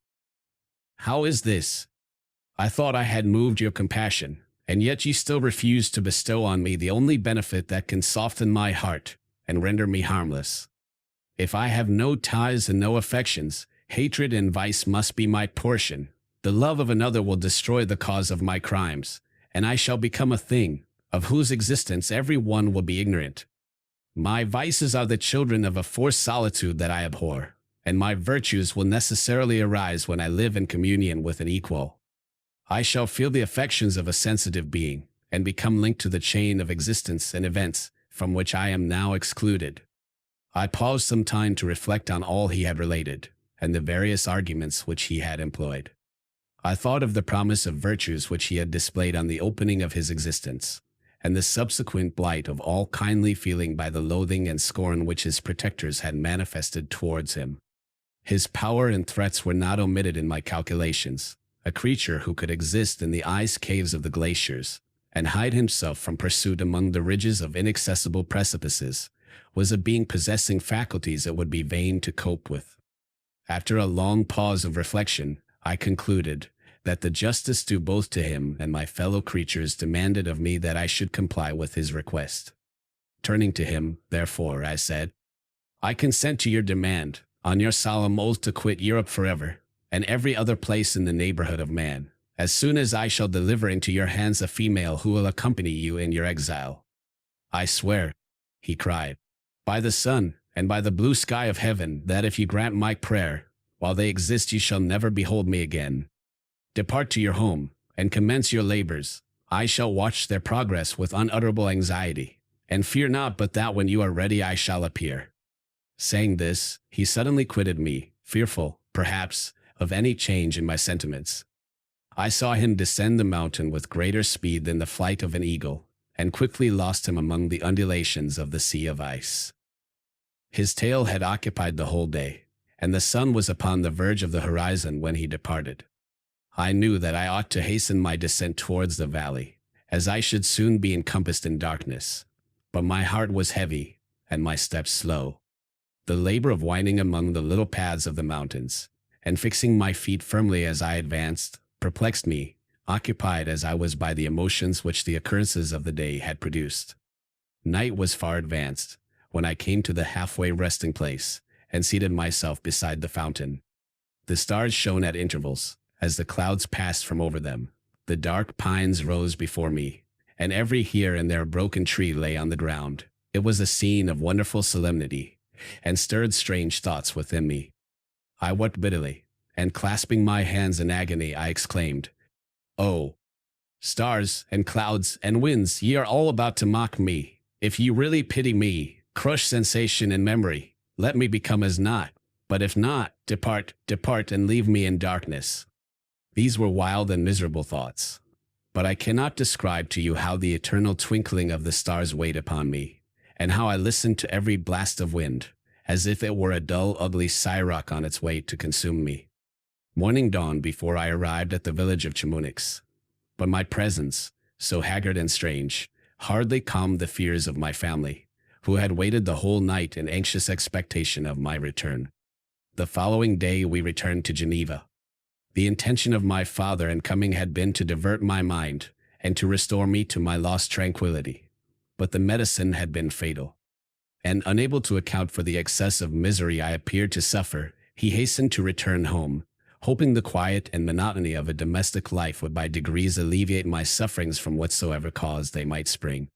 For myself, I was passive in all their arrangements, and the gentle affection of my beloved Elizabeth was inadequate to draw me from the depth of my despair.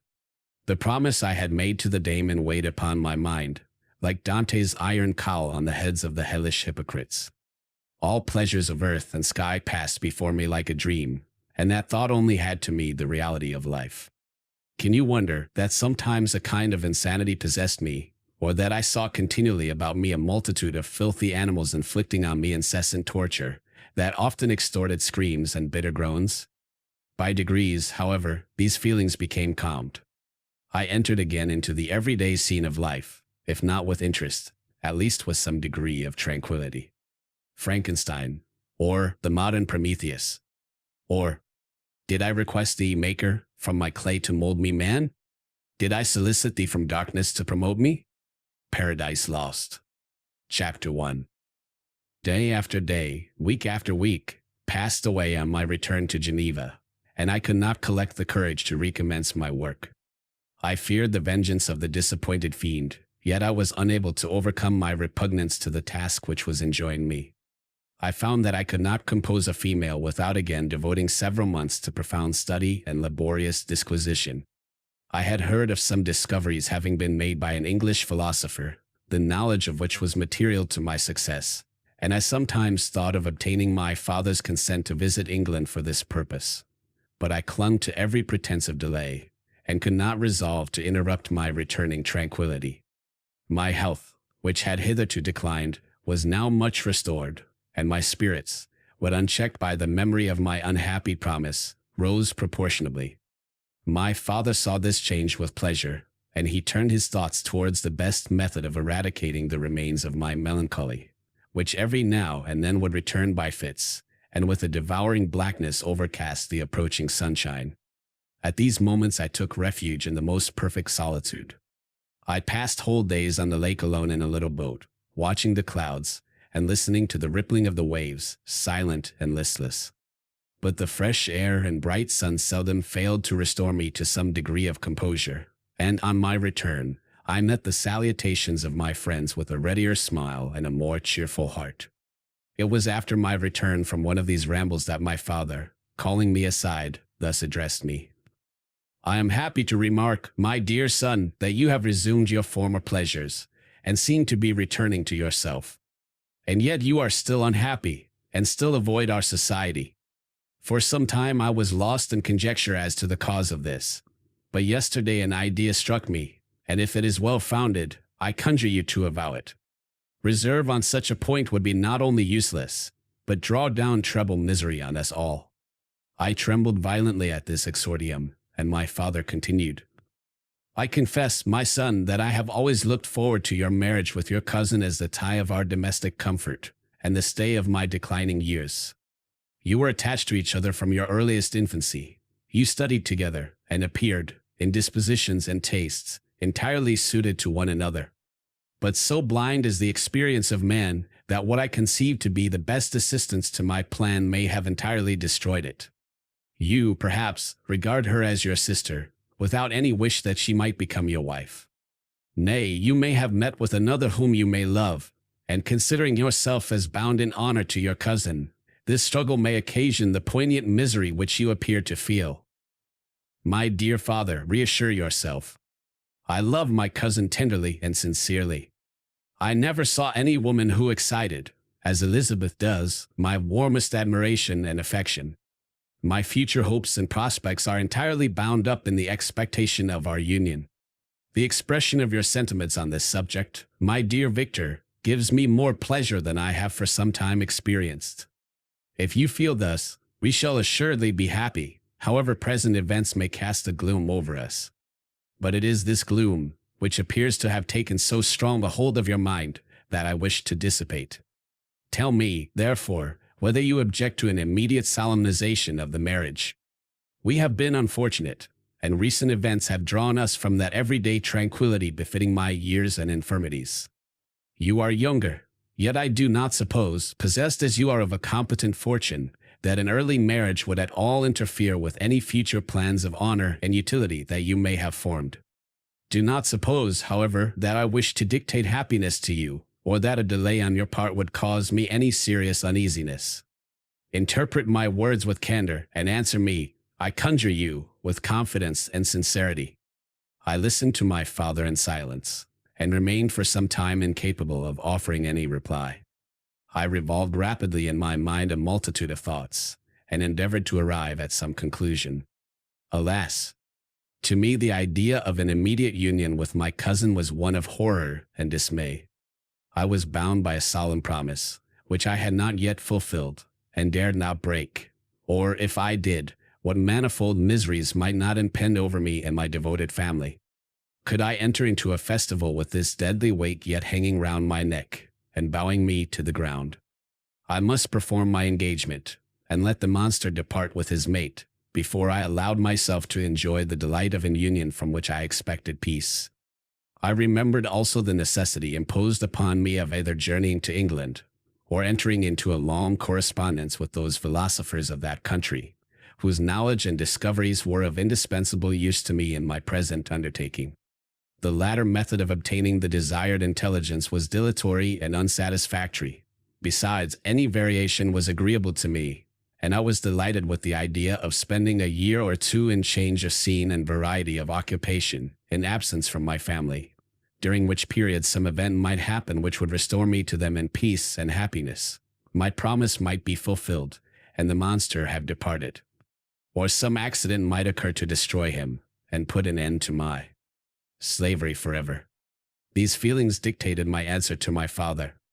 I expressed a wish to visit England, but concealing the true reasons of this request, I clothed my desires under the guise of wishing to travel and see the world before I sat down for life within the walls of my native town. I urged my entreaty with earnestness, and my father was easily induced to comply, for a more indulgent and less dictatorial parent did not exist upon earth. Our plan was soon arranged. I should travel to Strasbourg, where Clerval would join me. Some short time would be spent in the towns of Holland, and our principal stay would be in England. We should return by France, and it was agreed that the tour should occupy the space of 2 years. My father pleased himself with the reflection that my union with Elizabeth should take place immediately on my return to Geneva. "These 2 years," said he, "will pass swiftly, and it will be the last delay that will oppose itself to your happiness. And indeed, I earnestly desire that period to arrive, when we shall all be united, and neither hopes or fears arise to disturb our domestic calm." "I am content," I replied, "with your arrangement. By that time we shall both have become wiser, and I hope happier than we at present are." I sighed, but my father kindly forbore to question me further concerning the cause of my dejection. He hoped that new scenes, and the amusement of traveling, would restore my tranquility. I now made arrangements for my journey, but one feeling haunted me, which filled me with fear and agitation. During my absence I should leave my friends unconscious of the existence of their enemy, and unprotected from his attacks, exasperated as he might be by my departure. But he had promised to follow me wherever I might go, and would he not accompany me to England? This imagination was dreadful in itself, but soothing, inasmuch as it supposed the safety of my friends. I was agonized with the idea of the possibility that the reverse of this might happen. But through the whole period during which I was the slave of my creature, I allowed myself to be governed by the impulses of the moment, and my present sensations strongly intimated that the fiend would follow me, and exempt my family from the danger of his machinations. It was in the latter end of August that I departed, to pass 2 years of exile. Elizabeth approved of the reasons of my departure, and only regretted that she had not the same opportunities of enlarging her experience and cultivating her understanding. She wept, however, as she bade me farewell, and entreated me to return happy and tranquil. "We all," said she, "depend upon you, and if you are miserable, what must be our feelings?" I threw myself into the carriage that was to convey me away, hardly knowing whither I was going, and careless of what was passing around. I remembered only, and it was with a bitter anguish that I reflected on it, to order that my chemical instruments should be packed to go with me, for I resolved to fulfill my promise while abroad, and return, if possible, a free man. Filled with dreary imaginations, I passed through many beautiful and majestic scenes, but my eyes were fixed and unobserving. I could only think of the bourne of my travels, and the work which was to occupy me whilst they endured. After some days spent in listless indolence, during which I traversed many leagues, I arrived at Strasbourg, where I waited 2 days for Clerval. He came. Alas, how great was the contrast between us! He was alive to every new scene, joyful when he saw the beauties of the setting sun, and more happy when he beheld it rise and recommence a new day. He pointed out to me the shifting colors of the landscape and the appearances of the sky. "This is what it is to live," he cried. "Now I enjoy existence. But you, my dear Frankenstein, wherefore are you desponding and sorrowful?" In truth, I was occupied by gloomy thoughts, and neither saw the descent of the evening star, nor the golden sunrise reflected in the Rhine dot. And you, my friend, would be far more amused with the journal of Clerval, who observed the scenery with an eye of feeling and delight, than to listen to my reflections. I, a miserable wretch, haunted by a curse that shut up every avenue to enjoyment. We had agreed to descend the Rhine in a boat from Strasbourg to Rotterdam, whence we might take shipping for London. During this voyage, we passed by many willowy islands and saw several beautiful towns. We stayed a day at Mannheim, and on the 5th from our departure from Strasbourg, arrived at Mainz. The course of the Rhine below Mainz becomes much more picturesque. The river descends rapidly, and winds between hills, not high, but steep, and of beautiful forms. We saw many ruined castles standing on the edges of precipices, surrounded by black woods, high and inaccessible. This part of the Rhine, indeed, presents a singularly variegated landscape. In one spot you view rugged hills, ruined castles overlooking tremendous precipices, with the dark Rhine rushing beneath, and on the sudden turn of a promontory, flourishing vineyards, with green sloping banks, and a meandering river, and populous towns, occupy the scene. We traveled at the time of the vintage, and heard the song of the laborers, as we glided down the stream. Even I, depressed in mind, and my spirits continually agitated by gloomy feelings, even I was pleased. I lay at the bottom of the boat, and, as I gazed on the cloudless blue sky, I seemed to drink in a tranquility to which I had long been a stranger. And if these were my sensations, who can describe those of Henry? He felt as if he had been transported to fairyland, and enjoyed a happiness seldom tasted by man. "I have seen," he said, "the most beautiful scenes of my own country. I have visited the lakes of Lucerne and Uri, where the snowy mountains descend almost perpendicularly to the water, casting black and impenetrable shades, which would cause a gloomy and mournful appearance, were it not for the most verdant islands that relieve the eye by their gay appearance. I have seen this lake agitated by a tempest, when the wind tore up whirlwinds of water, and gave you an idea of what the water spout must be on the great ocean, and the waves dash with fury the base of the mountain, where the priest and his mistress were overwhelmed by an avalanche, and where their dying voices are still said to be heard amid the pauses of the nightly wind. I have seen the mountains of La Valais and the Pays de Vaud, but this country, Victor, pleases me more than all those wonders. The mountains of Switzerland are more majestic and strange, but there is a charm in the banks of this divine river that I never before saw equaled.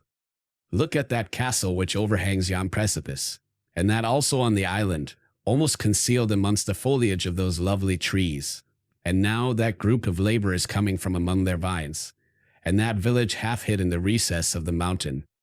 Oh, surely the spirit that inhabits and guards this place has a soul more in harmony with man than those who plow the glacier or retire to the inaccessible peaks of the mountains of our own country.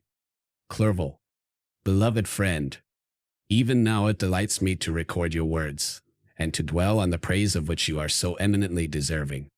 He was a being formed in the very poetry of nature. His wild and enthusiastic imagination was chastened by the sensibility of his heart. His soul overflowed with ardent affections, and his friendship was of that devoted and wondrous nature that the worldly minded teach us to look for only in the imagination. But even human sympathies were not sufficient to satisfy his eager mind. The scenery of external nature, which others regard only with admiration, he loved with ardor. The sounding cataract haunted him like a passion, the tall rock, the mountain, and the deep and gloomy wood. Their colors and their forms were then to him an appetite, a feeling, and a love that had no need of a remoter charm, by thoughts supplied, or any interest, unborrowed from the eye. And where does he now exist? Is this gentle and lovely being lost forever? Has this mind so replete with ideas, imaginations fanciful and magnificent, which formed a world whose existence depended on the life of its creator, has this mind perished? Does it now only exist in my memory? No, it is not thus. Your form so divinely wrought, and beaming with beauty, has decayed, but your spirit still visits and consoles your unhappy friend. Pardon this gush of sorrow. These ineffectual words are but a slight tribute to the unexampled worth of Henry, but they soothe my heart, overflowing with the anguish which his remembrance creates. I will proceed with my tale. Beyond Cologne we descended to the plains of Holland, and we resolved to post the remainder of our way, for the wind was contrary, and the stream of the river was too gentle to aid us. Our journey here lost the interest arising from beautiful scenery, but we arrived in a few days at Rotterdam, whence we proceeded by sea to England. It was on a clear morning, in the latter days of December, that I first saw the white cliffs of Britain. The banks of the Thames presented a new scene. They were flat, but fertile, and almost every town was marked by the remembrance of some story. We saw Tilbury Fort, and remembered the Spanish Armada, Gravesend, Woolwich, and Greenwich, places which I had heard of even in my country. At length we saw the numerous steeples of London, St. Paul's towering above all, and the tower famed in English history. Chapter 2. London was our present point of rest. We determined to remain several months in this wonderful and celebrated city. Clerval desired the intercourse of the men of genius and talent who flourished at this time, but this was with me a secondary object. I was principally occupied with the means of obtaining the information necessary for the completion of my promise, and quickly availed myself of the letters of introduction that I had brought with me, addressed to the most distinguished natural philosophers. If this journey had taken place during my days of study and happiness, it would have afforded me inexpressible pleasure. But a blight had come over my existence, and I only visited these people for the sake of the information they might give me on the subject in which my interest was so terribly profound. Company was irksome to me. When alone, I could fill my mind with the sights of heaven and earth. The voice of Henry soothed me, and I could thus cheat myself into a transitory peace. But busy, uninteresting, joyous faces brought back despair to my heart. I saw an insurmountable barrier placed between me and my fellowmen. This barrier was sealed with the blood of William and Justine, and to reflect on the events connected with those names filled my soul with anguish. But in Clerval I saw the image of my former self. He was inquisitive, and anxious to gain experience and instruction. The difference of manners which he observed was to him an inexhaustible source of instruction and amusement. He was forever busy, and the only check to his enjoyments was my sorrowful and dejected mien. I tried to conceal this as much as possible, that I might not debar him from the pleasures natural to one who was entering on a new scene of life, undisturbed by any care or bitter recollection. I often refused to accompany him, alleging another engagement, that I might remain alone. I now also began to collect the materials necessary for my new creation, and this was to me like the torture of single drops of water continually falling on the head.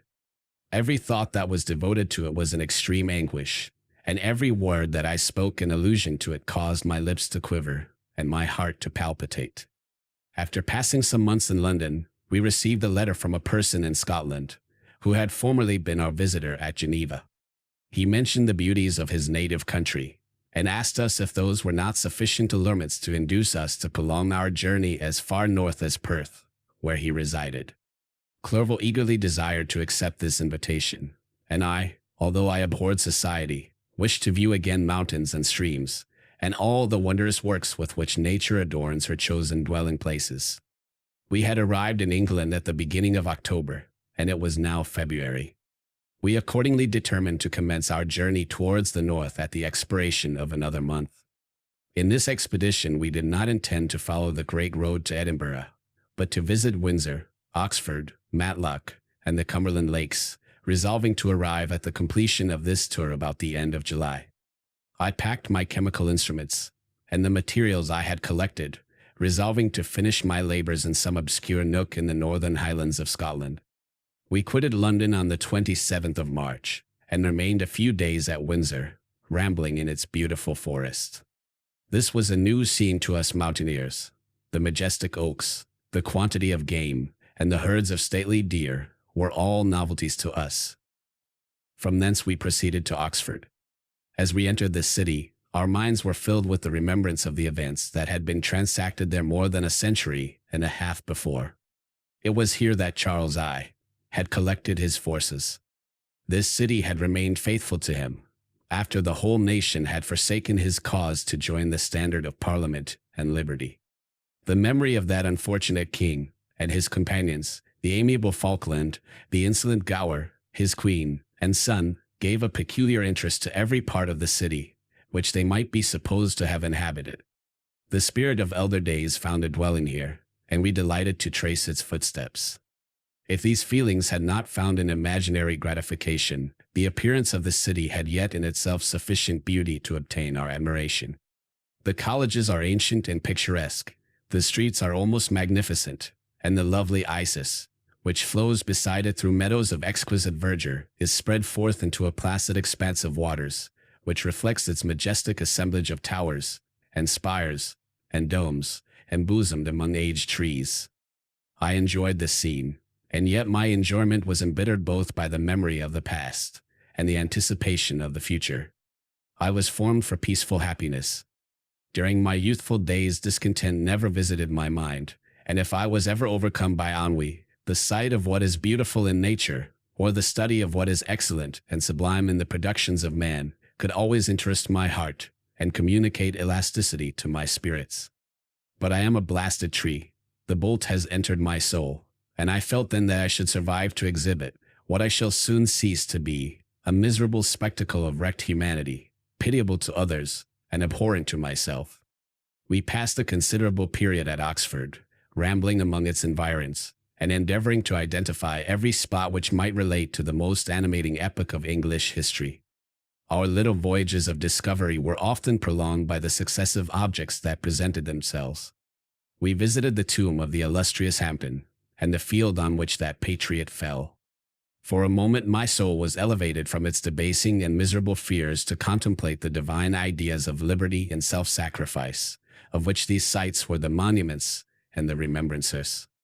For an instant I dared to shake off my chains, and look around me with a free and lofty spirit. But the iron had eaten into my flesh, and I sank again, trembling and hopeless, into my miserable self. We left Oxford with regret, and proceeded to Matlock, which was our next place of rest.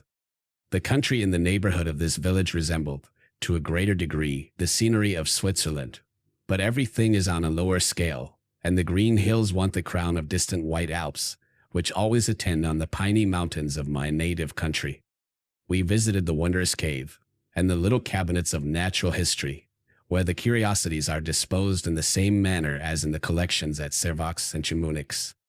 The latter name made me tremble when pronounced by Henry, and I hastened to quit Matlock, with which that terrible scene was thus associated. From Derby, still journeying northward, we passed 2 months in Cumberland and Westmoreland. I could now almost fancy myself among the Swiss mountains. The little patches of snow which yet lingered on the northern sides of the mountains, the lakes, and the dashing of the rocky streams, were all familiar and dear sights to me. Here also we made some acquaintances, who almost contrived to cheat me into happiness. The delight of Clerval was proportionably greater than mine. His mind expanded in the company of men of talent, and he found in his own nature greater capacities and resources than he could have imagined himself to have possessed while he associated with his inferiors. "I could pass my life here," said he to me, "and among these mountains I should scarcely regret Switzerland and the Rhine." But he found that a traveler's life is one that includes much pain amidst its enjoyments. His feelings are forever on the stretch, and when he begins to sink into repose, he finds himself obliged to quit that on which he rests in pleasure for something new, which again engages his attention, and which also he forsakes for other novelties. We had scarcely visited the various lakes of Cumberland and Westmoreland, and conceived an affection for some of the inhabitants, when the period of our appointment with our Scotch friend approached, and we left them to travel on. For my own part, one was not sorry. I had now neglected my promise for some time, and I feared the effects of the Damon's disappointment. He might remain in Switzerland, and wreak his vengeance on my relatives. This idea pursued me, and tormented me at every moment from which I might otherwise have snatched repose and peace. I waited for my letters with feverish impatience. If they were delayed, I was miserable, and overcome by 1,000 fears. And when they arrived, and I saw the superscription of Elizabeth or my father, I hardly dared to read and ascertain my fate. Sometimes I thought that the fiend followed me, and might expedite my remissness by murdering my companion. When these thoughts possessed me, I would not quit Henry for a moment, but followed him as his shadow, to protect him from the fancied rage of his destroyer. I felt as if I had committed some great crime, the consciousness of which haunted me. I was guiltless, but I had indeed drawn down a horrible curse upon my head, as mortal as that of crime. I visited Edinburgh with languid eyes and mind, and yet that city might have interested the most unfortunate being. Clerval did not like it so well as Oxford, for the antiquity of the latter city was more pleasing to him. But the beauty and regularity of the new town of Edinburgh, its romantic castle, and its environs, the most delightful in the world, Arthur's Seat, St. Bernard's Well, and the Pentland Hills, compensated him for the change, and filled him with cheerfulness and admiration. But I was impatient to arrive at the termination of my journey. We left Edinburgh in a week, passing through Cupar, St. Andrews, and along the banks of the Tay to Perth, where our friend expected us. But I was in no mood to laugh and talk with strangers, or enter into their feelings or plans with the good humor expected from a guest, and accordingly I told Clerval that I wished to make the tour of Scotland alone. "Do you," said I, "enjoy yourself, and let this be our rendezvous. I may be absent a month or two, but do not interfere with my motions, I entreat you. Leave me to peace and solitude for a short time, and when I return, I hope it will be with a lighter heart, more congenial to your own temper." Henry wished to dissuade me, but seeing me bent on this plan, ceased to remonstrate. He entreated me to write often. "I had rather be with you," he said, "in your solitary rambles, than with these Scotch people, whom I do not know. Hasten then, my dear friend, to return, that I may again feel myself somewhat at home, which I cannot do in your absence." Having parted from my friend, I determined to visit some remote spot of Scotland, and finish my work in solitude. I did not doubt but that the monster followed me, and would discover himself to me when I should have finished, that he might receive his companion. With this resolution I traversed the northern highlands, and fixed on one of the remotest of the Orkneys as the scene labors. It was a place fitted for such a work, being hardly more than a rock, whose high sides were continually beaten upon by the waves. The soil was barren, scarcely affording pasture for a few miserable cows, and oatmeal for its inhabitants, which consisted of 5 persons, whose gaunt and scraggy limbs gave tokens of their miserable fare. Vegetables and bread, when they indulged in such luxuries, and even fresh water, was to be procured from the main land, which was about 5 miles distant. On the whole island there were but 3 miserable huts, and one of these was vacant when I arrived. This I hired. It contained but 2 rooms, and these exhibited all the squalidness of the most miserable penury. The thatch had fallen in, the walls were unplastered, and the door was off its hinges. I ordered it to be repaired, bought some furniture, and took possession, an incident which would, doubtless, have occasioned some surprise had not all the senses of the cottagers been benumbed by want and squalid poverty. As it was, I lived ungazed at and unmolested, hardly thanked for the pittance of food and clothes which I gave. So much does suffering blunt even the coarsest sensations of men. In this retreat I devoted the morning to labor, but in the evening, when the weather permitted, I walked on the stony beach of the sea to listen to the waves as they roared and dashed at my feet. It was a monotonous, yet ever-changing scene. I thought of Switzerland. It was far different from this desolate and appalling landscape. Its hills are covered with vines, and its cottages are scattered thickly in the plains. Its fair lakes reflect a blue and gentle sky, and when troubled by the winds, their tumult is but as the play of a lively infant, when compared to the roarings of the giant ocean. In this manner I distributed my occupations when I first arrived, but, as I proceeded in my labor, it became every day more horrible and irksome to me. Sometimes I could not prevail on myself to enter my laboratory for several days, and at other times I toiled day and night in order to complete my work. It was indeed a filthy process in which I was engaged. During my first experiment, a kind of enthusiastic frenzy had blinded me to the horror of my employment. My mind was intently fixed on the sequel of my labor, and my eyes were shut to the horror of my proceedings. But now I went to it in cold blood, and my heart often sickened at the work of my hands. Thus situated, employed in the most detestable occupation, immersed in a solitude where nothing could for an instant call my attention from the actual scene in which I was engaged, my spirits became unequal. I grew restless and nervous. Every moment I feared to meet my persecutor. Sometimes I sat with my eyes fixed on the ground, fearing to raise them lest they should encounter the object which I so much dreaded to behold. I feared to wander from the sight of my fellow creatures, lest when alone he should come to claim his companion.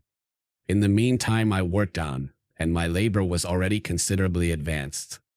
I looked towards its completion with a tremulous and eager hope, which I dared not trust myself to question, but which was intermixed with obscure forebodings of evil that made my heart sicken in my bosom.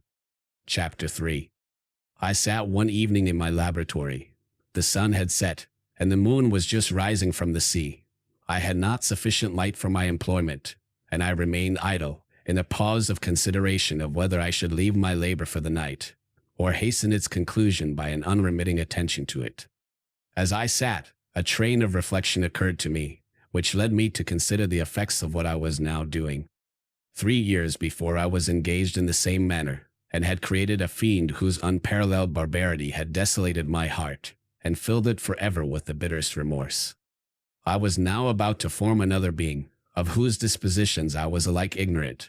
She might become 10,000 times more malignant than her mate, and delight, for its own sake, in murder and wretchedness. He had sworn to quit the neighborhood of man, and hide himself in deserts, but she had not, and she, who in all probability was to become a thinking and reasoning animal, might refuse to comply with a compact made before her creation. They might even hate each other. The creature who already lived loathed his own deformity, and might he not conceive a greater abhorrence for it when it came before his eyes in the female form? She also might turn with disgust from him to the superior beauty of man. She might quit him, and he be again alone, exasperated by the fresh provocation of being deserted by one of his own species.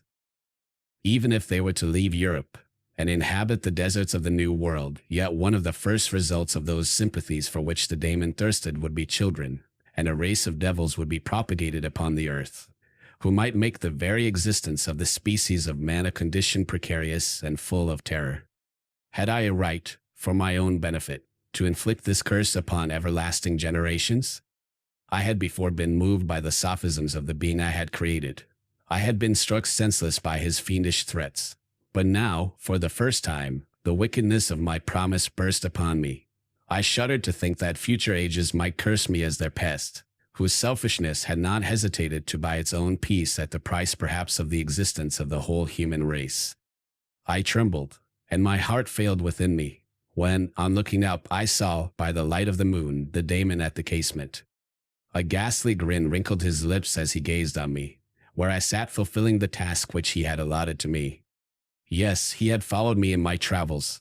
He had loitered in forests, hid himself in caves, or taken refuge in wide and desert heaths, and he now came to mark my progress, and claimed the fulfillment of my promise. As I looked on him, his countenance expressed the utmost extent of malice and treachery. I thought with a sensation of madness on my promise of creating another like to him, and trembling with passion, tore to pieces the thing on which I was engaged. The wretch saw me destroy the creature on whose future existence he depended for happiness, and with a howl of devilish despair and revenge, withdrew. I left the room, and locking the door, made a solemn vow in my own heart never to resume my labors. And then, with trembling steps, I sought my own apartment. I was alone. None were near me to dissipate the gloom, and relieve me from the sickening oppression of the most terrible reveries. Several hours passed, and I remained near my window gazing on the sea. It was almost motionless, for the winds were hushed, and all nature reposed under the eye of the quiet moon. A few fishing vessels alone specked the water, and now and then the gentle breeze wafted the sound of voices, as the fishermen called to one another.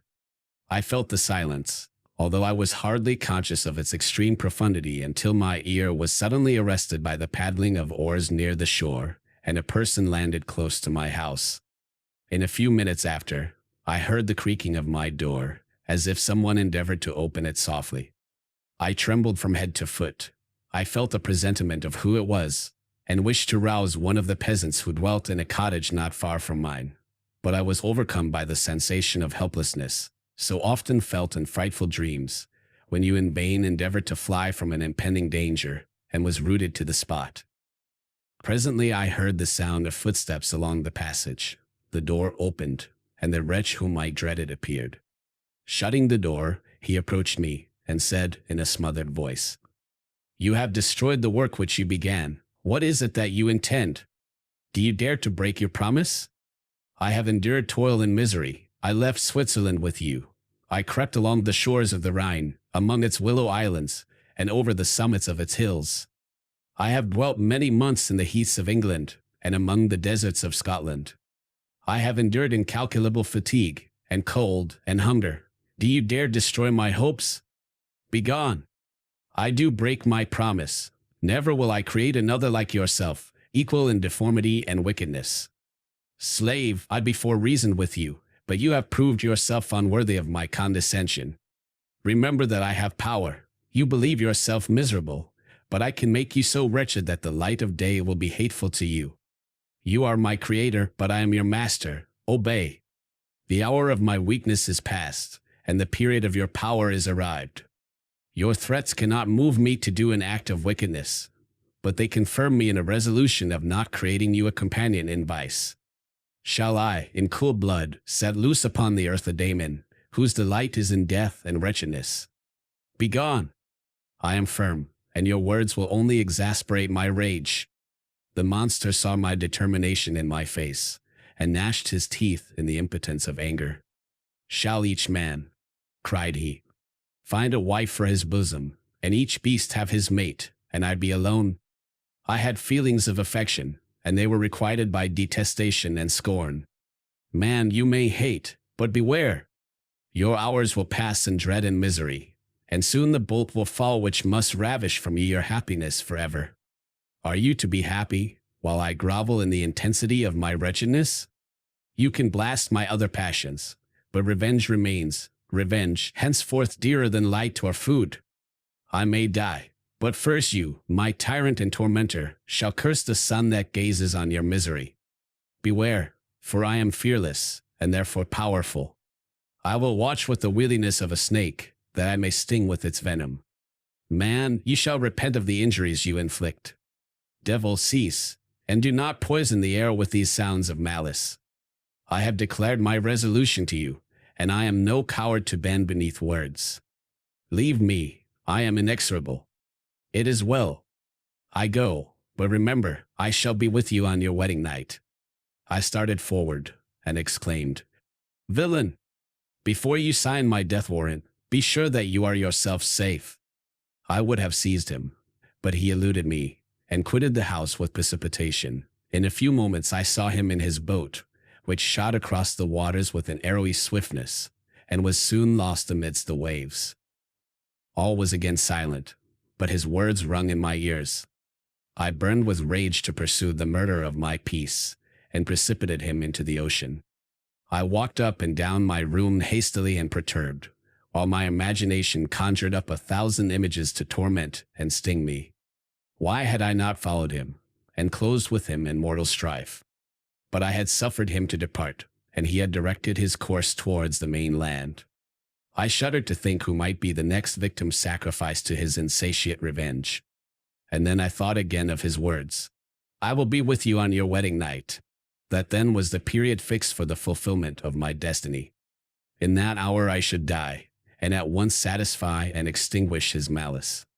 The prospect did not move me to fear, yet when I thought of my beloved Elizabeth, of her tears and endless sorrow, when she should find her lover so barbarously snatched from her, tears, the first I had shed for many months, streamed from my eyes, and I resolved not to fall before my enemy without a bitter struggle.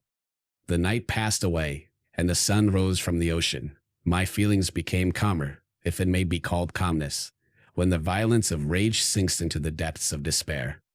I left the house, the horrid scene of the last night's contention, and walked on the beach of the sea, which I almost regarded as an insuperable barrier between me and my fellow creatures. Nay, a wish that such should prove the fact stole across me.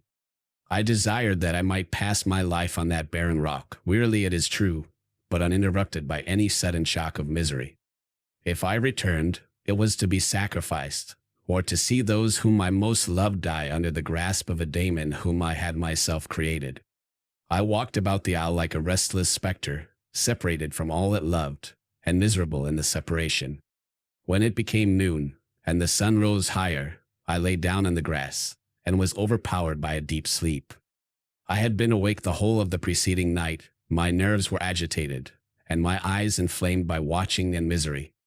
The sleep into which I now sunk refreshed me, and when I awoke, I again felt as if I belonged to a race of human beings like myself, and I began to reflect upon what had passed with greater composure. Yet still the words of the fiend rung in my ears like a death knell. They appeared like a dream, yet distinct and oppressive as a reality. The sun had far descended, and I still sat on the shore, satisfying my appetite, which had become ravenous, with an oaten cake, when I saw a fishing boat land close to me, and one of the men brought me a packet. It contained letters from Geneva, and one from Clerval, entreating me to join him. He said that nearly a year had elapsed since we had quitted Switzerland, and France was yet unvisited.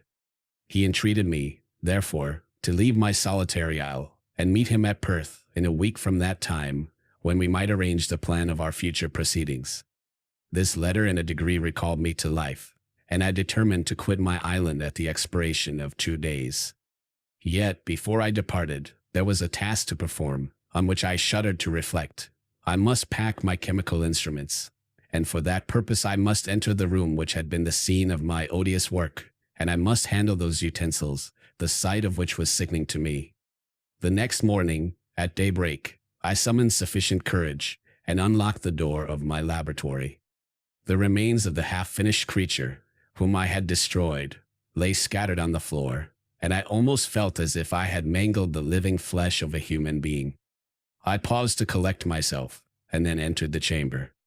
With trembling hand I conveyed the instruments out of the room, but I reflected that I ought not to leave the relics of my work to excite the horror and suspicion of the peasants, and I accordingly put them into a basket, with a great quantity of stones, and laying them up, determined to throw them into the sea that very night. And in the meantime I sat upon the beach, employed in cleaning and arranging my chemical apparatus. Nothing could be more complete than the alteration that had taken place in my feelings since the night of the appearance of the daemon. I had before regarded my promise with a gloomy despair, as a thing that, with whatever consequences, must be fulfilled. But I now felt as if a film had been taken from before my eyes, and that I, for the first time, saw clearly. The idea of renewing my labors did not for one instant occur to me. The threat I had heard weighed on my thoughts, but I did not reflect that a voluntary act of mine could avert it. I had resolved in my own mind that to create another like the fiend I had first made would be an act of the basest and most atrocious selfishness, and I banished from my mind every thought that could lead to a different conclusion. Between 2 and 3 in the morning the moon rose, and I then, putting my basket aboard a little skiff, sailed out about 4 miles from the shore. The scene was perfectly solitary. A few boats were returning towards land, but I sailed away from them. I felt as if I was about the commission of a dreadful crime, and avoided with shuddering anxiety any encounter with my fellow creatures. At one time the moon, which had before been clear, was suddenly overspread by a thick cloud, and I took advantage of the moment of darkness, and cast my basket into the sea. I listened to the gurgling sound as it sunk, and then sailed away from the spot. The sky became clouded, but the air was pure, although chilled by the northeast breeze that was then rising. But it refreshed me, and filled me with such agreeable sensations, that I resolved to prolong my stay on the water, and fixing the rudder in a direct position, stretched myself at the bottom of the boat. Clouds hid the moon, everything was obscure, and I heard only the sound of the boat, as its keel cut through the waves. The murmur lulled me, and in a short time I slept soundly. I do not know how long I remained in this situation, but when I awoke I found that the sun had already mounted considerably. The wind was high, and the waves continually threatened the safety of my little skiff. I found that the wind was northeast, and must have driven me far from the coast from which I had embarked. I endeavored to change my course, but quickly found that if I again made the attempt the boat would be instantly filled with water. Thus situated, my only resource was to drive before the wind. I confess that I felt a few sensations of terror. I had no compass with me, and was so little acquainted with the geography of this part of the world that the sun was of little benefit to me. I might be driven into the wide Atlantic, and feel all the tortures of starvation, or be swallowed up in the immeasurable waters that roared and buffeted around me. I had already been out many hours, and felt the torment of a burning thirst, a prelude to my other sufferings. I looked on the heavens, which were covered by clouds that flew before the wind only to be replaced by others. I looked upon the sea. It was to be my grave. Fiend, I exclaimed, your task is already fulfilled. I thought of Elizabeth, of my father, and of Clerval, and sunk into a reverie, so despairing and frightful that even now, when the scene is on the point of closing before me forever, I shudder to reflect on it. Some hours passed thus, but by degrees, as the sun declined towards the horizon, the wind died away into a gentle breeze, and the sea became free from breakers. But these gave place to a heavy swell. I felt sick, and hardly able to hold the rudder, when suddenly I saw a line of high land towards the south.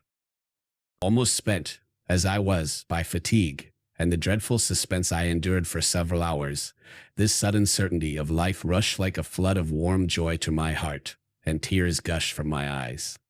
How mutable are our feelings, and how strange is that clinging love we have of life even in the excess of misery. I constructed another sail with a part of my dress, and eagerly steered my course towards the land. It had a wild and rocky appearance, but as I approached nearer, I easily perceived the traces of cultivation. I saw vessels near the shore, and found myself suddenly transported back to the neighborhood of civilized man. I eagerly traced the windings of the land, and hailed a steeple which I at length saw issuing from behind a small promontory. As I was in a state of extreme debility, I resolved to sail directly towards the town as a place where I could most easily procure nourishment. Fortunately, I had money with me.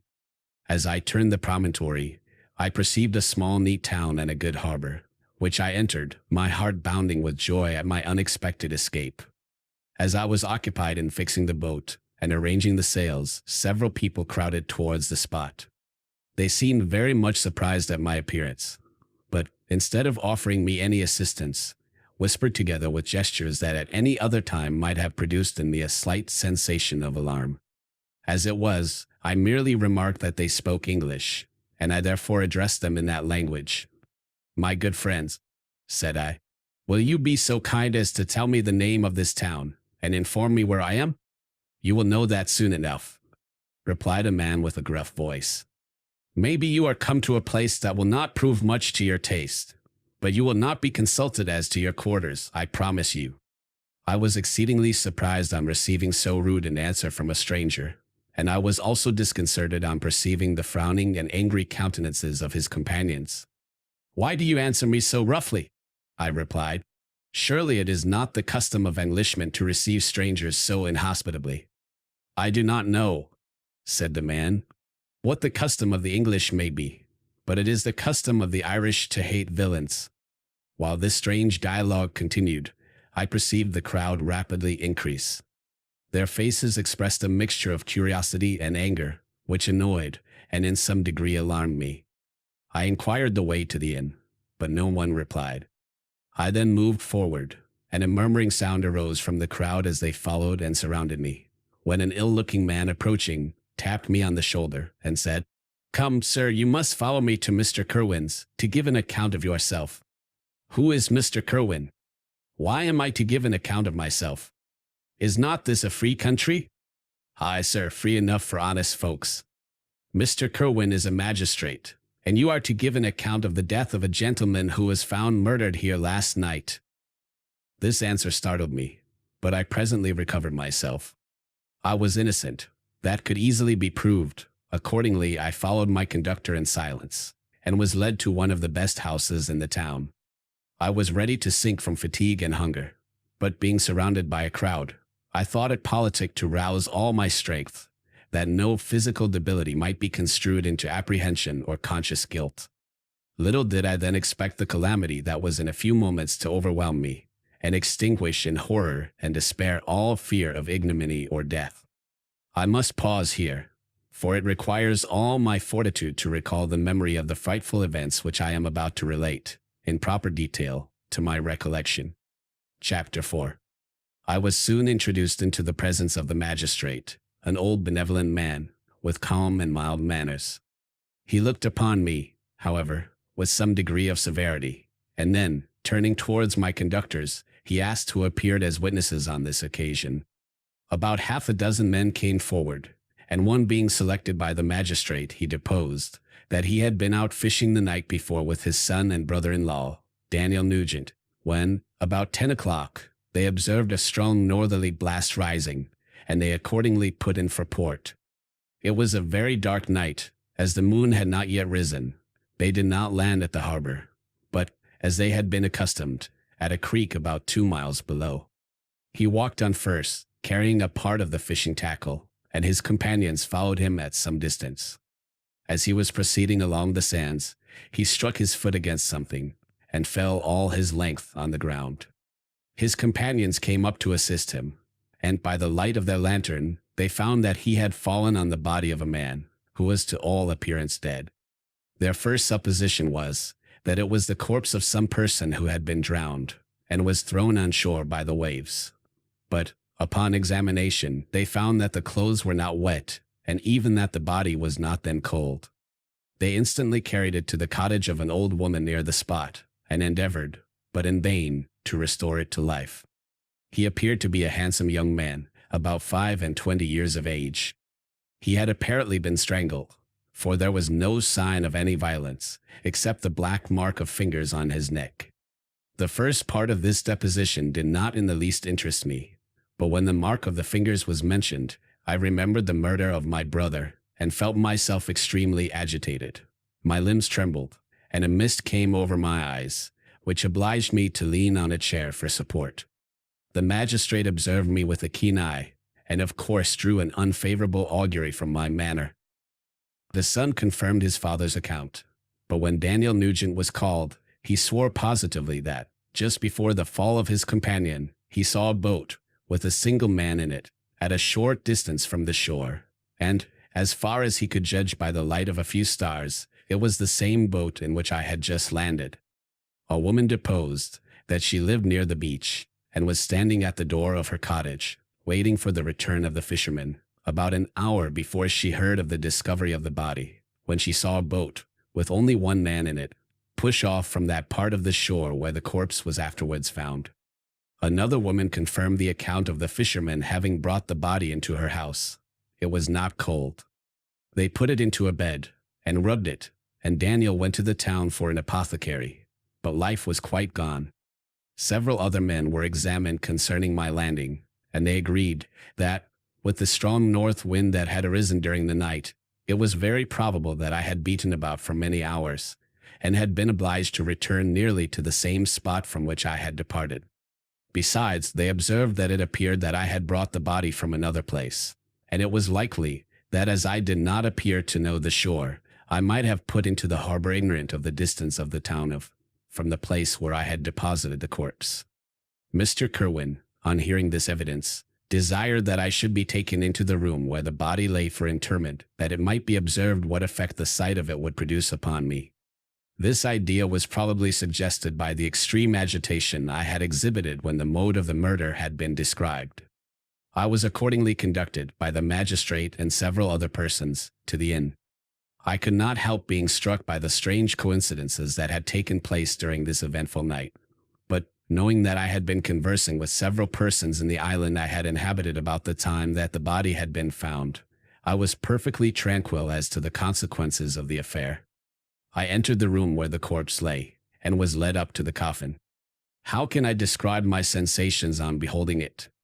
I feel yet parched with horror, nor can I reflect on that terrible moment without shuddering in agony, that faintly reminds me of the anguish of the recognition. The trial, the presence of the magistrate and witnesses, passed like a dream from my memory, when I saw the lifeless form of Henry Clerval stretched before me. I gasped for breath, and throwing myself on the body, I exclaimed, "Have my murderous machinations deprived you also, my dearest Henry, of life? 2 I have already destroyed. Other victims await their destiny, but you, Clerval, my friend, my benefactor."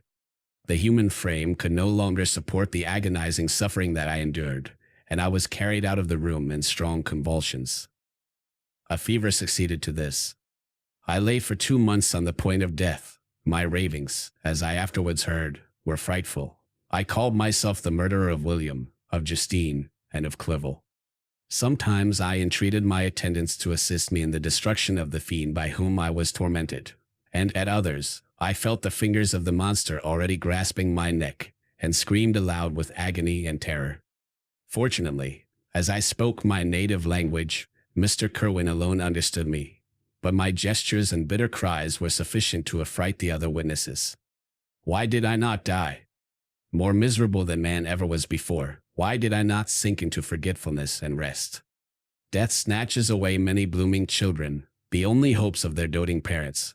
How many brides and youthful lovers have been one day in the bloom of health and hope, and the next a prey for worms and the decay of the tomb? Of what materials was I made, that I could thus resist so many shocks, which, like the turning of the wheel, continually renewed the torture? But I was doomed to live, and in 2 months found myself as awaking from a dream, in a prison, stretched on a wretched bed, surrounded by jailers, turnkeys, bolts, and all the miserable apparatus of a dungeon. It was morning, I remember, when I thus awoke to understanding. I had forgotten the particulars of what had happened, and only felt as if some great misfortune had suddenly overwhelmed me. But when I looked around, and saw the barred windows, and the squalidness of the room in which I was, all flashed across my memory, and I groaned bitterly. This sound disturbed an old woman who was sleeping in a chair beside me. She was a hired nurse, the wife of one of the turnkeys, and her countenance expressed all those bad qualities which often characterize that class.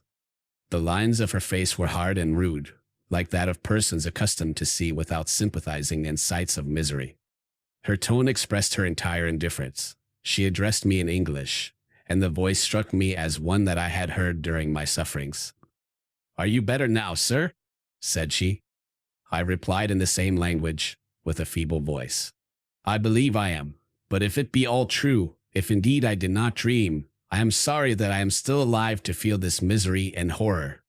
"For that matter," replied the old woman, "if you mean about the gentleman you murdered, I believe that it were better for you if you were dead, for I fancy it will go hard with you. But you will be hung when the next sessions come on. However, that's none of my business. I am sent to nurse you, and get you well. I do my duty with a safe conscience. It were well if every body did the same." I turned with loathing from the woman who could utter so unfeeling a speech to a person just saved, on the very edge of death. But I felt languid, and unable to reflect on all that had passed. The whole series of my life appeared to me as a dream. I sometimes doubted if indeed it were all true, for it never presented itself to my mind with the force of reality. As the images that floated before me became more distinct, I grew feverish. A darkness pressed around me. No one was near me who soothed me with the gentle voice of love. No dear hand supported me. The physician came and prescribed medicines, and the old woman prepared them for me. But utter carelessness was visible in the first, and the expression of brutality was strongly marked in the visage of the second. Who could be interested in the fate of a murderer, but the hangman who would gain his fee? These were my first reflections, but I soon learned that Mr. Kerwin had shown me extreme kindness. He had caused the best room in the prison to be prepared for me. Wretched indeed was the best, and it was he who had provided a physician and a nurse. It is true, he seldom came to see me, for, although he ardently desired to relieve the sufferings of every human creature, he did not wish to be present at the agonies and miserable ravings of a murderer. He came, therefore, sometimes to see that I was not neglected, but his visits were short and at long intervals.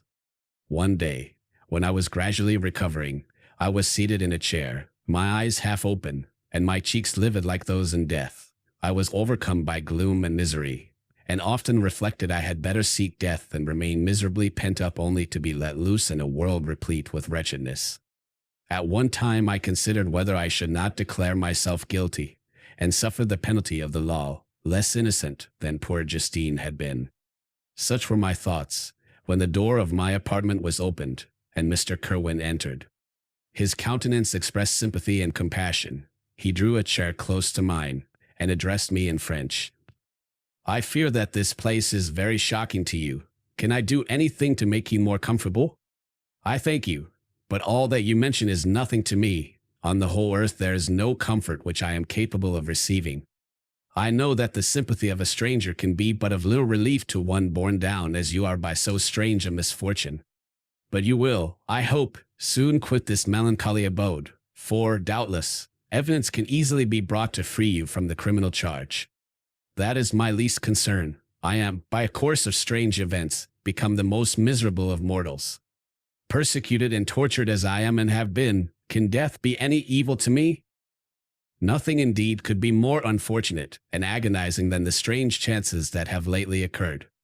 You were thrown, by some surprising accident, on this shore, renowned for its hospitality, seized immediately, and charged with murder. The first sight that was presented to your eyes was the body of your friend, murdered in so unaccountable a manner, and placed, as it were, by some fiend across your path. As Mr. Kerwin said this, notwithstanding the agitation I endured on this retrospect of my sufferings, I also felt considerable surprise at the knowledge he seemed to possess concerning me.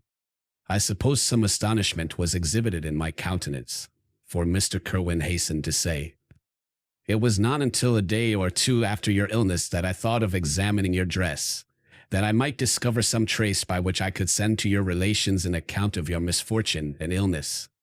I found several letters, and among others one which I discovered from its commencement to be from your father. I instantly wrote to Geneva. Merely 2 months have elapsed since the departure of my letter. But you are ill. Even now you tremble. You are unfit for agitation of any kind. This suspense is 1,000 times worse than the most horrible event. Tell me what new scene of death has been acted, and whose murder I am now to lament." "Your family is perfectly well," said Mr. Kerwin with gentleness. "And someone, a friend, is come to visit you."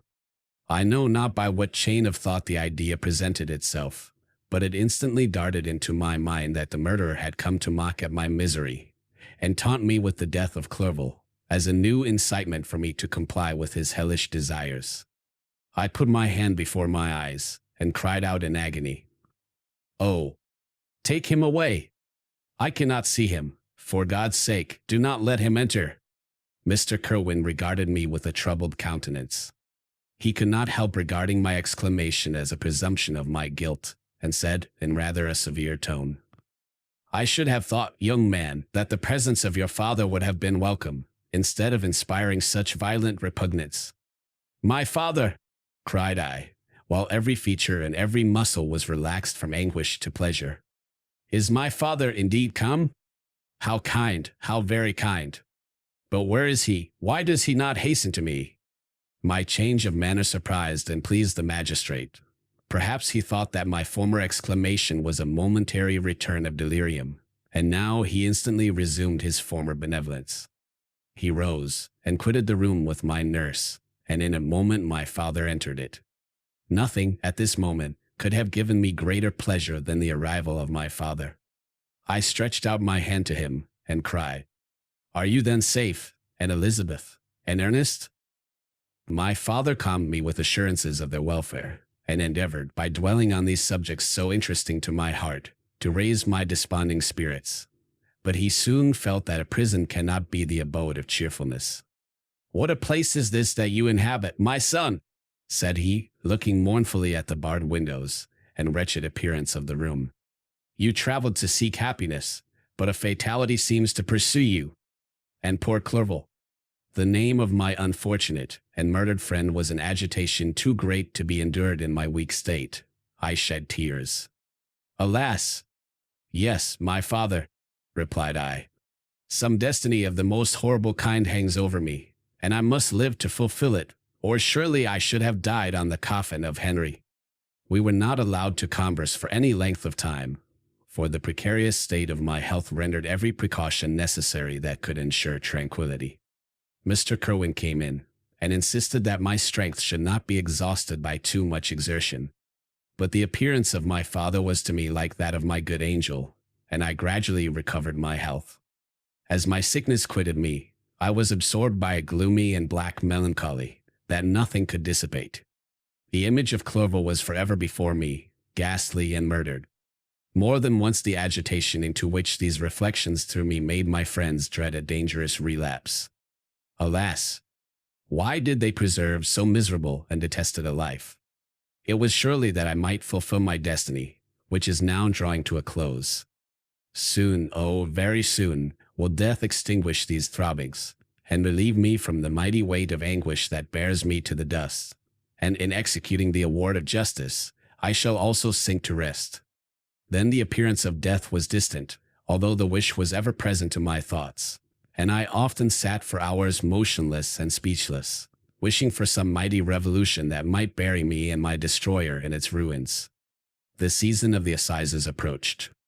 I had already been 3 months in prison, and although I was still weak, and in continual danger of a relapse, I was obliged to travel nearly 100 miles to the county town, where the court was held.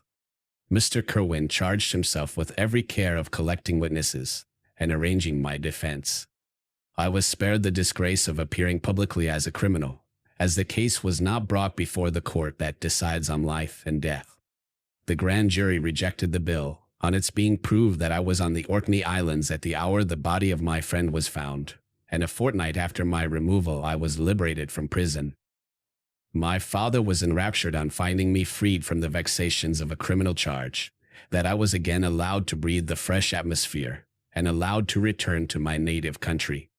I did not participate in these feelings, for to me the walls of a dungeon or a palace were alike hateful. The cup of life was poisoned forever, and although the sun shone upon me, as upon the happy and gay of heart, I saw around me nothing but a dense and frightful darkness, penetrated by no light but the glimmer of 2 eyes that glared upon me. Sometimes they were the expressive eyes of Henry, languishing in death, the dark orbs nearly covered by the lids, and the long black lashes that fringed them. Sometimes it was the watery clouded eyes of the monster, as I first saw them in my chamber at Ingolstadt. My father tried to awaken in me the feelings of affection. He talked of Geneva, which I should soon visit, of Elizabeth, and Ernest, but these words only drew deep groans from me. Sometimes, indeed, I felt a wish for happiness, and thought, with melancholy delight, of my beloved cousin, or longed, with a devouring malady du pays, to see once more the blue lake and rapid Rhone that had been so dear to me in early childhood. But my general state of feeling was a torpor, in which a prison was as welcome a residence as the divinest scene in nature, and these fits were seldom interrupted, but by paroxysms of anguish and despair. At these moments I often endeavored to put an end to the existence I loathed, and it required unceasing attendance and vigilance to restrain me from committing some dreadful act of violence. I remember, as I quitted the prison, I heard one of the men say, "He may be innocent of the murder, but he has certainly a bad conscience." These words struck me. A bad conscience. Yes, surely I had one. William, Justine, and Clerval had died through my infernal machinations. "And whose death," cried I, "is to finish the tragedy? My father, do not remain in this wretched country. Take me where I may forget myself, my existence, and all the world." My father easily acceded to my desire, and, after having taken leave of Mr. Kerwin, we hastened to Dublin. I felt as if I was relieved from a heavy weight, when the packet sailed with a fair wind from Ireland, and I had quitted forever the country which had been to me the scene of so much misery. It was midnight. My father slept in the cabin, and I lay on the deck, looking at the stars, and listening to the dashing of the waves. I hailed the darkness that shut Ireland from my sight, and my pulse beat with a feverish joy when I reflected that I should soon see Geneva. The past appeared to me in the light of a frightful dream, yet the vessel in which I was, the wind that blew me from the detested shore of Ireland, and the sea which surrounded me, told me too forcibly that I was deceived by no vision, and that Clerval, my friend and dearest companion, had fallen a victim to me and the monster of my creation.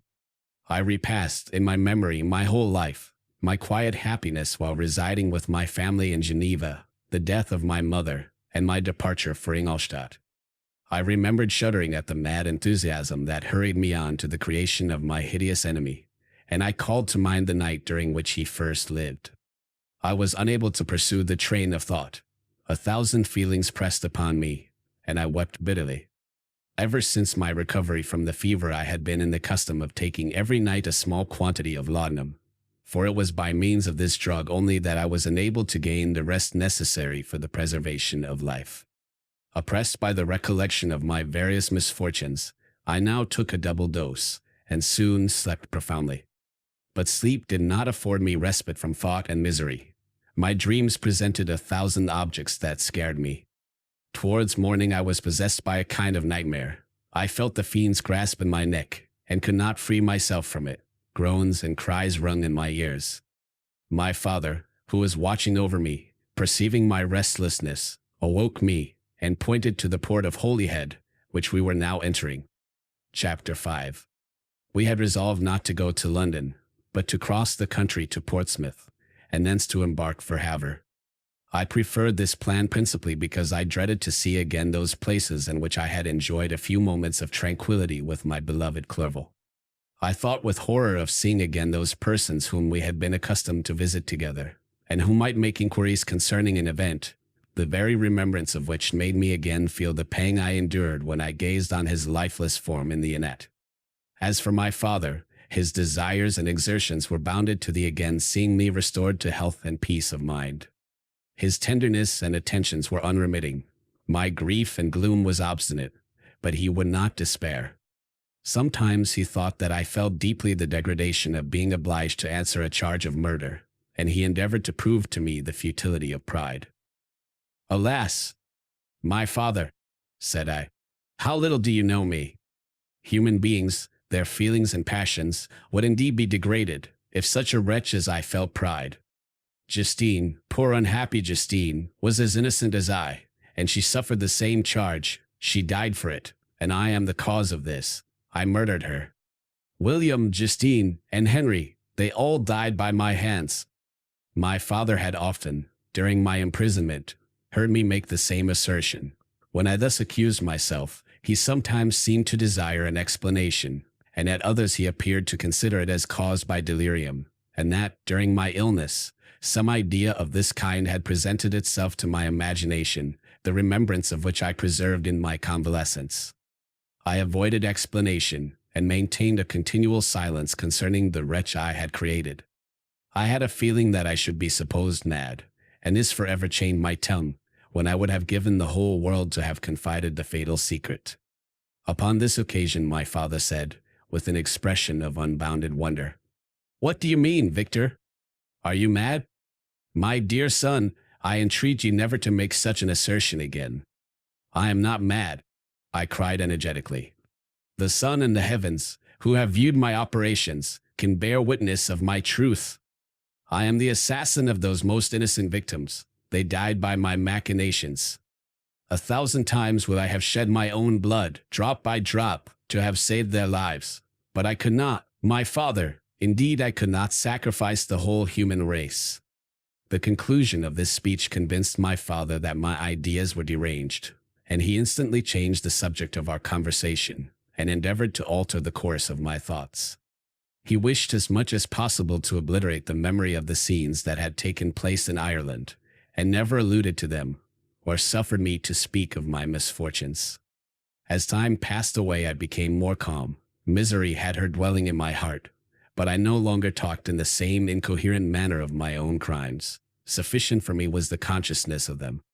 By the utmost self-violence, I curbed the imperious voice of wretchedness, which sometimes desired to declare itself to the whole world, and my manners were calmer and more composed than they had ever been since my journey to the Sea of Ice.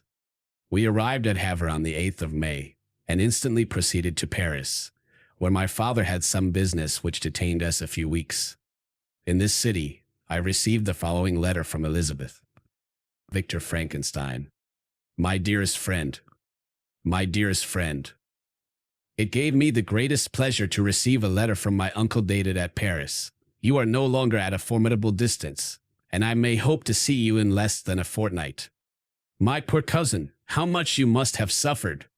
I expect to see you looking even more ill than when you quitted Geneva. This winter has been passed most miserably, tortured as I have been by anxious suspense. Yet I hope to see peace in your countenance, and to find that your heart is not totally devoid of comfort and tranquillity.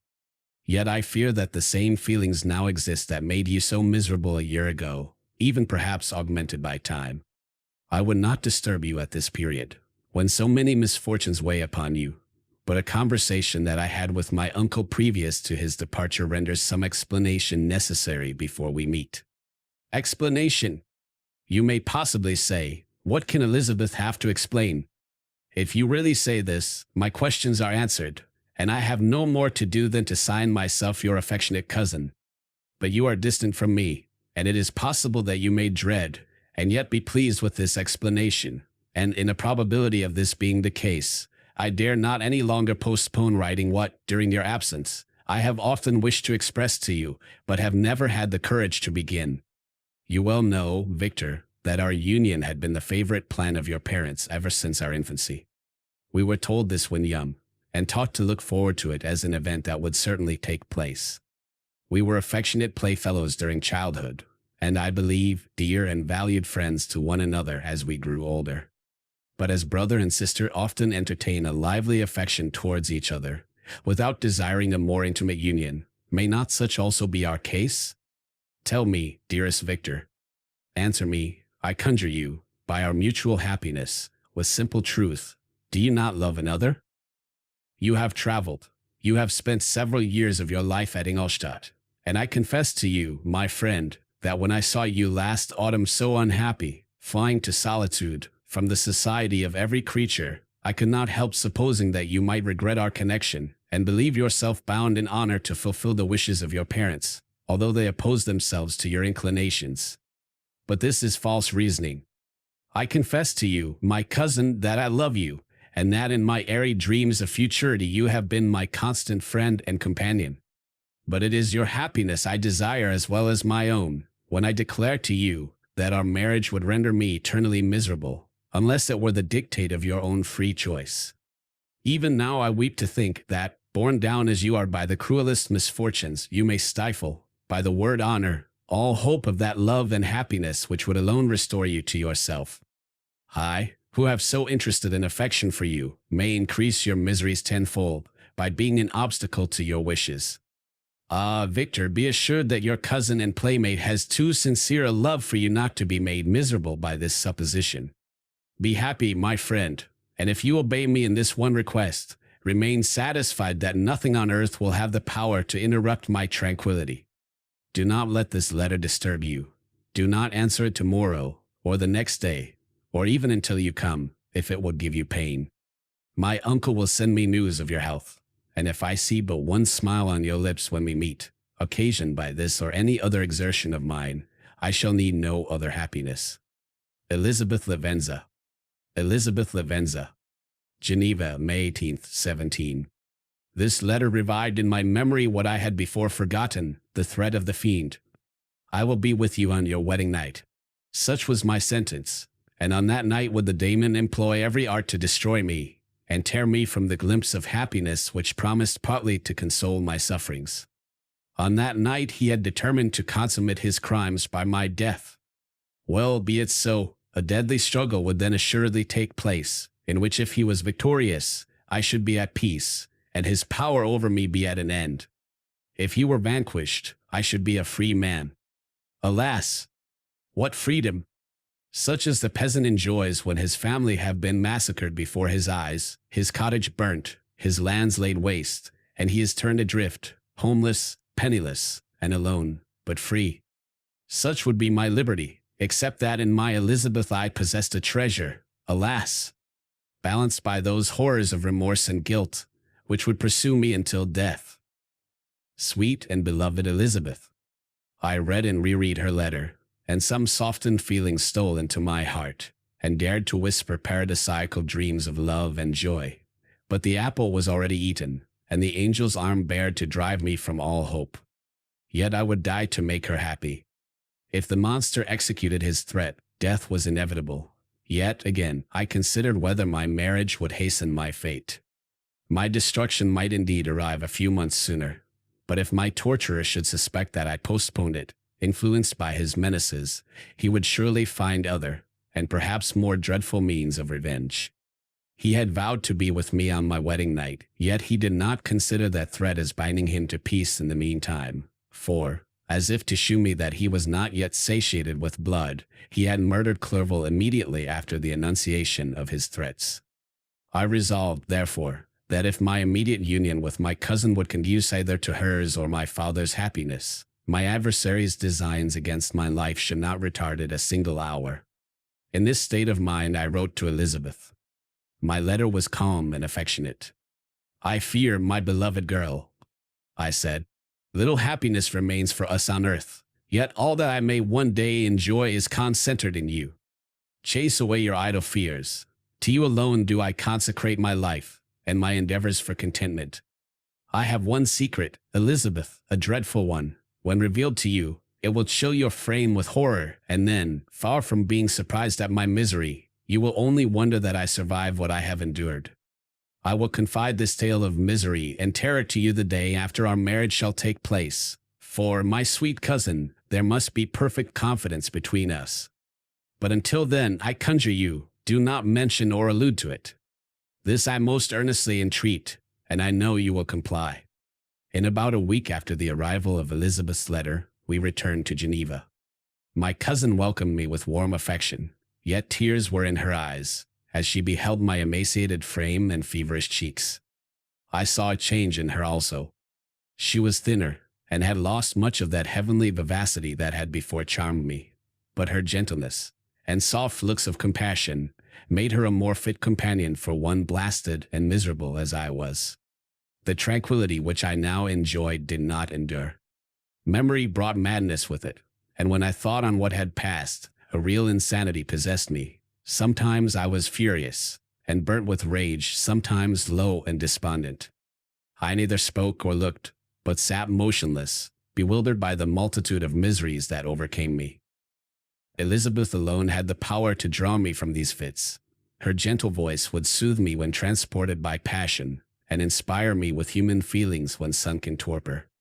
She wept with me, and for me. When reason returned, she would remonstrate, and endeavor to inspire me with resignation. Ah, it is well for the unfortunate to be resigned, but for the guilty there is no peace. The agonies of remorse poison the luxury there is otherwise sometimes found in indulging the excess of grief. Soon after my arrival, my father spoke of my immediate marriage with my cousin. I remained silent. "Have you, then, some other attachment?" "None on earth. I love Elizabeth, and look forward to our union with delight. Let the day therefore be fixed, and on it I will consecrate myself, in life or death, to the happiness of my cousin." "My dear Victor, do not speak thus. Heavy misfortunes have befallen us, but let us only cling closer to what remains, and transfer our love for those whom we have lost to those who yet live. Our circle will be small, but bound close by the ties of affection and mutual misfortune. And when time shall have softened your despair, new and dear objects of care will be born to replace those of whom we have been so cruelly deprived." Such were the lessons of my father. But to me the remembrance of the threat returned, nor can you wonder that, omnipotent as the fiend had yet been in his deeds of blood, I should almost regard him as invincible, and that when he had pronounced the words, "I shall be with you on your wedding night," I should regard the threatened fate as unavoidable. But death was no evil to me, if the loss of Elizabeth were balanced with it, and I therefore, with a contented and even cheerful countenance, agreed with my father, that if my cousin would consent, the ceremony should take place in 10 days, and thus put, as I imagined, the seal to my fate. Great God! If for one instant I had thought what might be the hellish intention of my fiendish adversary, I would rather have banished myself forever from my native country, and wandered a friendless outcast over the earth, than have consented to this miserable marriage. But, as if possessed of magic powers, the monster had blinded me to his real intentions, and when I thought that I prepared only my own death, I hastened that of a far dearer victim. As the period fixed for our marriage drew nearer, whether from cowardice or a prophetic feeling, I felt my heart sink within me. But I concealed my feelings by an appearance of hilarity that brought smiles and joy to the countenance of my father, but hardly deceived the ever-watchful and nicer eye of Elizabeth. She looked forward to our union with placid contentment, not unmingled with a little fear, which past misfortunes had impressed, that what now appeared certain and tangible happiness might soon dissipate into an airy dream and leave no trace but deep and everlasting regret. Preparations were made for the event, congratulatory visits were received, and all wore a smiling appearance. I shut up, as well as I could, in my own heart the anxiety that preyed there, and entered with seeming earnestness into the plans of my father, although they might only serve as the decorations of my tragedy. A house was purchased for us near Cologne, by which we should enjoy the pleasures of the country, and yet be so near Geneva as to see my father every day, who would still reside within the walls, for the benefit of Ernest, that he might follow his studies at the schools. In the meantime I took every precaution to defend my person, in case the fiend should openly attack me. I carried pistols and a dagger constantly about me, and was ever on the watch to prevent artifice, and by these means gained a greater degree of tranquillity. Indeed, as the period approached, the threat appeared more as a delusion, not to be regarded as worthy to disturb my peace, while the happiness I hoped for in my marriage wore a greater appearance of certainty, as the day fixed for its solemnization drew nearer, and I heard it continually spoken of as an occurrence which no accident could possibly prevent. Elizabeth seemed happy. My tranquil demeanor contributed greatly to calm her mind. But on the day that was to fulfill my wishes and my destiny, she was melancholy, and a presentiment of evil pervaded her, and perhaps also she thought of the dreadful secret, which I had promised to reveal to her the following day. My father was in the meantime overjoyed, and in the bustle of preparation, only observed in the melancholy of his niece the diffidence of a bride. After the ceremony was performed, a large party assembled at my father's, but it was agreed that Elizabeth and I should pass the afternoon and night at Evian, and return to Cologne the next morning. As the day was fair, and the wind favorable, we resolved to go by water. Those were the last moments of my life during which I enjoyed the feeling of happiness. We passed rapidly along. The sun was hot, but we were sheltered from its rays by a kind of canopy, while we enjoyed the beauty of the scene, sometimes on one side of the lake, where we saw Mont Saleve, the pleasant banks of Montélimar, and at a distance, surmounting all, the beautiful Mont Blanc, and the assemblage of snowy mountains that in vain endeavored to emulate her, sometimes coasting the opposite banks. We saw the mighty Jura opposing its dark side to the ambition that would quit its native country, and an almost insurmountable barrier to the invader who should wish to enslave it. I took the hand of Elizabeth. "You are sorrowful, my love. If you knew what I have suffered, and what I may yet endure, you would endeavor to let me taste the quiet and freedom from despair that this one day at least permits me to enjoy." "Be happy, my dear Victor," replied Elizabeth. "There is, I hope, nothing to distress you, and be assured that if a lively joy is not painted in my face, my heart is contented. Something whispers to me not to depend too much on the prospect that is open before us, but I will not listen to such a sinister voice. Observe how fast we move along, and how the clouds which sometimes obscure, and sometimes rise above the dome of Mont Blanc, render this scene of beauty still more interesting. Look also at the innumerable fish that are swimming in the clear waters, where we can distinguish every pebble that lies at the bottom. What a divine day! How happy and serene all nature appears!" Thus Elizabeth endeavored to divert her thoughts and mind from all reflection upon melancholy subjects. But her temper was fluctuating. Joy for a few instants shone in her eyes, but it continually gave place to distraction and reverie. The sun sunk lower in the heavens. We passed the river Drance, and observed its path through the chasms of the higher, and the glens of the lower hills. The Alps here come closer to the lake, and we approached the amphitheater of mountains which forms its eastern boundary. The spire of Evian shone under the woods that surrounded it, and the range of mountain above mountain by which it was overhung. The wind, which had hitherto carried us along with amazing rapidity, sunk at sunset to a light breeze. The soft air just ruffled the water, and caused a pleasant motion among the trees as we approached the shore, from which it wafted the most delightful scent of flowers and hay. The sun sunk beneath the horizon as we landed, and as I touched the shore, I felt those cares and fears revive, which soon were to clasp me and cling to me forever. Chapter 6. It was 8 o'clock when we landed. We walked for a short time on the shore, enjoying the transitory light, and then retired to the inn, and contemplated the lovely scene of waters, woods, and mountains, obscured in darkness, yet still displaying their black outlines. The wind, which had fallen in the south, now rose with great violence in the west. The moon had reached her summit in the heavens, and was beginning to descend. The clouds swept across it swifter than the flight of the vulture, and dimmed her rays, while the lake reflected the scene of the busy heavens, rendered still busier by the restless waves that were beginning to rise. Suddenly a heavy storm of rain descended. I had been calm during the day, but so soon as night obscured the shapes of objects, 1,000 fears arose in my mind.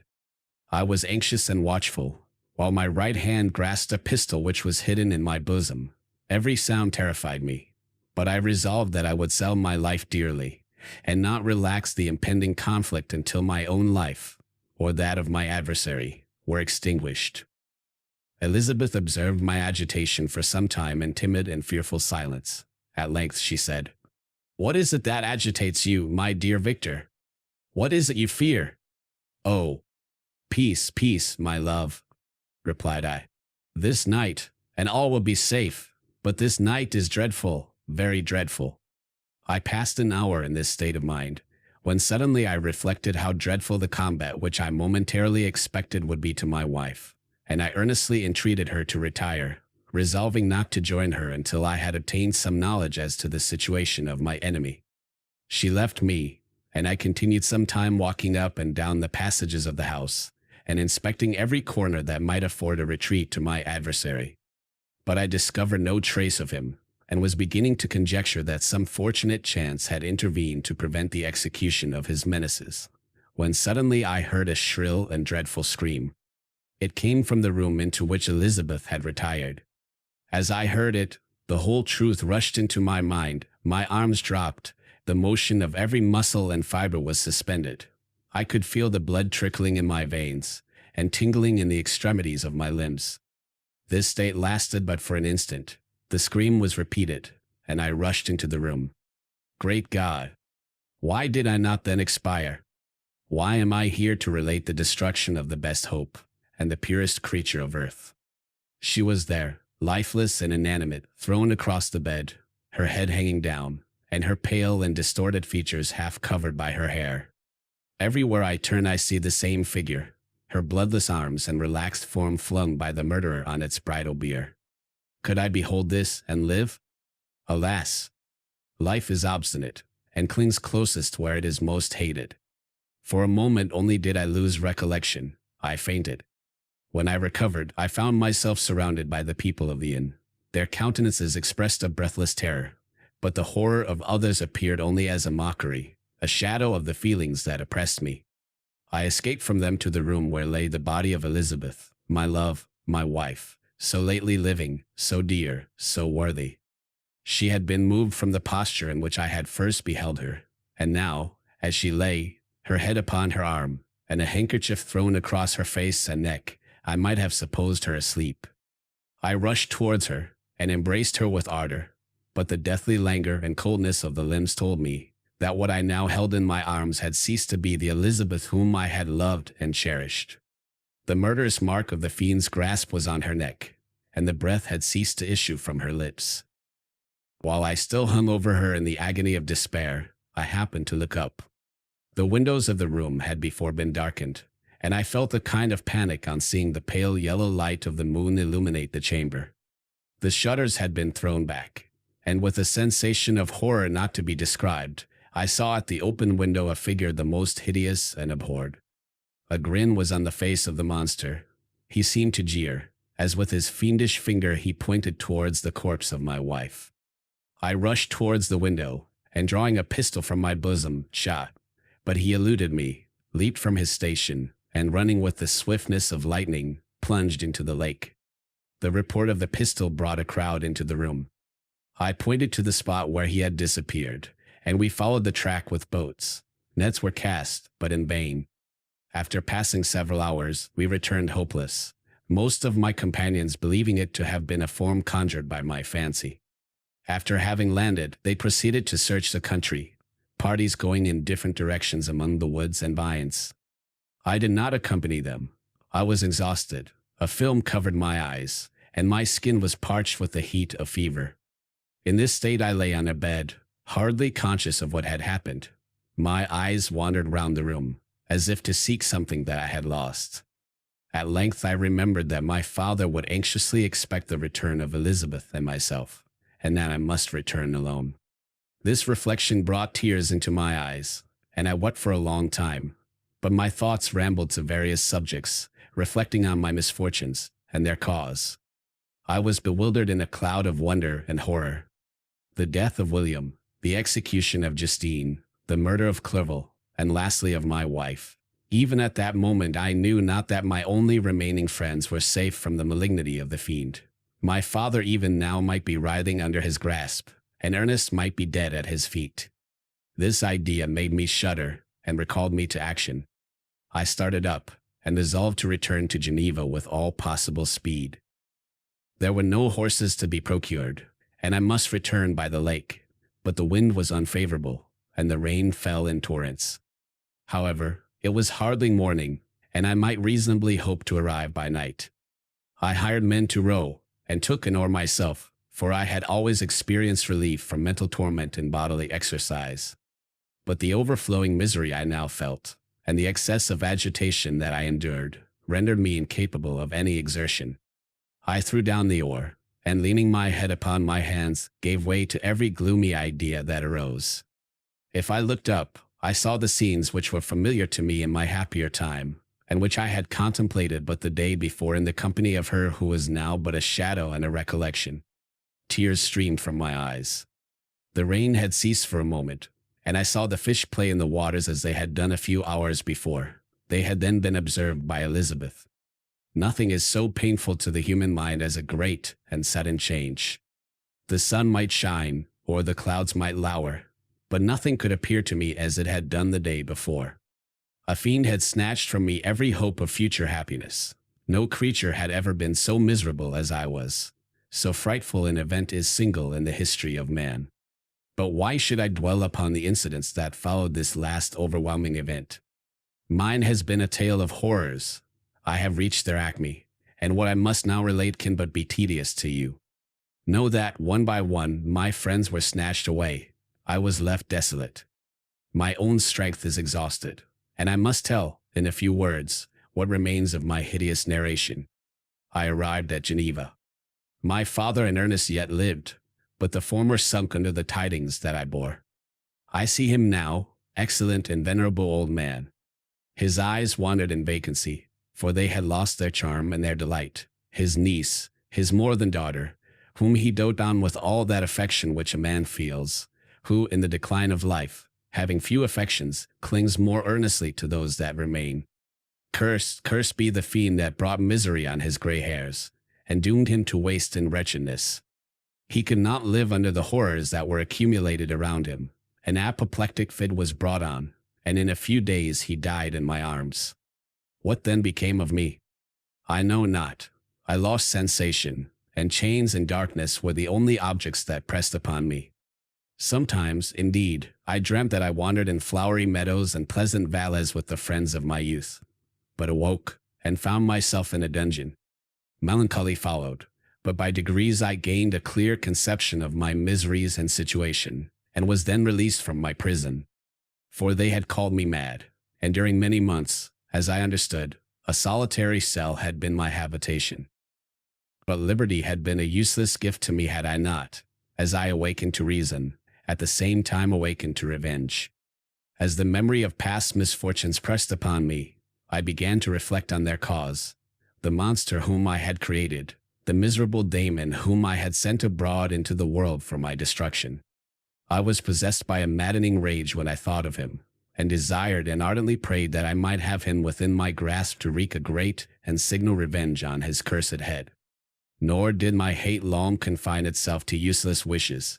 I began to reflect on the best means of securing him, and for this purpose, about a month after my release, I repaired to a criminal judge in the town, and told him that I had an accusation to make, that I knew the destroyer of my family, and that I required him to exert his whole authority for the apprehension of the murderer. The magistrate listened to me with attention and kindness. "Be assured, sir," said he, No pains or exertions on my part shall be spared to discover the villain. I thank you, replied I. Listen, therefore, to the deposition that I have to make.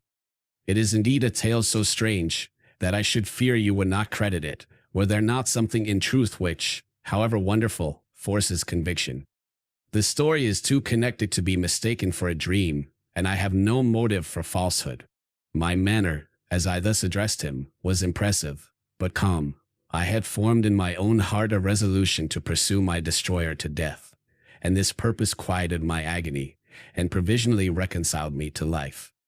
I now related my history briefly, but with firmness and precision, marking the dates with accuracy, and never deviating into invective or exclamation. The magistrate appeared at first perfectly incredulous, but as I continued he became more attentive and interested. I saw him sometimes shudder with horror, at others a lively surprise, unmingled with disbelief, was painted on his countenance.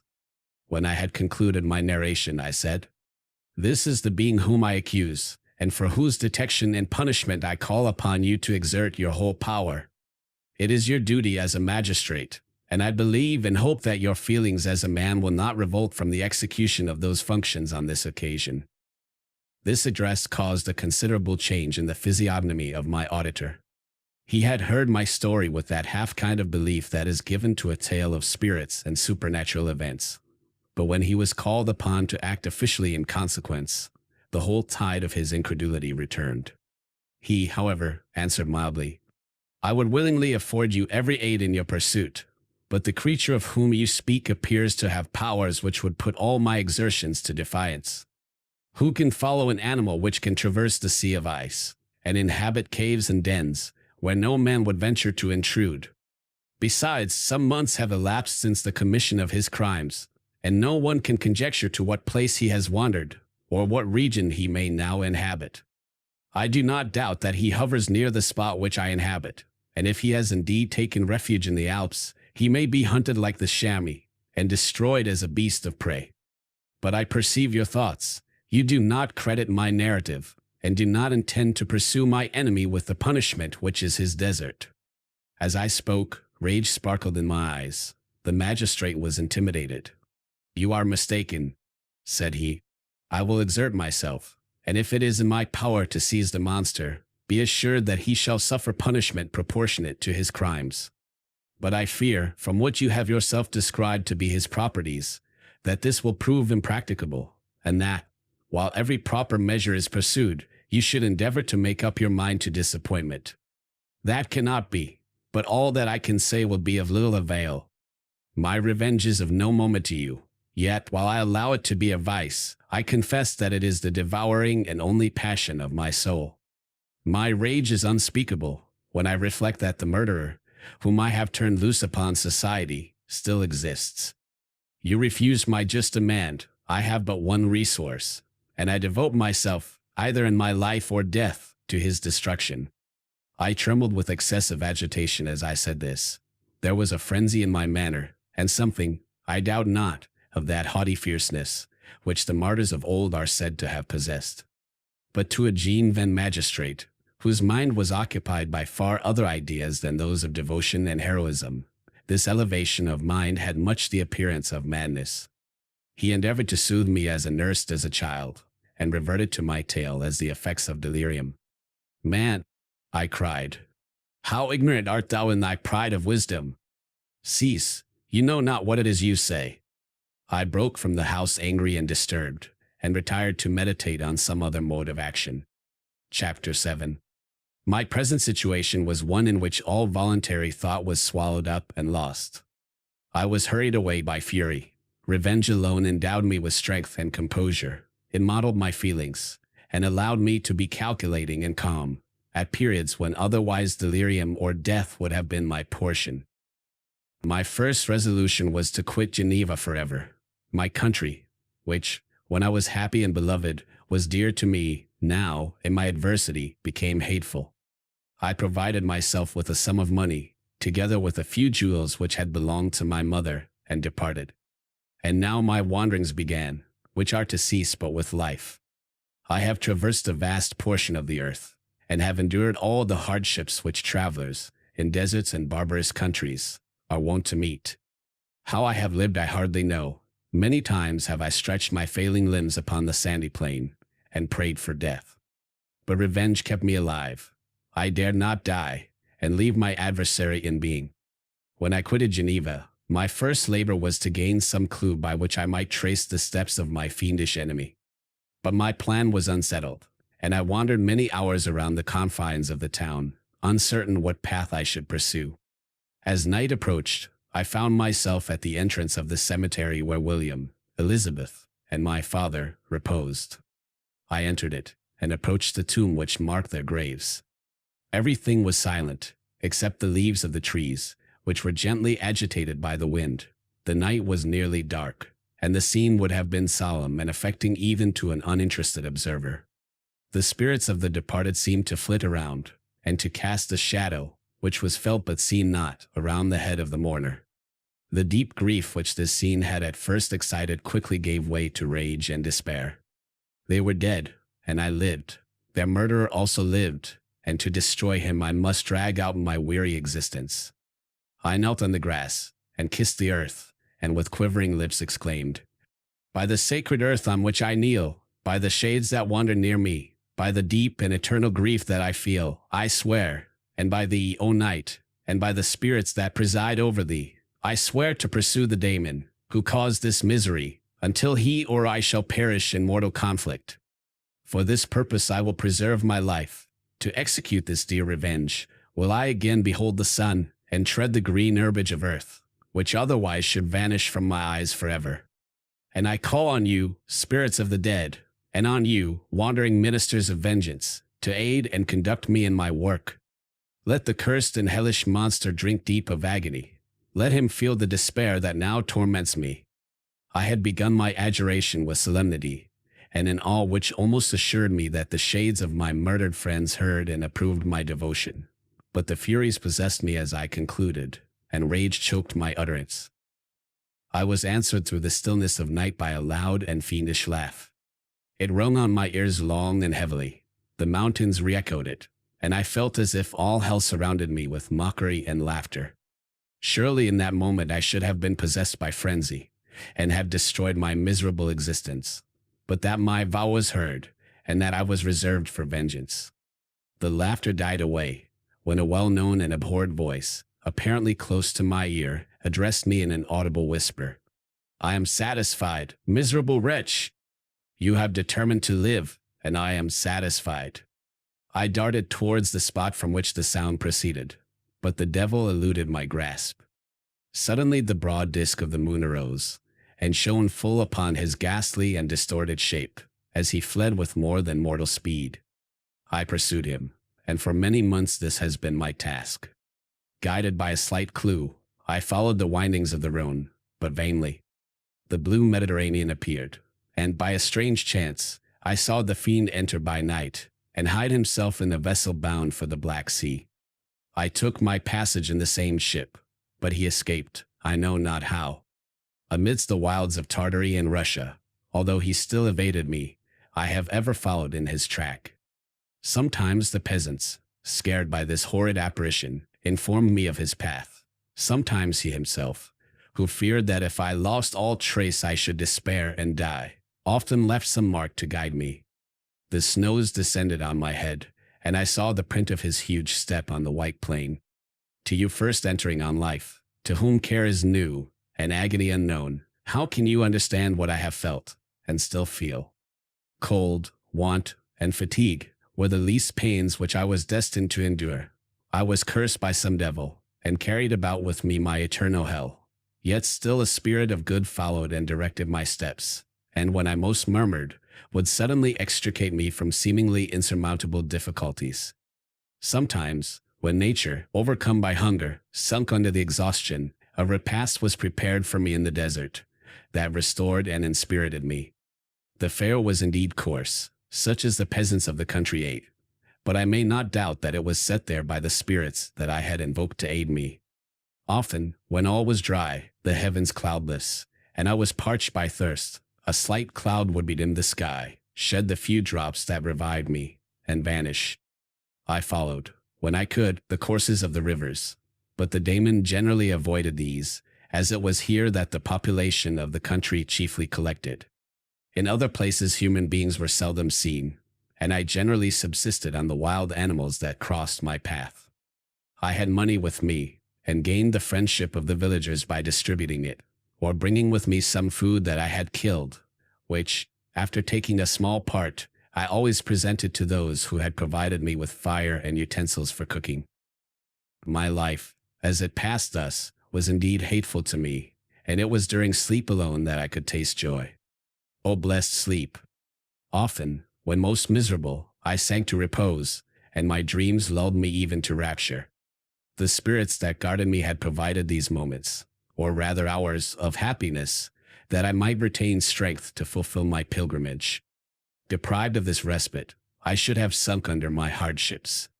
During the day I was sustained and inspirited by the hope of night, for in sleep I saw my friends, my wife, and my beloved country. Again I saw the benevolent countenance of my father, heard the silver tones of my Elizabeth's voice, and beheld Clerval enjoying health and youth. Often, when wearied by a toilsome march, I persuaded myself that I was dreaming until night should come, and that I should then enjoy reality in the arms of my dearest friends. What agonizing fondness did I feel for them! How did I cling to their dear forms, as sometimes they haunted even my waking hours, and persuade myself that they still lived!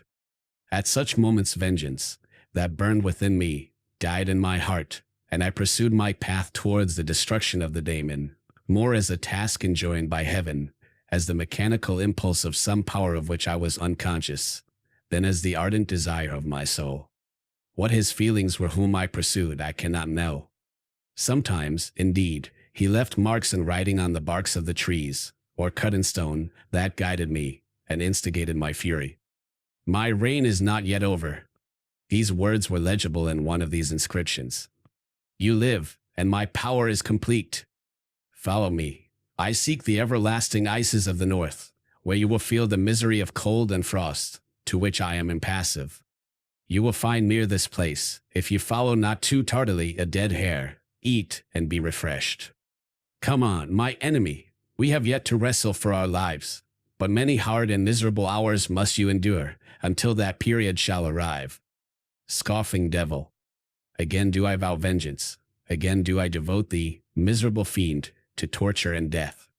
Never will I omit my search, until he or I perish, and then with what ecstasy shall I join my Elizabeth, and those who even now prepare for me the reward of my tedious toil and horrible pilgrimage.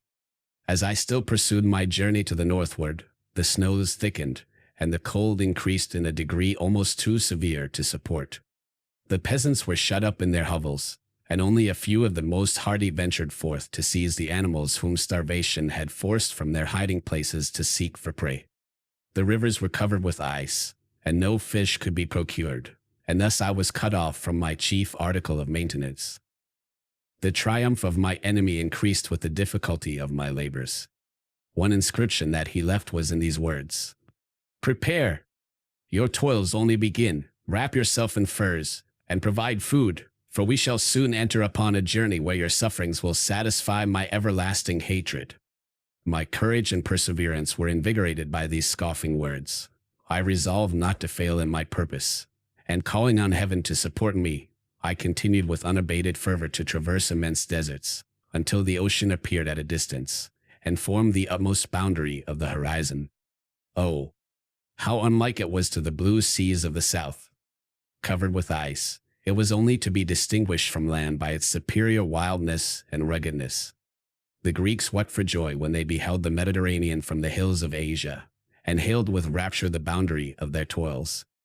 I did not weep, but I knelt down, and with a full heart thanked my guiding spirit for conducting me in safety to the place where I hoped, notwithstanding my adversary's jibe, to meet and grapple with him. Some weeks before this period I had procured a sledge and dogs, and thus traversed the snows with inconceivable speed. I know not whether the fiend possessed the same advantages, but I found that, as before I had daily lost ground in the pursuit, I now gained on him, so much so that when I first saw the ocean, he was but 1 day's journey in advance, and I hoped to intercept him before he should reach the beach. With new courage, therefore, I pressed on, and in 2 days arrived at a wretched hamlet on the seashore. I inquired of the inhabitants concerning the fiend, and gained accurate information.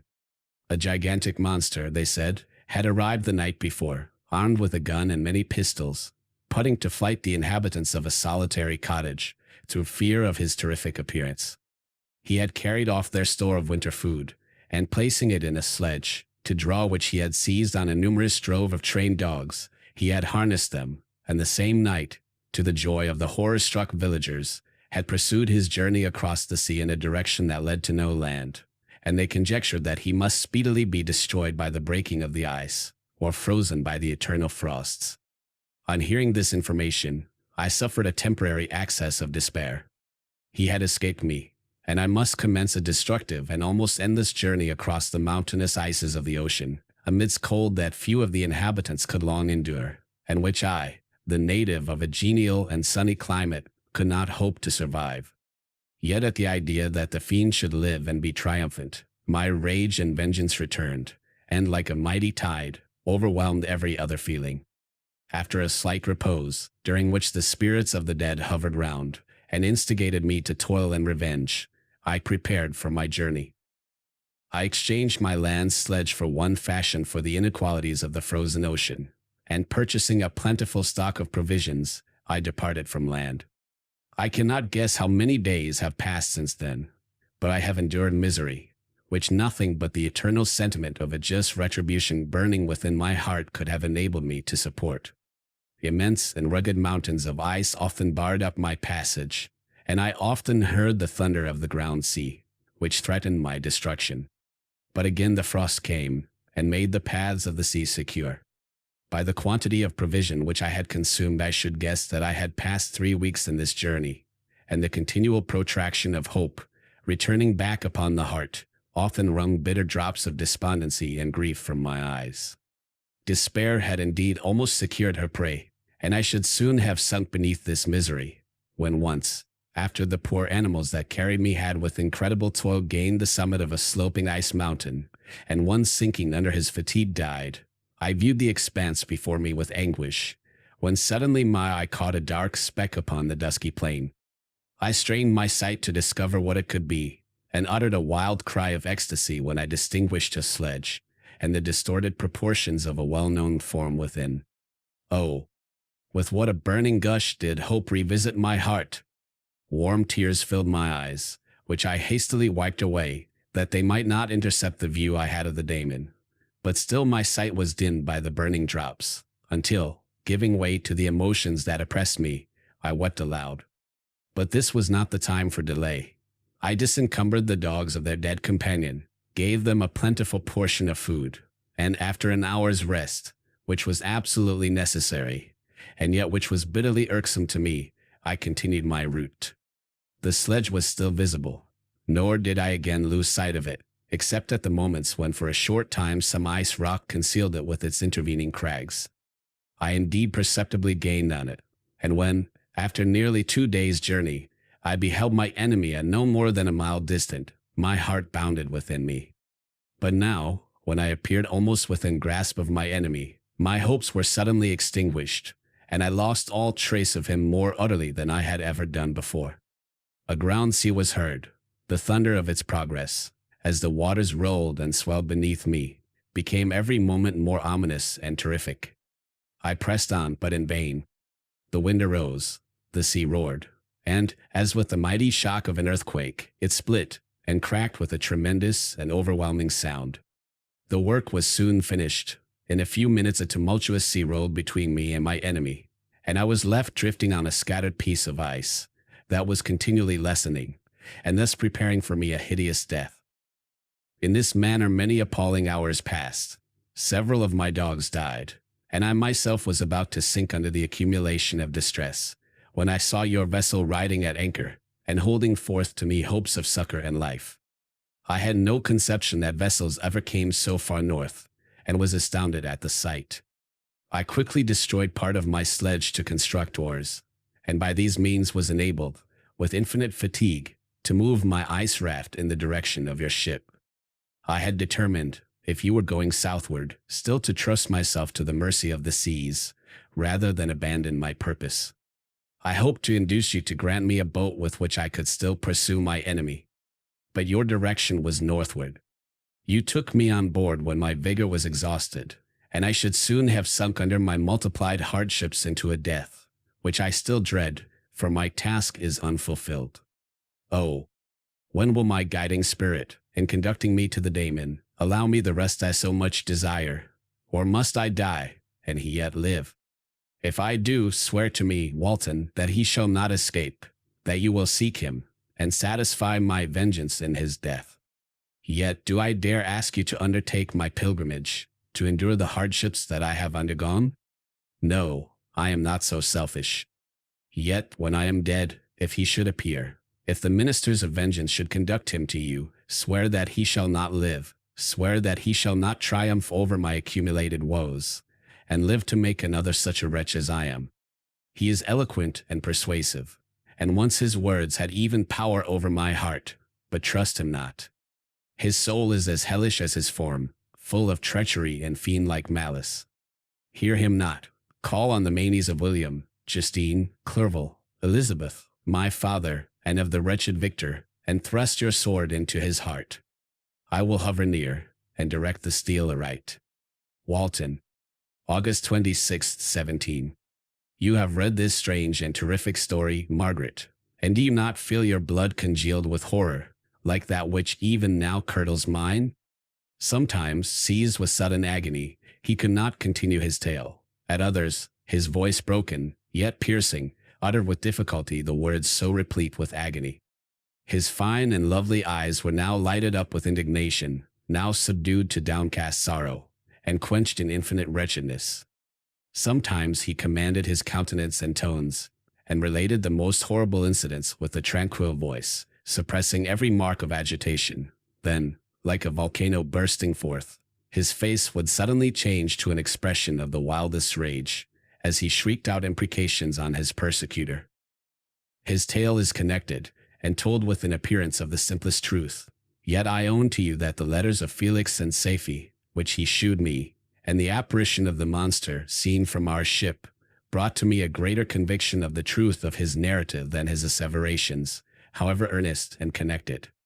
Such a monster has then really existence.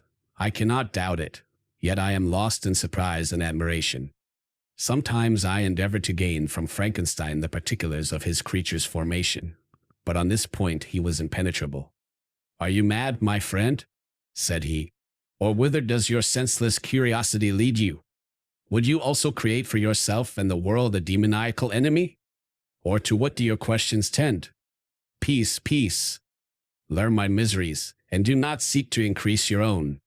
Frankenstein discovered that I made notes concerning his history. He asked to see them, and then himself corrected and augmented them in many places, but principally in giving the life and spirit to the conversations he held with his enemy.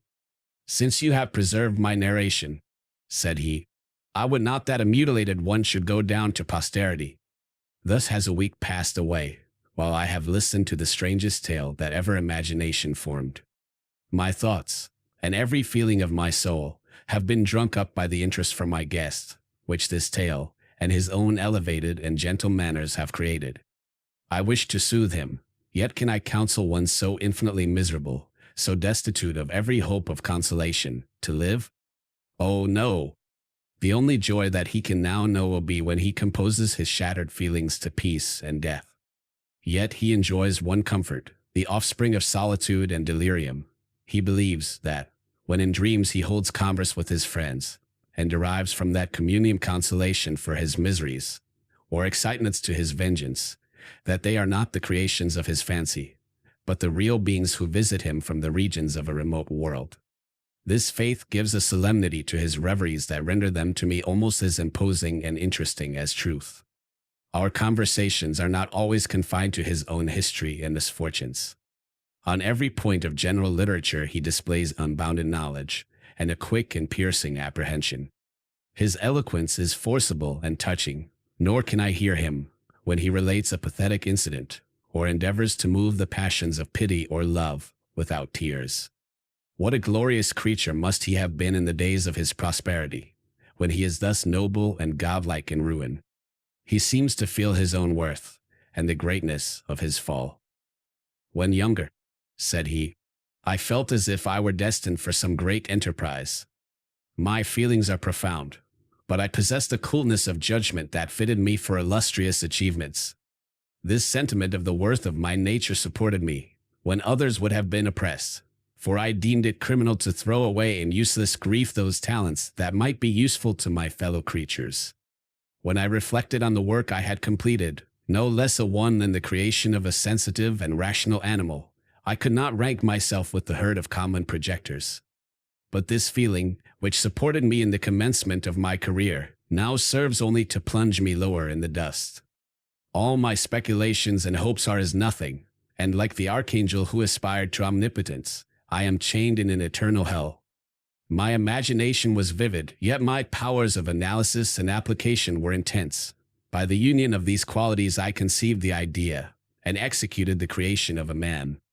Even now I cannot recollect, without passion, my reveries while the work was incomplete. I trod heaven in my thoughts, now exulting in my powers, now burning with the idea of their effects. From my infancy I was imbued with high hopes and a lofty ambition, but how am I sunk? Oh, my friend, if you had known me as I once was, you would not recognize me in this state of degradation. Despondency rarely visited my heart. A high destiny seemed to bear me on, until I fell, never, never again to rise. Must I then lose this admirable being? I have longed for a friend. I have sought one who would sympathize with and love me. Behold, on these desert seas I have found such a one. But I fear I have gained him only to know his value, and lose him. I would reconcile him to life, but he repulses the idea. I thank you, Walton, he said, for your kind intentions towards so miserable a wretch. But when you speak of new ties and fresh affections, think you that any can replace those who are gone? Can any man be to me as Clerval was, or any woman another Elizabeth? Even where the affections are not strongly moved by any superior excellence, the companions of our childhood always possess a certain power over our minds, which hardly any later friend can obtain. They know our infantine dispositions, which, however they may be afterwards modified, are never eradicated, and they can judge of our actions with more certain conclusions as to the integrity of our motives. A sister or a brother can never, unless indeed such symptoms have been shown early, suspect the other of fraud or false dealing, when another friend, however strongly he may be attached, may, in spite of himself, be invaded with suspicion. But I enjoyed friends, dear not only through habit and association, but from their own merits. And wherever I am, the soothing voice of my Elizabeth and the conversation of Clerval will be ever whispered in my ear. They are dead, and but one feeling in such a solitude can persuade me to preserve my life. If I were engaged in any high undertaking or design, fraught with extensive utility to my fellow creatures, then could I live to fulfill it. But such is not my destiny. I must pursue and destroy the being to whom I gave existence. Then my lot on earth will be fulfilled, and I may die. September 2d. My beloved sister. My beloved sister. I write to you, encompassed by peril, and ignorant whether I am ever doomed to see again dear England, and the dearer friends that inhabit it. I am surrounded by mountains of ice, which admit of no escape, and threaten every moment to crush my vessel. The brave fellows, whom I have persuaded to be my companions, look towards me for aid, but I have none to bestow. There is something terribly appalling in our situation, yet my courage and hopes do not desert me. We may survive, and if we do not, I will repeat the lessons of my Seneca, and die with a good heart. Yet what, Margaret, will be the state of your mind? You will not hear of my destruction, and you will anxiously await my return. Years will pass, and you will have visitings of despair, and yet be tortured by hope. Oh, my beloved sister, the sickening failings of your heartfelt expectations are, in prospect, more terrible to me than my own death. But you have a husband, and lovely children. You may be happy, heaven bless you, and make you so. My unfortunate guest regards me with the tenderest compassion. He endeavors to fill me with hope, and talks as if life were a possession which he valued. He reminds me how often the same accidents have happened to other navigators who have attempted this sea, and in spite of myself, he fills me with cheerful auguries. Even the sailors feel the power of his eloquence. When he speaks, they no longer despair. He rouses their energies, and while they hear his voice, they believe these vast mountains of ice are molehills, which will vanish before the resolutions of man. These feelings are transitory. Each day's expectation delayed fills them with fear, and I almost dread a mutiny caused by this despair. September 5th. A scene has just passed of such uncommon interest that although it is highly probable that these papers may never reach you, yet I cannot forbear recording it. We are still surrounded by mountains of ice, still in imminent danger of being crushed in their conflict. The cold is excessive, and many of my unfortunate comrades have already found a grave amidst this scene of desolation. Frankenstein has daily declined in health. A feverish fire still glimmers in his eyes. But he is exhausted, and when suddenly roused to any exertion, he speedily sinks again into apparent lifelessness. I mentioned in my last letter the fears I entertained of a mutiny. This morning, as I sat watching the wan countenance of my friend, his eyes half closed, and his limbs hanging listlessly, I was roused by half a dozen of the sailors, who desired admission into the cabin. They entered, and their leader addressed me. He told me that he and his companions had been chosen by the other sailors to come in deputation to me, to make me a demand, which, in justice, I could not refuse. We were immured in ice, and should probably never escape, but they feared that if, as was possible, the ice should dissipate, and a free passage be opened, I should be rash enough to continue my voyage, and lead them into fresh dangers, after they might happily have surmounted this. They desired, therefore, that I should engage with a solemn promise, that if the vessel should be freed, I would instantly direct my course southward. This speech troubled me. I had not despaired, nor had I yet conceived the idea of returning if set free. Yet could I, in justice, or even in possibility, refuse this demand? I hesitated before I answered, when Frankenstein, who had at first been silent, and indeed appeared hardly to have force enough to attend, now roused himself. His eyes sparkled, and his cheeks flushed with momentary vigor. Turning towards the men, he said, "What do you mean? What do you demand of your captain? Are you then so easily turned from your design? Did you not call this a glorious expedition? And wherefore was it glorious? Not because the way was smooth and placid as a southern sea, but because it was full of dangers and terror. Because, at every new incident, your fortitude was to be called forth, and your courage exhibited, because danger and death surrounded, and these dangers you were to brave and overcome. For this was it a glorious, for this was it an honorable undertaking. You were hereafter to be hailed as the benefactors of your species, your name adored, as belonging to brave men who encountered death for honor and the benefit of mankind.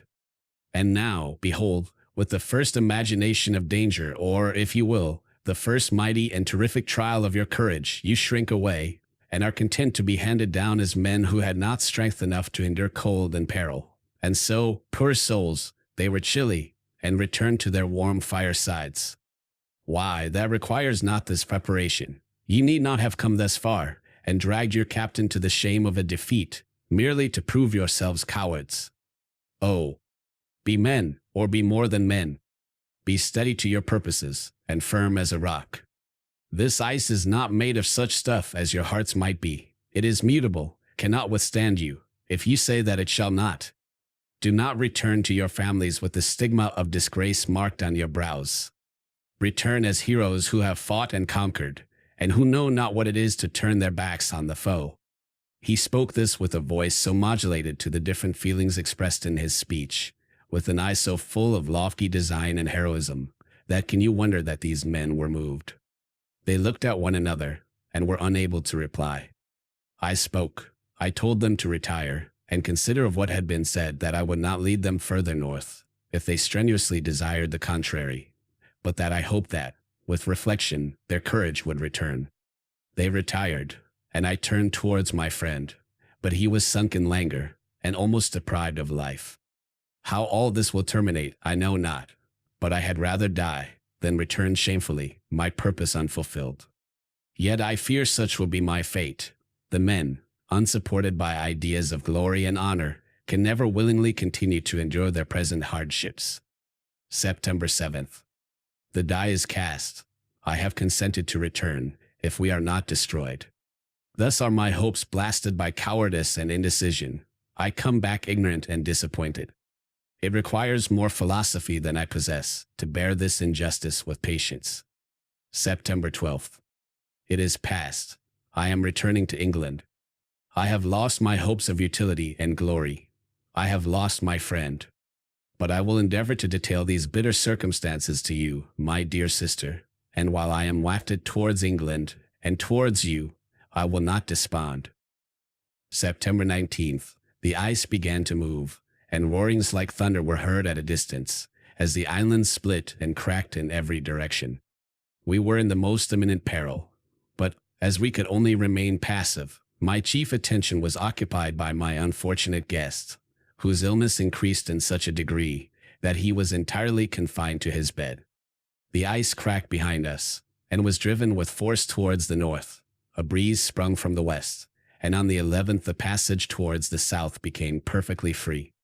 When the sailors saw this, and that their return to their native country was apparently assured, a shout of tumultuous joy broke from them, loud and long continued. Frankenstein, who was dozing, awoke, and asked the cause of the tumult. "They shout," I said, "because they will soon return to England." "Do you then really return?" "Alas! Yes, I cannot withstand their demands. I cannot lead them unwillingly to danger, and I must return.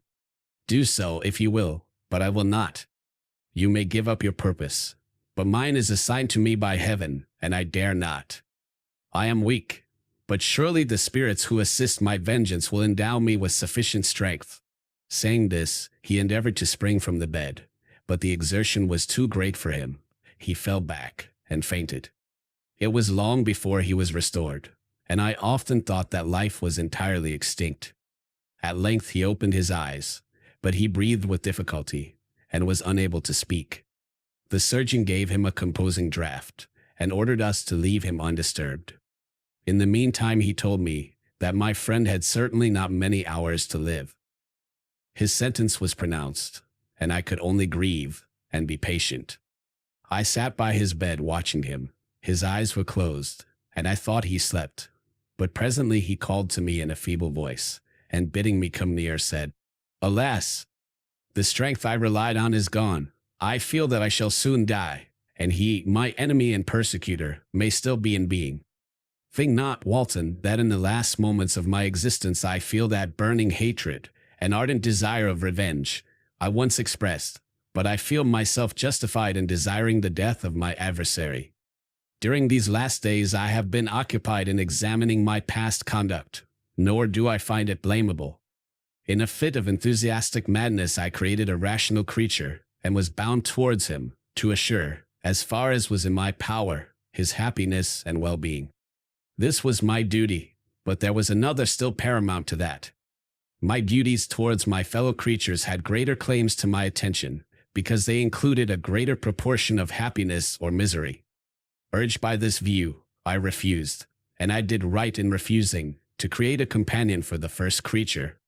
He shewed unparalleled malignity and selfishness. In evil, he destroyed my friends. He devoted to destruction beings who possessed exquisite sensations, happiness, and wisdom, nor do I know where this thirst for vengeance may end.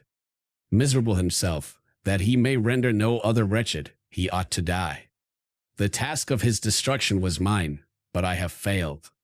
When actuated by selfish and vicious motives, I asked you to undertake my unfinished work, and I renew this request now, when I am only induced by reason and virtue. Yet I cannot ask you to renounce your country and friends to fulfill this task. And now that you are returning to England, you will have little chance of meeting with him. But the consideration of these points, and the well-balancing of what you may esteem your duties, I leave to you. My judgment and ideas are already disturbed by the near approach of death. I dare not ask you to do what I think right, for I may still be misled by passion. That he should live to be an instrument of mischief disturbs me, In other respects, this hour, when I momentarily expect my release, is the only happy one which I have enjoyed for several years. The forms of the beloved dead flit before me, and I hasten to their arms. Farewell, Walton. Seek happiness and tranquility, and avoid ambition, even if it be only the apparently innocent one of distinguishing yourself in science and discoveries. Yet why do I say this? I have myself been blasted in these hopes, yet another may succeed. His voice became fainter as he spoke, and at length, exhausted by his effort, he sunk into silence. About half an hour afterwards he attempted again to speak, but was unable. He pressed my hand feebly, and his eyes closed forever, while the irradiation of a gentle smile passed away from his lips. Margaret, what comment can I make on the untimely extinction of this glorious spirit? What can I say that will enable you to understand the depth of my sorrow? All that I should express would be inadequate and feeble. My tears flow. My mind is overshadowed by a cloud of disappointment. But I journey towards England, and I may there find consolation. I am interrupted. What do these sounds portend? It is midnight, the breeze blows fairly, and the watch on deck scarcely stir. Again, there is a sound as of a human voice, but hoarser. It comes from the cabin where the remains of Frankenstein still lie. I must arise and examine. Good night, my sister. Great God! What a scene has just taken place! I am yet dizzy with the remembrance of it. I hardly know whether I shall have the power to detail it. Yet the tale which I have recorded would be incomplete without this final and wonderful catastrophe. I entered the cabin, where lay the remains of my ill-fated and admirable friend. Over him hung a form which I cannot find words to describe, gigantic in stature, yet uncouth and distorted in its proportions. As he hung over the coffin, his face was concealed by long locks of ragged hair, but one vast hand was extended, in color and apparent texture like that of a mummy. When he heard the sound of my approach, he ceased to utter exclamations of grief and horror, and sprung towards the window. Never did I behold a vision so horrible as his face, of such loathsome, yet appalling hideousness. I shut my eyes involuntarily, and endeavored to recollect what were my duties with regard to this destroyer. I called on him to stay. He paused, looking on me with wonder, and again turning towards the lifeless form of his creator, he seemed to forget my presence, and every feature and gesture seemed instigated by the wildest rage of some uncontrollable passion. "That is also my victim," he exclaimed. "In his murder my crimes are consummated. The miserable series of my being is wound to its close. Oh, Frankenstein, generous and self-devoted being, what does it avail that I now ask thee to pardon me? I, who irretrievably destroyed thee by destroying all thou lovedst. Alas! He is cold. He may not answer me." His voice seemed suffocated, and my first impulses, which had suggested to me the duty of obeying the dying request of my friend and destroying his enemy, were now suspended by a mixture of curiosity and compassion. I approached this tremendous being. I dared not again raise my looks upon his face. There was something so scaring and unearthly in his ugliness. I attempted to speak, but the words died away on my lips. The monster continued to utter wild and incoherent self-reproaches. At length I gathered resolution to address him, in a pause of the tempest of his passion. "Your repentance," I said, "is now superfluous. If you had listened to the voice of conscience, and heeded the stings of remorse, before you had urged your diabolical vengeance to this extremity, Frankenstein would yet have lived." "And do you dream?" said the daemon. "Do you think that I was then dead to agony and remorse? He continued, pointing to the corpse. "He suffered not more in the consummation of the deed. Oh, not the 10,000th portion of the anguish that was mine during the lingering detail of its execution. A frightful selfishness hurried me on, while my heart was poisoned with remorse. Think ye that the groans of Clerval were music to my ears? My heart was fashioned to be susceptible of love and sympathy, and when wrenched by misery to vice and hatred, it did not endure the violence of the change without torture such as you cannot even imagine. After the murder of Clerval, I returned to Switzerland, heartbroken and overcome. I pitied Frankenstein. My pity amounted to horror. I abhorred myself.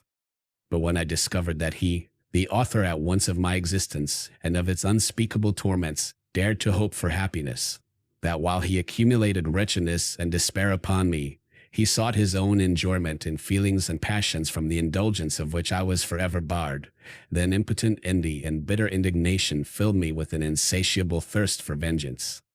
I recollected my threat, and resolved that it should be accomplished. I knew that I was preparing for myself a deadly torture, but I was the slave, not the master of an impulse, which I detested, yet could not disobey. Yet when she died, nay, then I was not miserable. I had cast off all feeling, subdued all anguish to riot in the excess of my despair. Evil thenceforth became my good. Urged thus far, I had no choice but to adapt my nature to an element which I had willingly chosen. The completion of my demoniacal design became an insatiable passion. And now it is ended. There is my last victim. I was at first touched by the expressions of his misery. Yet when I called to mind what Frankenstein had said of his powers of eloquence and persuasion, and when I again cast my eyes on the lifeless form of my friend, indignation was rekindled within me. "Wretch," I said, "it is well that you come here to whine over the desolation that you have made. You throw a torch into a pile of buildings, and when they are consumed you sit among the ruins and lament the fall. Hypocritical fiend! If he whom you mourn still lived, still would he be the object. Again would he become the prey of your accursed vengeance. It is not pity that you feel. You lament only because the victim of your malignity is withdrawn from your power." "Oh, it is not thus, interrupted the being. "Yet such must be the impression conveyed to you by what appears to be the purport of my actions. Yet I seek not a fellow feeling in my misery. No sympathy may I ever find. When I first sought it, it was the love of virtue, the feelings of happiness and affection with which my whole being overflowed, that I wished to be participated. But now that virtue has become to me a shadow, and that happiness and affection are turned into bitter and loathing despair, in what should I seek for sympathy? I am content to suffer alone, while my suffering shall endure. When I die, I am well satisfied that abhorrence and opprobrium should load my memory. Once my fancy was soothed with dreams of virtue, of fame, and of enjoyment. Once I falsely hoped to meet with beings, who, pardoning my outward form, would love me for the excellent qualities which I was capable of bringing forth. I was nourished with high thoughts of honor and devotion. But now vice has degraded me beneath the meanest animal. No crime, no mischief, no malignity, no misery can be found comparable to mine. When I call over the frightful catalogue of my deeds, I cannot believe that I am he whose thoughts were once filled with sublime and transcendent visions of the beauty and the majesty of goodness. But it is even so, the fallen angel becomes a malignant devil. Yet even that enemy of God and man had friends and associates in his desolation. I am quite alone. You, who call Frankenstein your friend, seem to have a knowledge of my crimes and his misfortunes. But in the detail which he gave you of them, he could not sum up the hours and months of misery which I endured, wasting in impotent passions. For whilst I destroyed his hopes, I did not satisfy my own desires. They were forever ardent and craving, still I desired love and fellowship, and I was still spurned. Was there no injustice in this? Am I to be thought the only criminal, when all humankind sinned against me? Why do you not hate Felix, who drove his friend from his door with contumely? Why do you not execrate the rustic who sought to destroy the savior of his child? Nay, these are virtuous and immaculate beings. I, the miserable and the abandoned, am an abortion, to be spurned at, and kicked, and trampled on.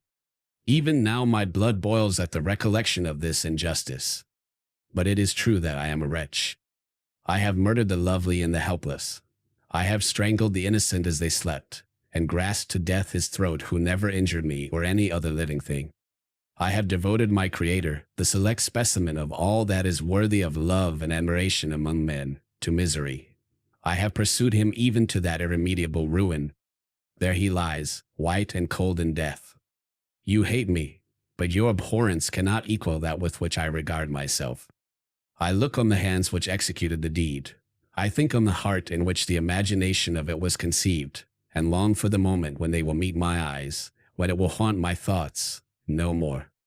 Fear not that I shall be the instrument of future mischief.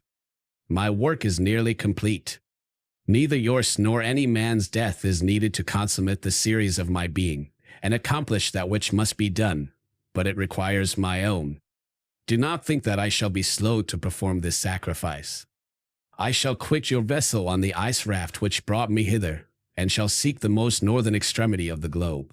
I shall collect my funeral pile, and consume to ashes this miserable frame, that its remains may afford no light to any curious and unhallowed wretch, who would create such another as I have been. I shall die. I shall no longer feel the agonies which now consume me, or be the prey of feelings unsatisfied, yet unquenched. He is dead who called me into being, and when I shall be no more, the very remembrance of us both will speedily vanish. I shall no longer see the sun or stars, or feel the winds play on my cheeks. Light, feeling, and sense will pass away, and in this condition must I find my happiness.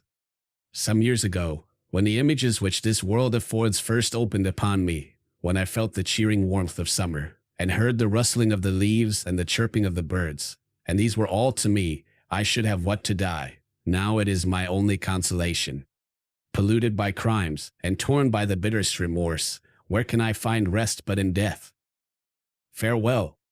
I leave you, and in you the last of humankind whom these eyes will ever behold. Farewell, Frankenstein. If thou wert yet alive, and yet cherished a desire of revenge against me, it would be better satiated in my life than in my destruction. But it was not so. Thou didst seek my extinction, that I might not cause greater wretchedness. And if yet, in some mode unknown to me, thou hast not yet ceased to think and feel, thou desirest not my life from my own misery. Blasted as thou wert, my agony was still superior to thine, for the bitter sting of remorse may not cease to rankle in my wounds until death shall close them forever.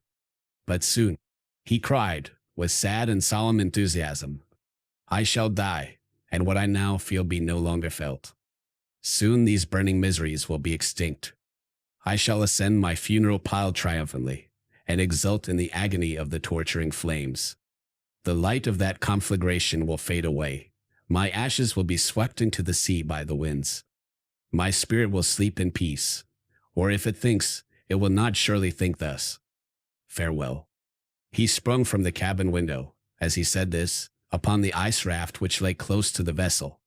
He was soon borne away by the waves, and lost in darkness and distance.